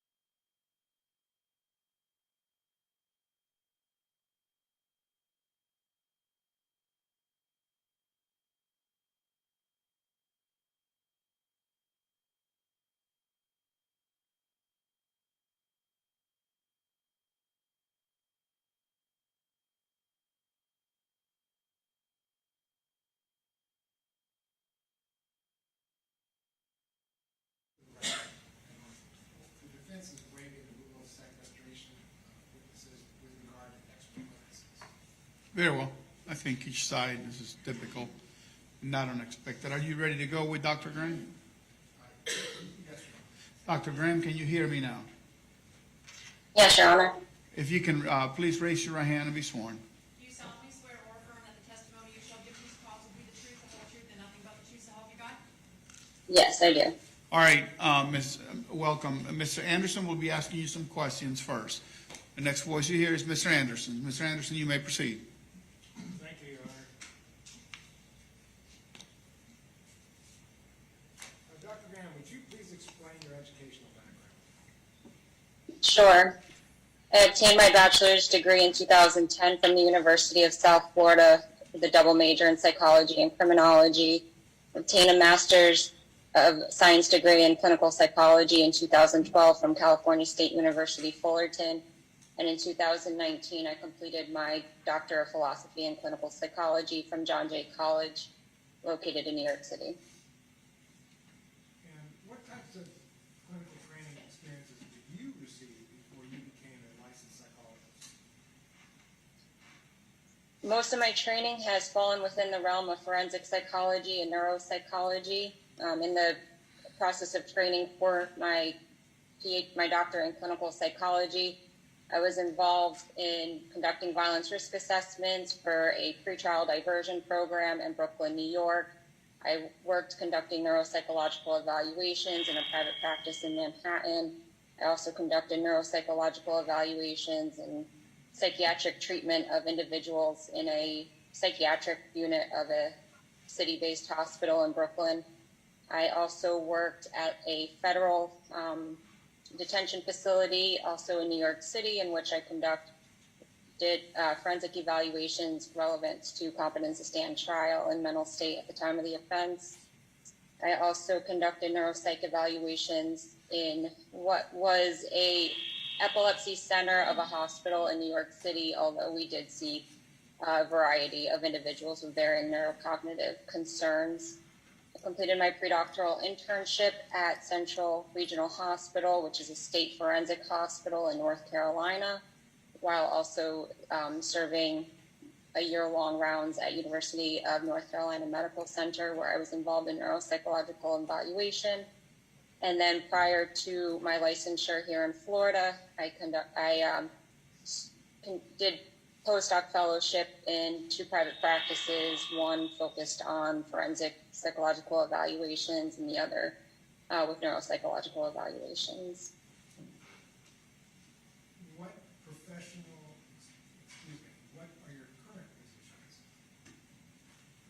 Currently, I have a private practice in Fort Lauderdale, where about 60% of my practice is involved in forensic evaluation in some regard. And then the other, I would say, probably about 20 to 30% in which I am doing general evaluations for individuals in the community, neuropsychological evaluations of adults of varying neurocognitive questions. And then about 10% of my time I teach, and also I have a research lab where we explore neuropsychological, forensically related questions. What professional associations do you belong to? The American Psychology and Law Society, National Academy of Neuropsychology, American Psychiatric Association, the Association for the Treatment of Sexual Abusers, and then the Florida Psychological Association, and also the Florida Division for the Association for the Treatment of Sexual Abusers. Have you ever been qualified as an expert witness?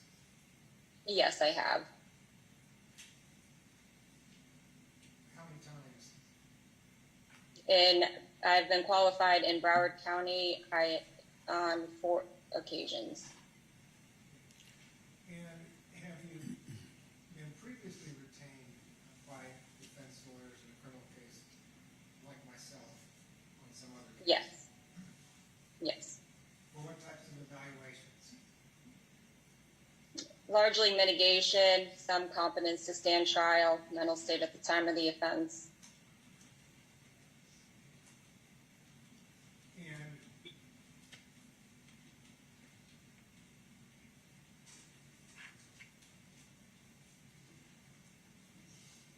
there's no question of competence or insanity in this case, Dr. Graham. And so I'm not going to ask you questions about those. I'll skip that over.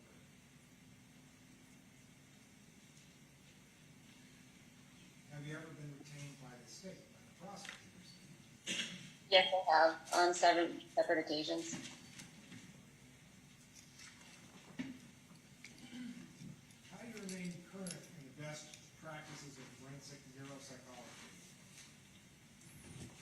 psychology? There's a variety of ways of remaining current in your profession. So those associations that I referenced earlier, they all have email listservs essentially, in which we get daily, weekly emails that are for a variety of reasons. Sometimes they're announcing conferences, other times they are looking for consultation, other times we are discussing new research that has been published. Certainly, I follow my licensing requirements, which require 40 continuing education credits over a biannual span, but typically I am exceeding that given that I am attending CE credits at least once or twice a week, attending national conferences as well. I am also a journal reviewer on 2 separate journals, in which basically the editors of the journal will send empirical research that authors are looking to publish, and they send it to reviewers who are considered to be have specific expertise in the field to review the research to make sure it is adequate enough to reach the merits of publication. I also, as I mentioned earlier, have a research lab where we are vested in continuing research in the field. All right, this next question may have already been answered in that last thing you said, but here goes. How do you become a peer reviewer? A peer reviewer of a journal article occurs in a variety of ways. So for one of the journal articles for one of the journals I'm a peer reviewer on, I applied and was accepted as a PhD student. I thought it would be good training, and then I just stayed on with that journal. And then the second journal, I was specifically asked by the editor of that journal to if I would serve as a peer reviewer, given my expertise in the field. Your Honor, depending on how you do this, I will tender this witness as an expert stand at this point. The witness can express an opinion. Thank you.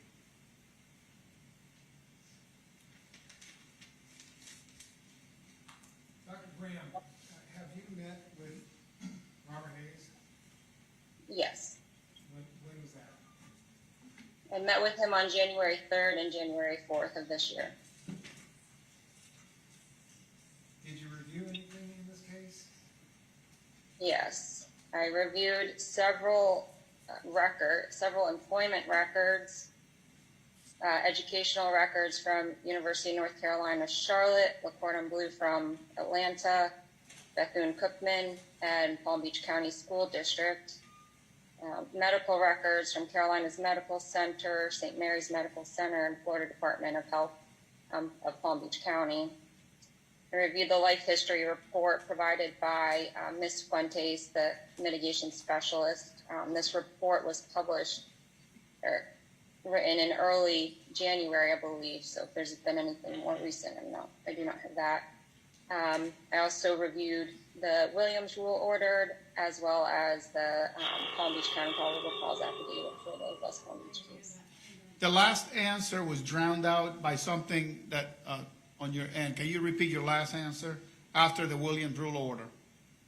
Williams rule order, as well as the Palm Beach County probable cause affidavit for the West Palm Beach case, a review of Mr. Hayes' journal writings, a review of his resume, and the neuropsychological evaluation conducted by Dr. Eisenstein. And then I conducted telephone interviews with Mr. Hayes' current girlfriend, Shawnee, his ex-girlfriend, Miss Janina Holt, and his mother, Miss Florence Hayes. Did you conduct neuropsychological testing? Yes. What were your overall findings? My findings from my testing with Mr. Hayes, broadly speaking, he is a intellectually adept individual, so his intellectual abilities are between the high and even above high average range, and that was largely consistent across all domains of his cognitive abilities. So when we look at language and memory, visual spatial skills. Where there was a relative weakness, though, for Mr. Hayes was within his executive functioning abilities. What do you mean by relative weakness? So when we look at, when we go about scoring all of these neuropsychological tests that we use, we want to look at them compared to kind of what the average population does. So we refer to it as this kind of normal curve of how we expect people to perform on these tests. And we look at these test scores in comparison to other people of various demographics. One important demographic is age, because we know it is just normal for us as we get older that we aren't as sharp as we used to be. So in one aspect, we compare individuals to other people that are of similar age or ethnicity or gender, education, things like that. And so when we look at people who are, when we are looking at this normal kind of comparison to the average population, and somebody has a frank impairment, a neurological impairment, then we're going to expect that those scores are going to be falling significantly below or impaired our kind of average population, which is, for example, what we would see with like Alzheimer's disease. So an older individual, when you compare that person to other older individuals, the one with Alzheimer's disease is going to be, their memory abilities are going to be far lower on that kind of normal distribution, normal than average. But then aside from that, we also want to compare individuals amongst kind of themselves. So we look at their pattern of scores. And this is particularly important for those who fall on the very low end of that kind of normal distribution curve, because at the low end, we know that intellectually this person's perhaps intellectually disabled. So we don't want to look at their other cognitive abilities compared to the average person who's intellectually average. We want to understand them at this lower range of functioning. And same when we get to that other end of the curve. We have people who have intellectual abilities who are higher than the average. And so we would expect that overall, all of their cognitive performance should fall on that higher range.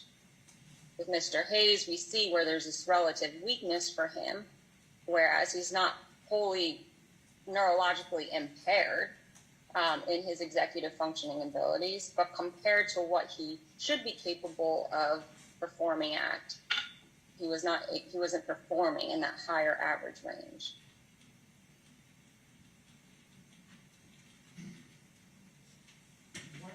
What exactly are executive functioning abilities? Executive functioning is our higher order cognitive processes. So sometimes referred to as like the CEO section of our brain. It is our commander. It is the part of our brain that's responsible for planning and organizing our behaviors. So it's our ability to make goals and to reach those goals. So that means defying, when we have immediate impulses or gratification that we want to obtain, it's being able to inhibit that, or rather it's our ability to inhibit those impulses so that we can act in responsible way in order to reach our long-term goal.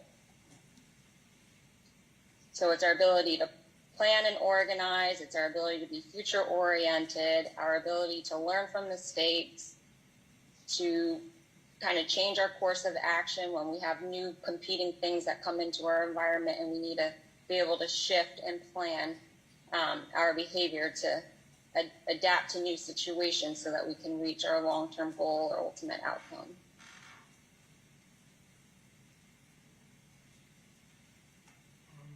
With regard to this patient, Robert Hayes, was there other evidence of weakened executive functioning abilities demonstrated throughout his life?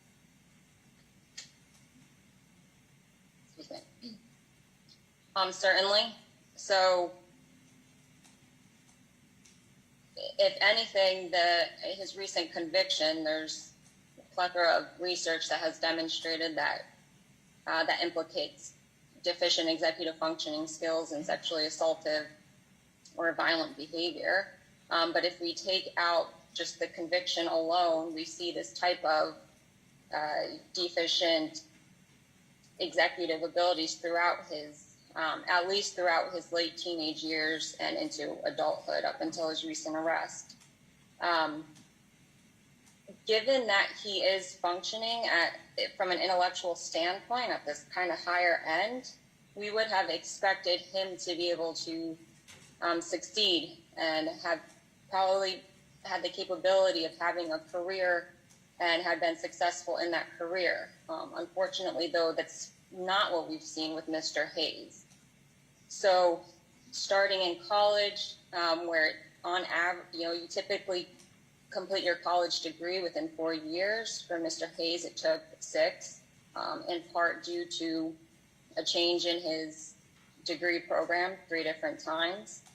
And then within that time and within kind of the decade or 2 decades thereafter, there's been almost kind of a repeat of the same types of behaviors. So that's engaging in substance use, a variety from alcohol to a variety of substances throughout his 20s and 30s. That's him engaging in a variety of kind of, I don't want to say marital relationships, but dating relationships, being involved with dating multiple women at one time. There's been numerous unplanned pregnancies. I am aware that he's the father of 2 children, but aside from that, there were kind of that irresponsible pregnancies that took place throughout his adulthood. Frequent changes in employment. Many of times his employment was terminated at the face of any sort of perceived slight or criticism to his abilities to being able to be an effective employee. And so rather than being able to approach the situation and think constructively of ways to work through those employment issues, he would typically quit, walk out. Other poor judgment in other places of employment in which there were sexually explicit text messages sent with colleagues. And this is in the context of him being a father figure and having financial demands, both of at first 1 child and now 2 children, as well as supporting his family. We've seen other sort of financial irresponsibilities throughout his adulthood in terms of being able to pay bills, housing, paying off his cars, or if there was something that happened to a vehicle that was owned by somebody else, paying the individual back. So throughout, I would say, the past 20 years or so of his adulthood, there's been numerous incidents of this failure to plan, delay gratification of things that he wanted to seek out and reach long-term goals in terms of being a father figure and having a steady place of employment. What causes these deficits in executive functioning abilities? There's a variety of factors. So there's certainly biological predisposition that can contribute to impaired executive functioning. I think that is relevant in Mr. Hayes' case. Given his father's background, there does seem to be, again, a history of risk-taking types of behaviors, criminality, sensation-seeking. We know that aversive childhood experiences can also impede the developmental processes of our brains, and certainly substance use is not a beneficial factor for brain development. And could being molested as a child be a cause of such a deficit of executive functioning abilities? It is certainly a traumatic, aversive childhood experience that we know that it, as I said, related to deficient brain development.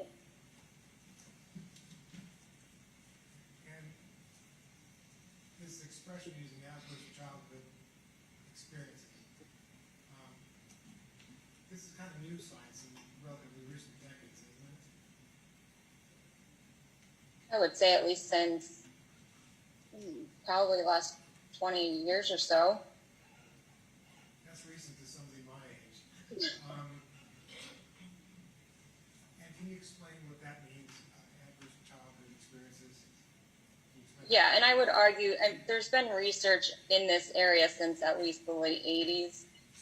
But, I mean, growing and developing, and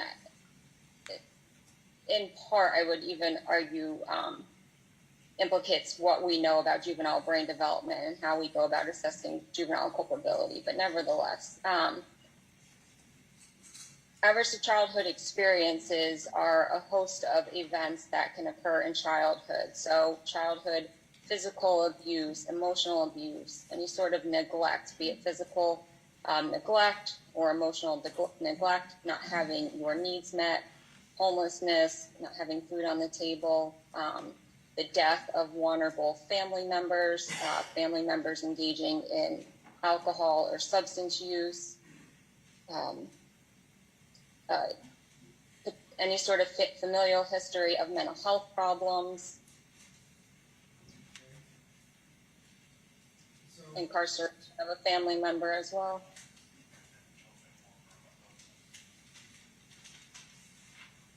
So to recap, your testing and your work with this case has led you to conclude that Mr. Hayes has weakened executive functioning abilities. Am I right? Am I saying that right? That would be accurate. Did you come to any other conclusions in this case? With respect to Any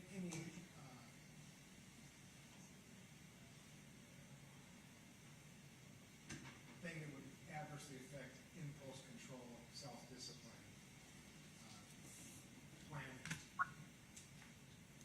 Well, I think everything that's been discussed, I mean, it's more than just in thinking about the makeup of our brain, there's also social and psychological components of being in an environment that is not emotionally nurturing, where you're not learning effective problem-solving skills, where individuals in the home aren't taught how to kind of have conflict in situations and appropriately deal with them. So there's a whole host of factors that's a kind of a cascade or snowballing effect that affects how we go about our interpersonal day-to-day lives as an adult.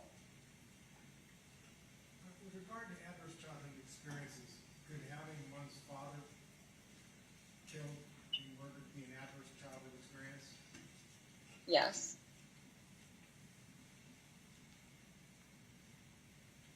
And so, such adverse childhood experiences, let me criticize, might also include excessive corporal punishment at home. In other words, physical punishment, commonly called whooping, that goes too far and crosses over into abuse. Could that be considered one of these adverse childhood experiences? Well, it could be. Generally speaking, yes. When you say deficits of executive functioning, the way you describe it brought to my mind chief executive controls a company and keeps it from going haywire, keeps it moving in the right direction. Am I conceptualizing that in the right way, or is that a bad characterization? I think that is aligned with what I had said earlier about, it's the CEO. It's kind of the decision maker of your actions. Maybe that's what got me thinking when you said CEO. Perhaps that did it. All right, so really, a person with deficits in executive functioning is kind of like a company without a leader, a ship without a tiller. Am I thinking along the right lines? So you have to kind of yes and no. I mean, there's people who have significantly impaired like executive functioning abilities, and then there's people who have deficient executive functioning abilities. You'd expect them to be stronger for where they're at. And so that's what I see with Mr. Hayes. I don't think that he's wholly impaired, like we see with people who have significant frontal issues. But for Mr. Hayes, what we see is just this kind of uneven development in his abilities. We see advanced functioning in areas where deficient or less than what we would expect abilities in his executive functioning. I think you answered all my questions. May I have a moment to confer with the defendant, Your Honor? Yes, sir.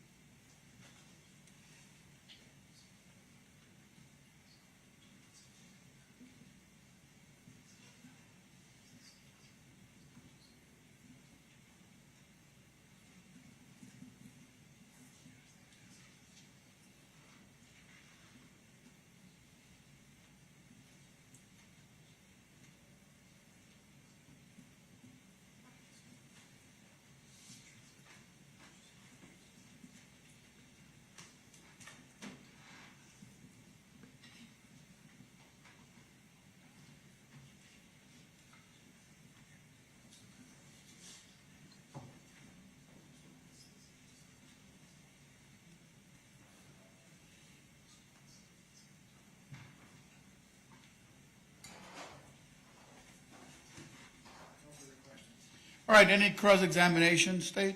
Yes, Judge.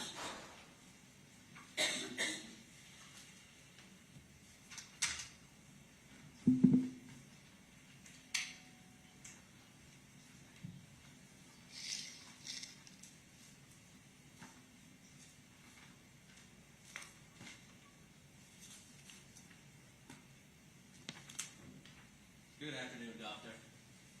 Good afternoon.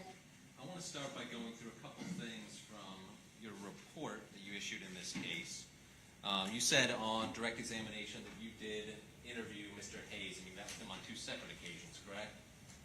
That's right. And that's January 3rd of 2022 and January 4th of 2022, right? Correct. Okay. And this included an interview with Mr. Hayes, right? That's right. And do you recall in that interview Mr. Hayes telling you that he was never physically abused by any caregiver? I do. And do you recall Mr. Hayes reporting to you that he was never emotionally or psychologically abused? Yes.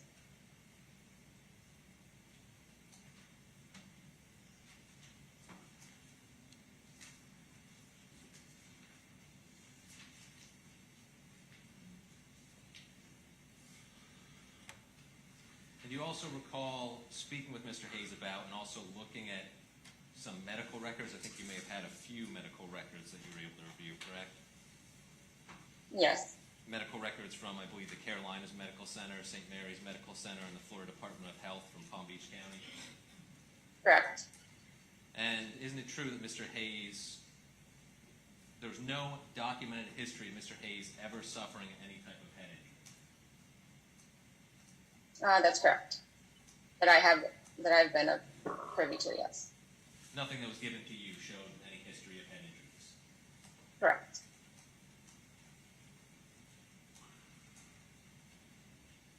And also, in interviewing Mr. Hayes and reviewing his records, that included a psychiatric history, correct?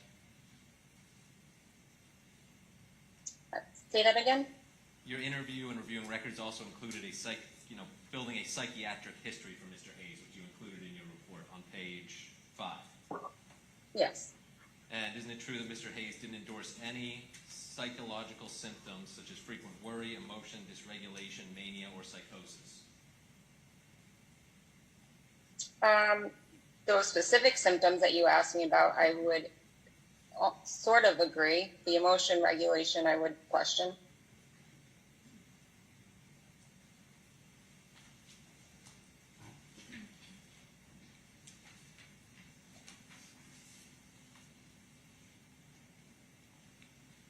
interview with Mr. Hayes, you confronted him with some issues, didn't you? Yes. And how did he respond to that confrontation? In part, he was willing to open up and accept my suggestion to him about the presence of potential mental health symptoms, but then also part of him minimized or was not necessarily in agreement with my proposition. But he didn't become easily irritated or frustrated with you, did he? Yeah. Largely, no. Would you agree that on page 6 of your report, you indicate that Mr. Hayes did not become easily irritated or frustrated even when presented with mild confrontations by this evaluator? Yeah. I want to talk to you about your actual testing that you did in this case. We're going to go through some of those tests now. I think they're on page 7 of your report. The first several tests are validity testing. Can you tell the jury what validity testing is and why it's important that you give validity testing? Sure. Well, with respect to cognitive abilities, you want to make sure that somebody is putting forth effort. Otherwise, if they're not trying hard enough, then the results wouldn't be necessarily indicative of what they would be able to actually be able to do. Often called is the term that is often used in your field. You know, somebody might be malingering or not performing as well as they could. Yeah, and malingering can also be relevant to psychiatric symptoms, but with respect to this, it's cognitive ability. So whether or not malingering would be if they're attempting to present as intellectually deficient. And on Mr. Hayes' test that you gave him, they were all within expectation, correct? Right. And what does that mean, that they're all within expectation? It means that he was giving his best effort. First, I want to talk to you about the next battery of tests after the validity testing, the intellectual function. In that case, you gave a total battery intelligence index score of 117. Is that correct? Right. And that was in the 87th percentile? Correct. And just so the jury understands, when you're saying someone's in the 87th percentile, does that essentially mean that if there's 100 people in the room, that person scored better than 86 of the other people? Yeah, it means that there's, yes. Just, I mean, to simplify it as much as possible. Basically, that's what it means. Sure. So you'd agree that on his total battery intelligence index, he was in a high average range of the 87th percentile. Right. And for a total intelligence index, he scored a 122, correct? Yeah, 93rd percentile, yes. And that's above average? Yes. And for the crystallized intelligence index, he scored 122 as well, correct? Right. Also in the 93rd percentile, correct? Correct. And also above average. Right. And then there's some subtests in that category, right? Yes. And correct me if I'm wrong, but they're general knowledge, odd word out, and word opposites. Correct. And in those, starting with general knowledge, Mr. Hayes scored in the 97th percentile, is that right? Yes. And that's an above average score? Yes, on that test, yes. And the next test, the odd word out, he scored in the 69th percentile, correct? Right. And that's an average score. Right. But still, saying the percentile, he would be, if you have 100 people in the room taking the test, he would score better than 68 of them. That's right. And going to the word opposites, he scored in the 79th percentile, is that correct? Correct. And that's in the high average range, isn't it? Right. And was the next battery of tests you gave the fluid intelligence index? Yeah, I mean, it wasn't necessarily next, but yes, that's one of the Okay. tests. I'll put it this way, next in your report. Yes. And on that subtest, well, actually, for the fluid intelligence index, he scored a 115, right? Right. Putting him in the 84th percentile? That's right. And also in the high average range. Right. Down to the nonverbal analogies. In that testing, what percentile did he score in? 97. And is that considered above average? Yes. And for the next subtest, sequences, what percentile was he in? 50th. And where did that put him in terms of verbal score, verbal range? Average. Next on your list, the quantitative intelligence, sorry. He scored a 103, right? 58th percentile. 58th percentile, is that average or above average? It's average. Average. And the two subtests, the quantitative knowledge and quantitative reasoning, did he score in the same percentile in both of those tests? 58th. And where does that put him on the verbal range? Descriptor would be average. Average. Moving next to the memory tests. Could you describe generally what the memory tests are for? What are you trying to determine from those testing?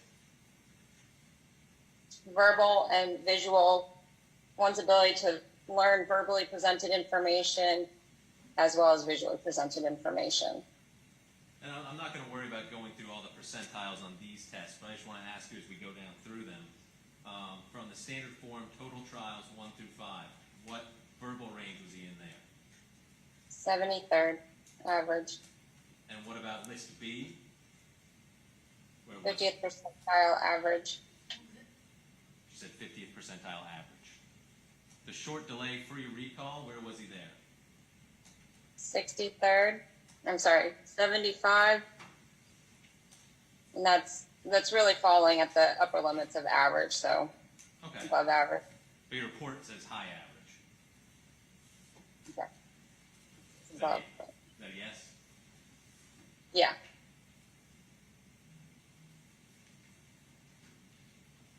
Sorry, your typing's very small in these reports.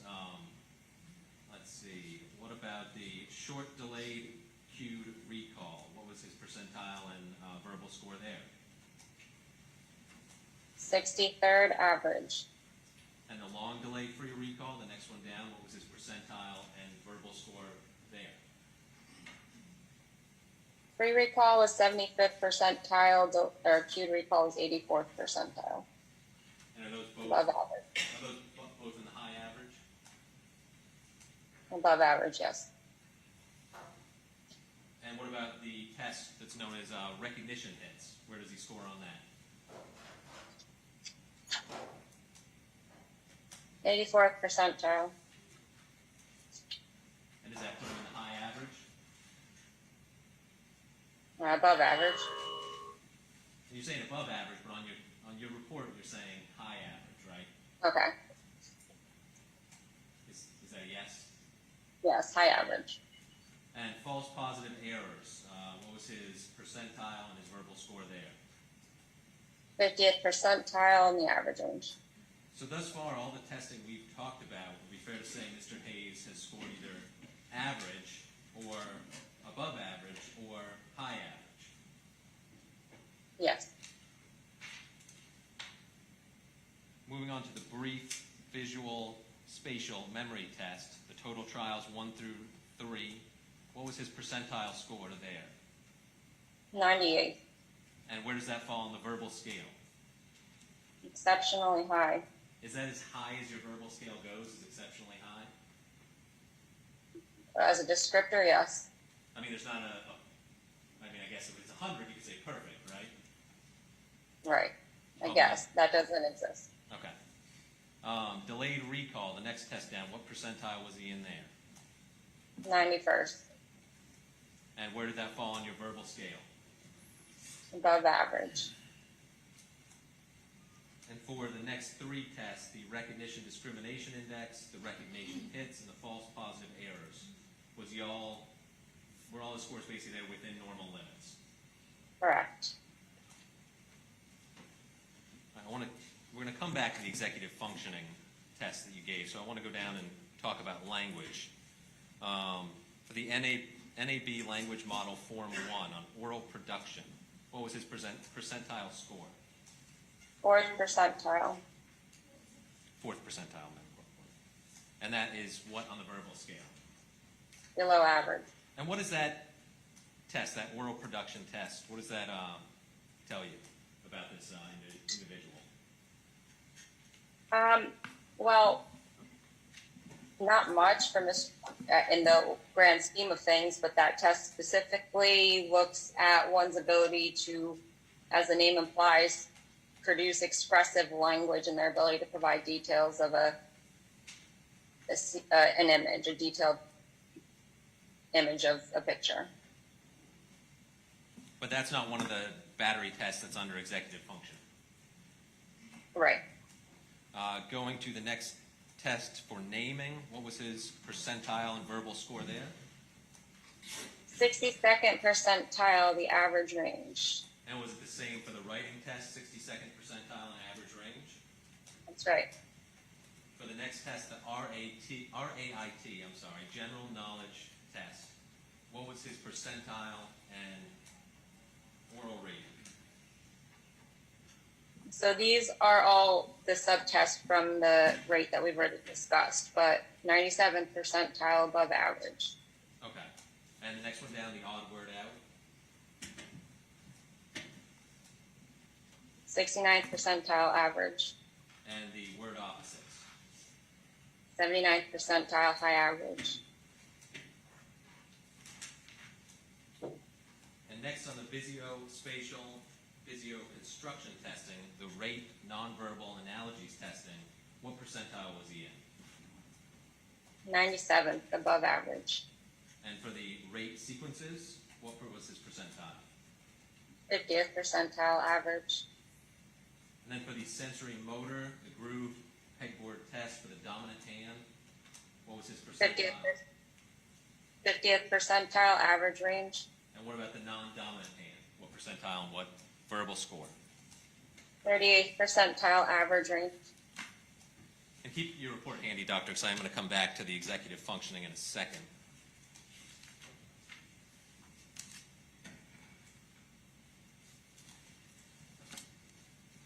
Before I get there, I want to go back to your evaluation of him, interviewing him, and his psychiatric history. You didn't diagnose him with any type of mental illness, did you? No, I didn't at the time of this report, no. And you didn't that includes that you did not diagnose him with autism? No. You did not diagnose him with Asperger's? No.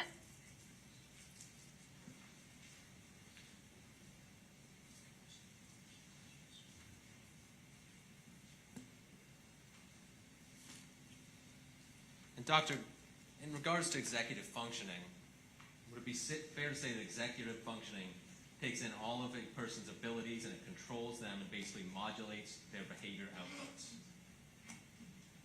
Yes. Would it be fair to say it's an individual's ability to inhibit themselves from reacting? Yes. It's basically an impulse control, right? That's part of it. It's an ability to have judgment in situations and act accordingly? Yes. And in this case, you gave multiple tests to Mr. Hayes to evaluate his executive functioning, right? It's not entirely true. That's not entirely true? Well, you also looked at, are you referring to looking at Dr. Eisenstein's testing as well? Yes. And then you gave some additional testing. You didn't repeat the testing of Dr. Eisenstein, right?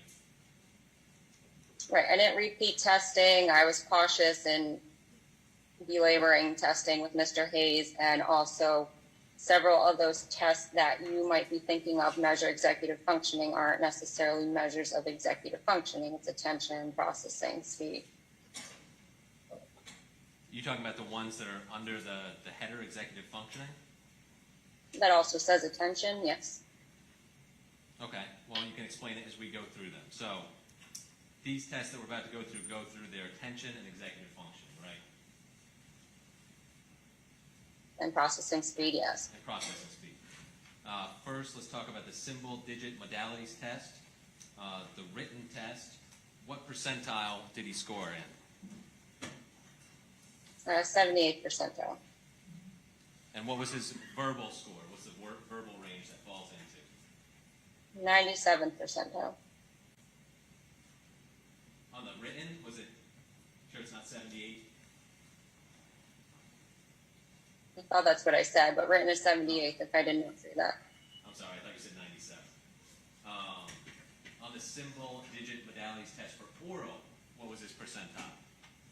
97, And verbally, where does that put it? above average.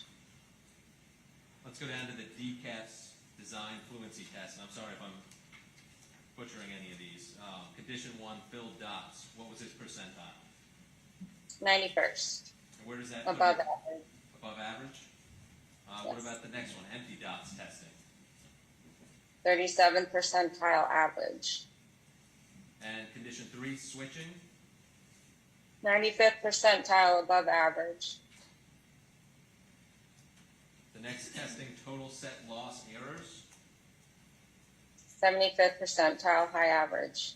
And the total repetition errors? 25th percentile average. So far, everything in this subcategory, attention and executive functioning, he scored either above average, average, or high average. Right? I mean, so the lower limits of average, ranging up into the above average range. Okay, well, your report doesn't say anything about lower limits of average, it just says average, above average, and high average, right? Then I would have to make the font even smaller for you. And I would not be able to read it, man. I appreciate that. Let's see. Let's go down to the DCAS tower testing. The total achievement score, what was the percentile? 50th percentile average. And the total rule violations? 75th percentile high average. And the move accuracy ratio? 9th percentile low average. 9th percentile medical report.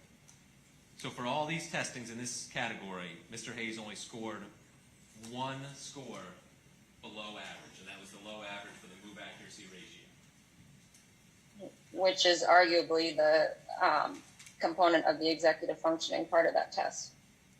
And what part of your brain handles executive functionings, ma'am, doctor? Several areas of your frontal lobe. And you talked about some of the things you observed in Mr. Hayes' history that indicated to you issues with his executive functioning, like his employment history, right? That's one of them. That's one of them. Would you agree that a lot of that information, particularly the employment history, that occurred after these murders in 2005 and 2006?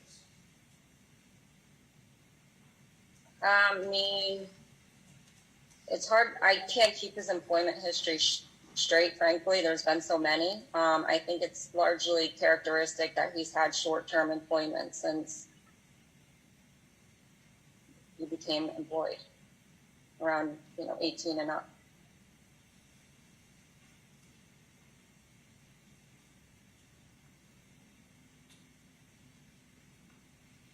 And doctor, would you consider evidence of the ability to diffuse a high-pressure situation or a situation when confronted with violence as evidence of good executive functioning or on par executive functioning?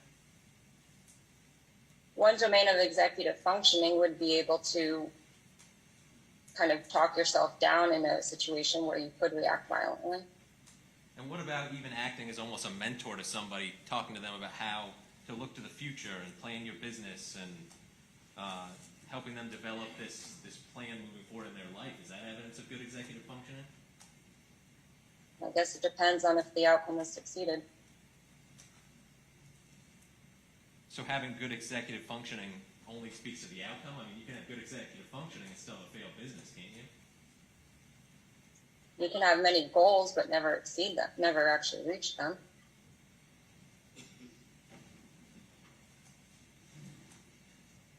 And doctor, in your experience, when individuals have issues with executive functioning and thus issues with their frontal lobe, do you know whether or not those issues with the frontal lobe would appear on PET scans and MRIs?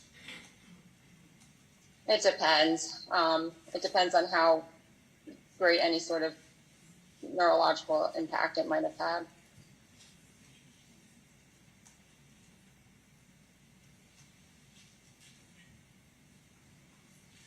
based upon your experience, would you expect with Mr. Hayes and his executive functioning issues that you've testified about today, would you expect to see issues on his or things come up on his MRI or PET scans?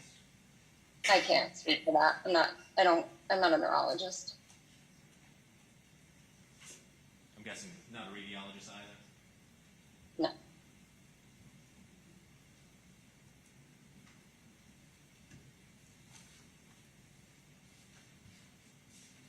Doctor, this is actually the first case you've testified for death penalty mitigation, right? That's correct.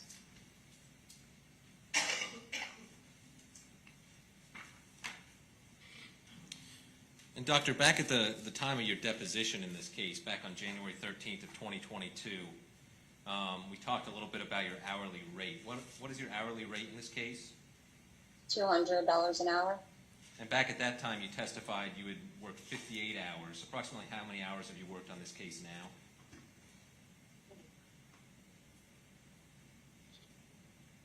now? Haven't billed since that time you have asked me, but An estimate is fine.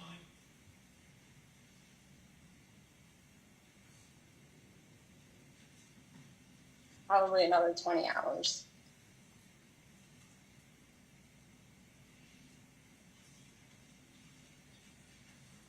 Give me one moment, doctor.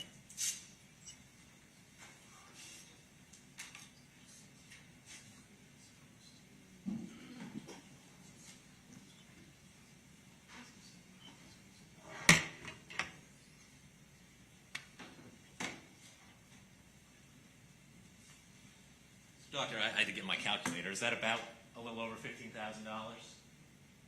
Like I said, I haven't billed. I haven't done the math myself either. Okay, but about 78 hours, you said. About 20 hours on top of the 58 you already did. If that's what the calculator is telling you, I will agree. I will say that my first bill was just short of $12,000. Okay, well, I'll defer to my iPhone then. Thank you, ma'am. I have no further questions. Any redirect? Yes, ma'am, just a second. Yeah.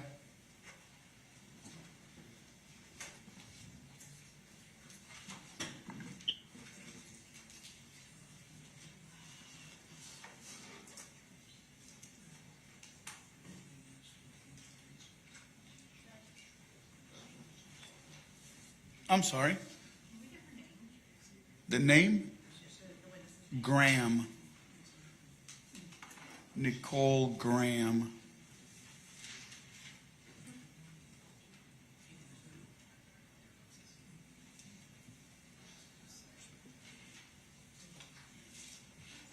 Thanks for waking up.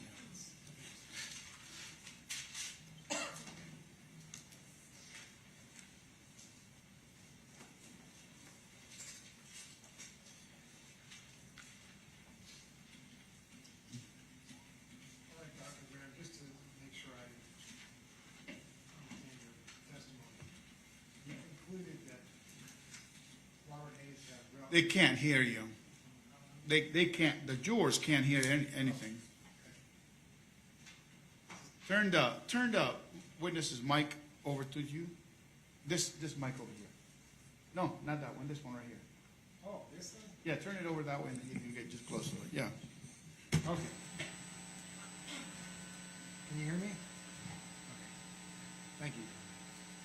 All right, so if I understand it correctly, what you found is relative weakness in executive functioning abilities, correct? Yes. All right. And am I correct in my understanding that a person can be an intelligent individual, maybe can do well even on a college entrance exam or something equally challenging, and still have relative weakness in executive functioning abilities? In other words, the Sure. Is that true? Yes. Now, we've had some neurocognitive imaging work done in this case, but that's not been a part of your work, has it? I have not seen any of that imaging. Okay. That's all I have. All right, thank you. Anything else? No, Your Honor. All right, thank you, Dr. Graham. You're excused. Thank you. Thank you. Have a good afternoon. Bye now. All right, can I have counsel sidebar just real quick? I don't need the defendant, I don't need the court.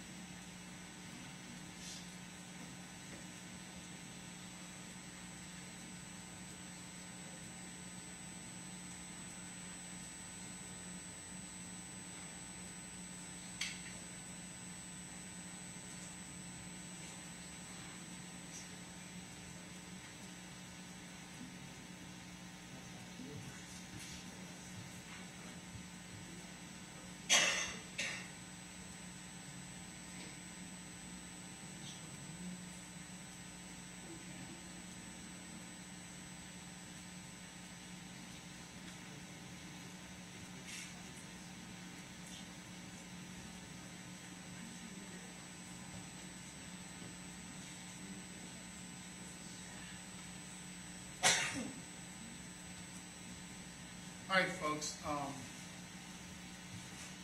I was just trying to get an idea, we're gonna adjourn for the day, but get an idea where we are and what to expect based upon what I told you earlier.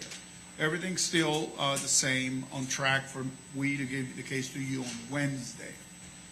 Tomorrow, don't want to run late, but we're gonna push tomorrow through it as best we can. It's gonna be a long day, so just be prepared for that, okay? All right, so leave your nose face down, remind you not to talk about the case with anybody. Don't let anybody tell you anything about the case. Don't do any research on your own, okay? See you tomorrow. I think we're at 8:30 tomorrow. 8:30? Yeah, 8:30 if you can.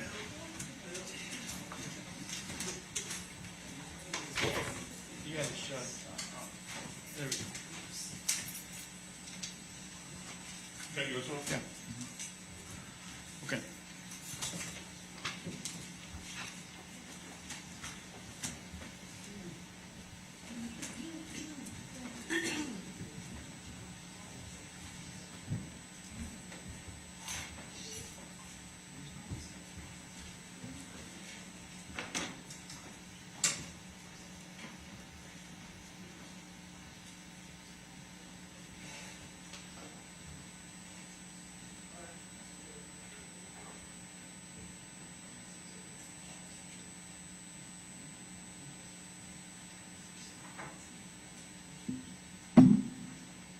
Okay, we will be in recess until tomorrow at 8:30, okay? Thank you. Are you gonna be here tomorrow? You have gotten lucky every single time. Every single time. So like we play women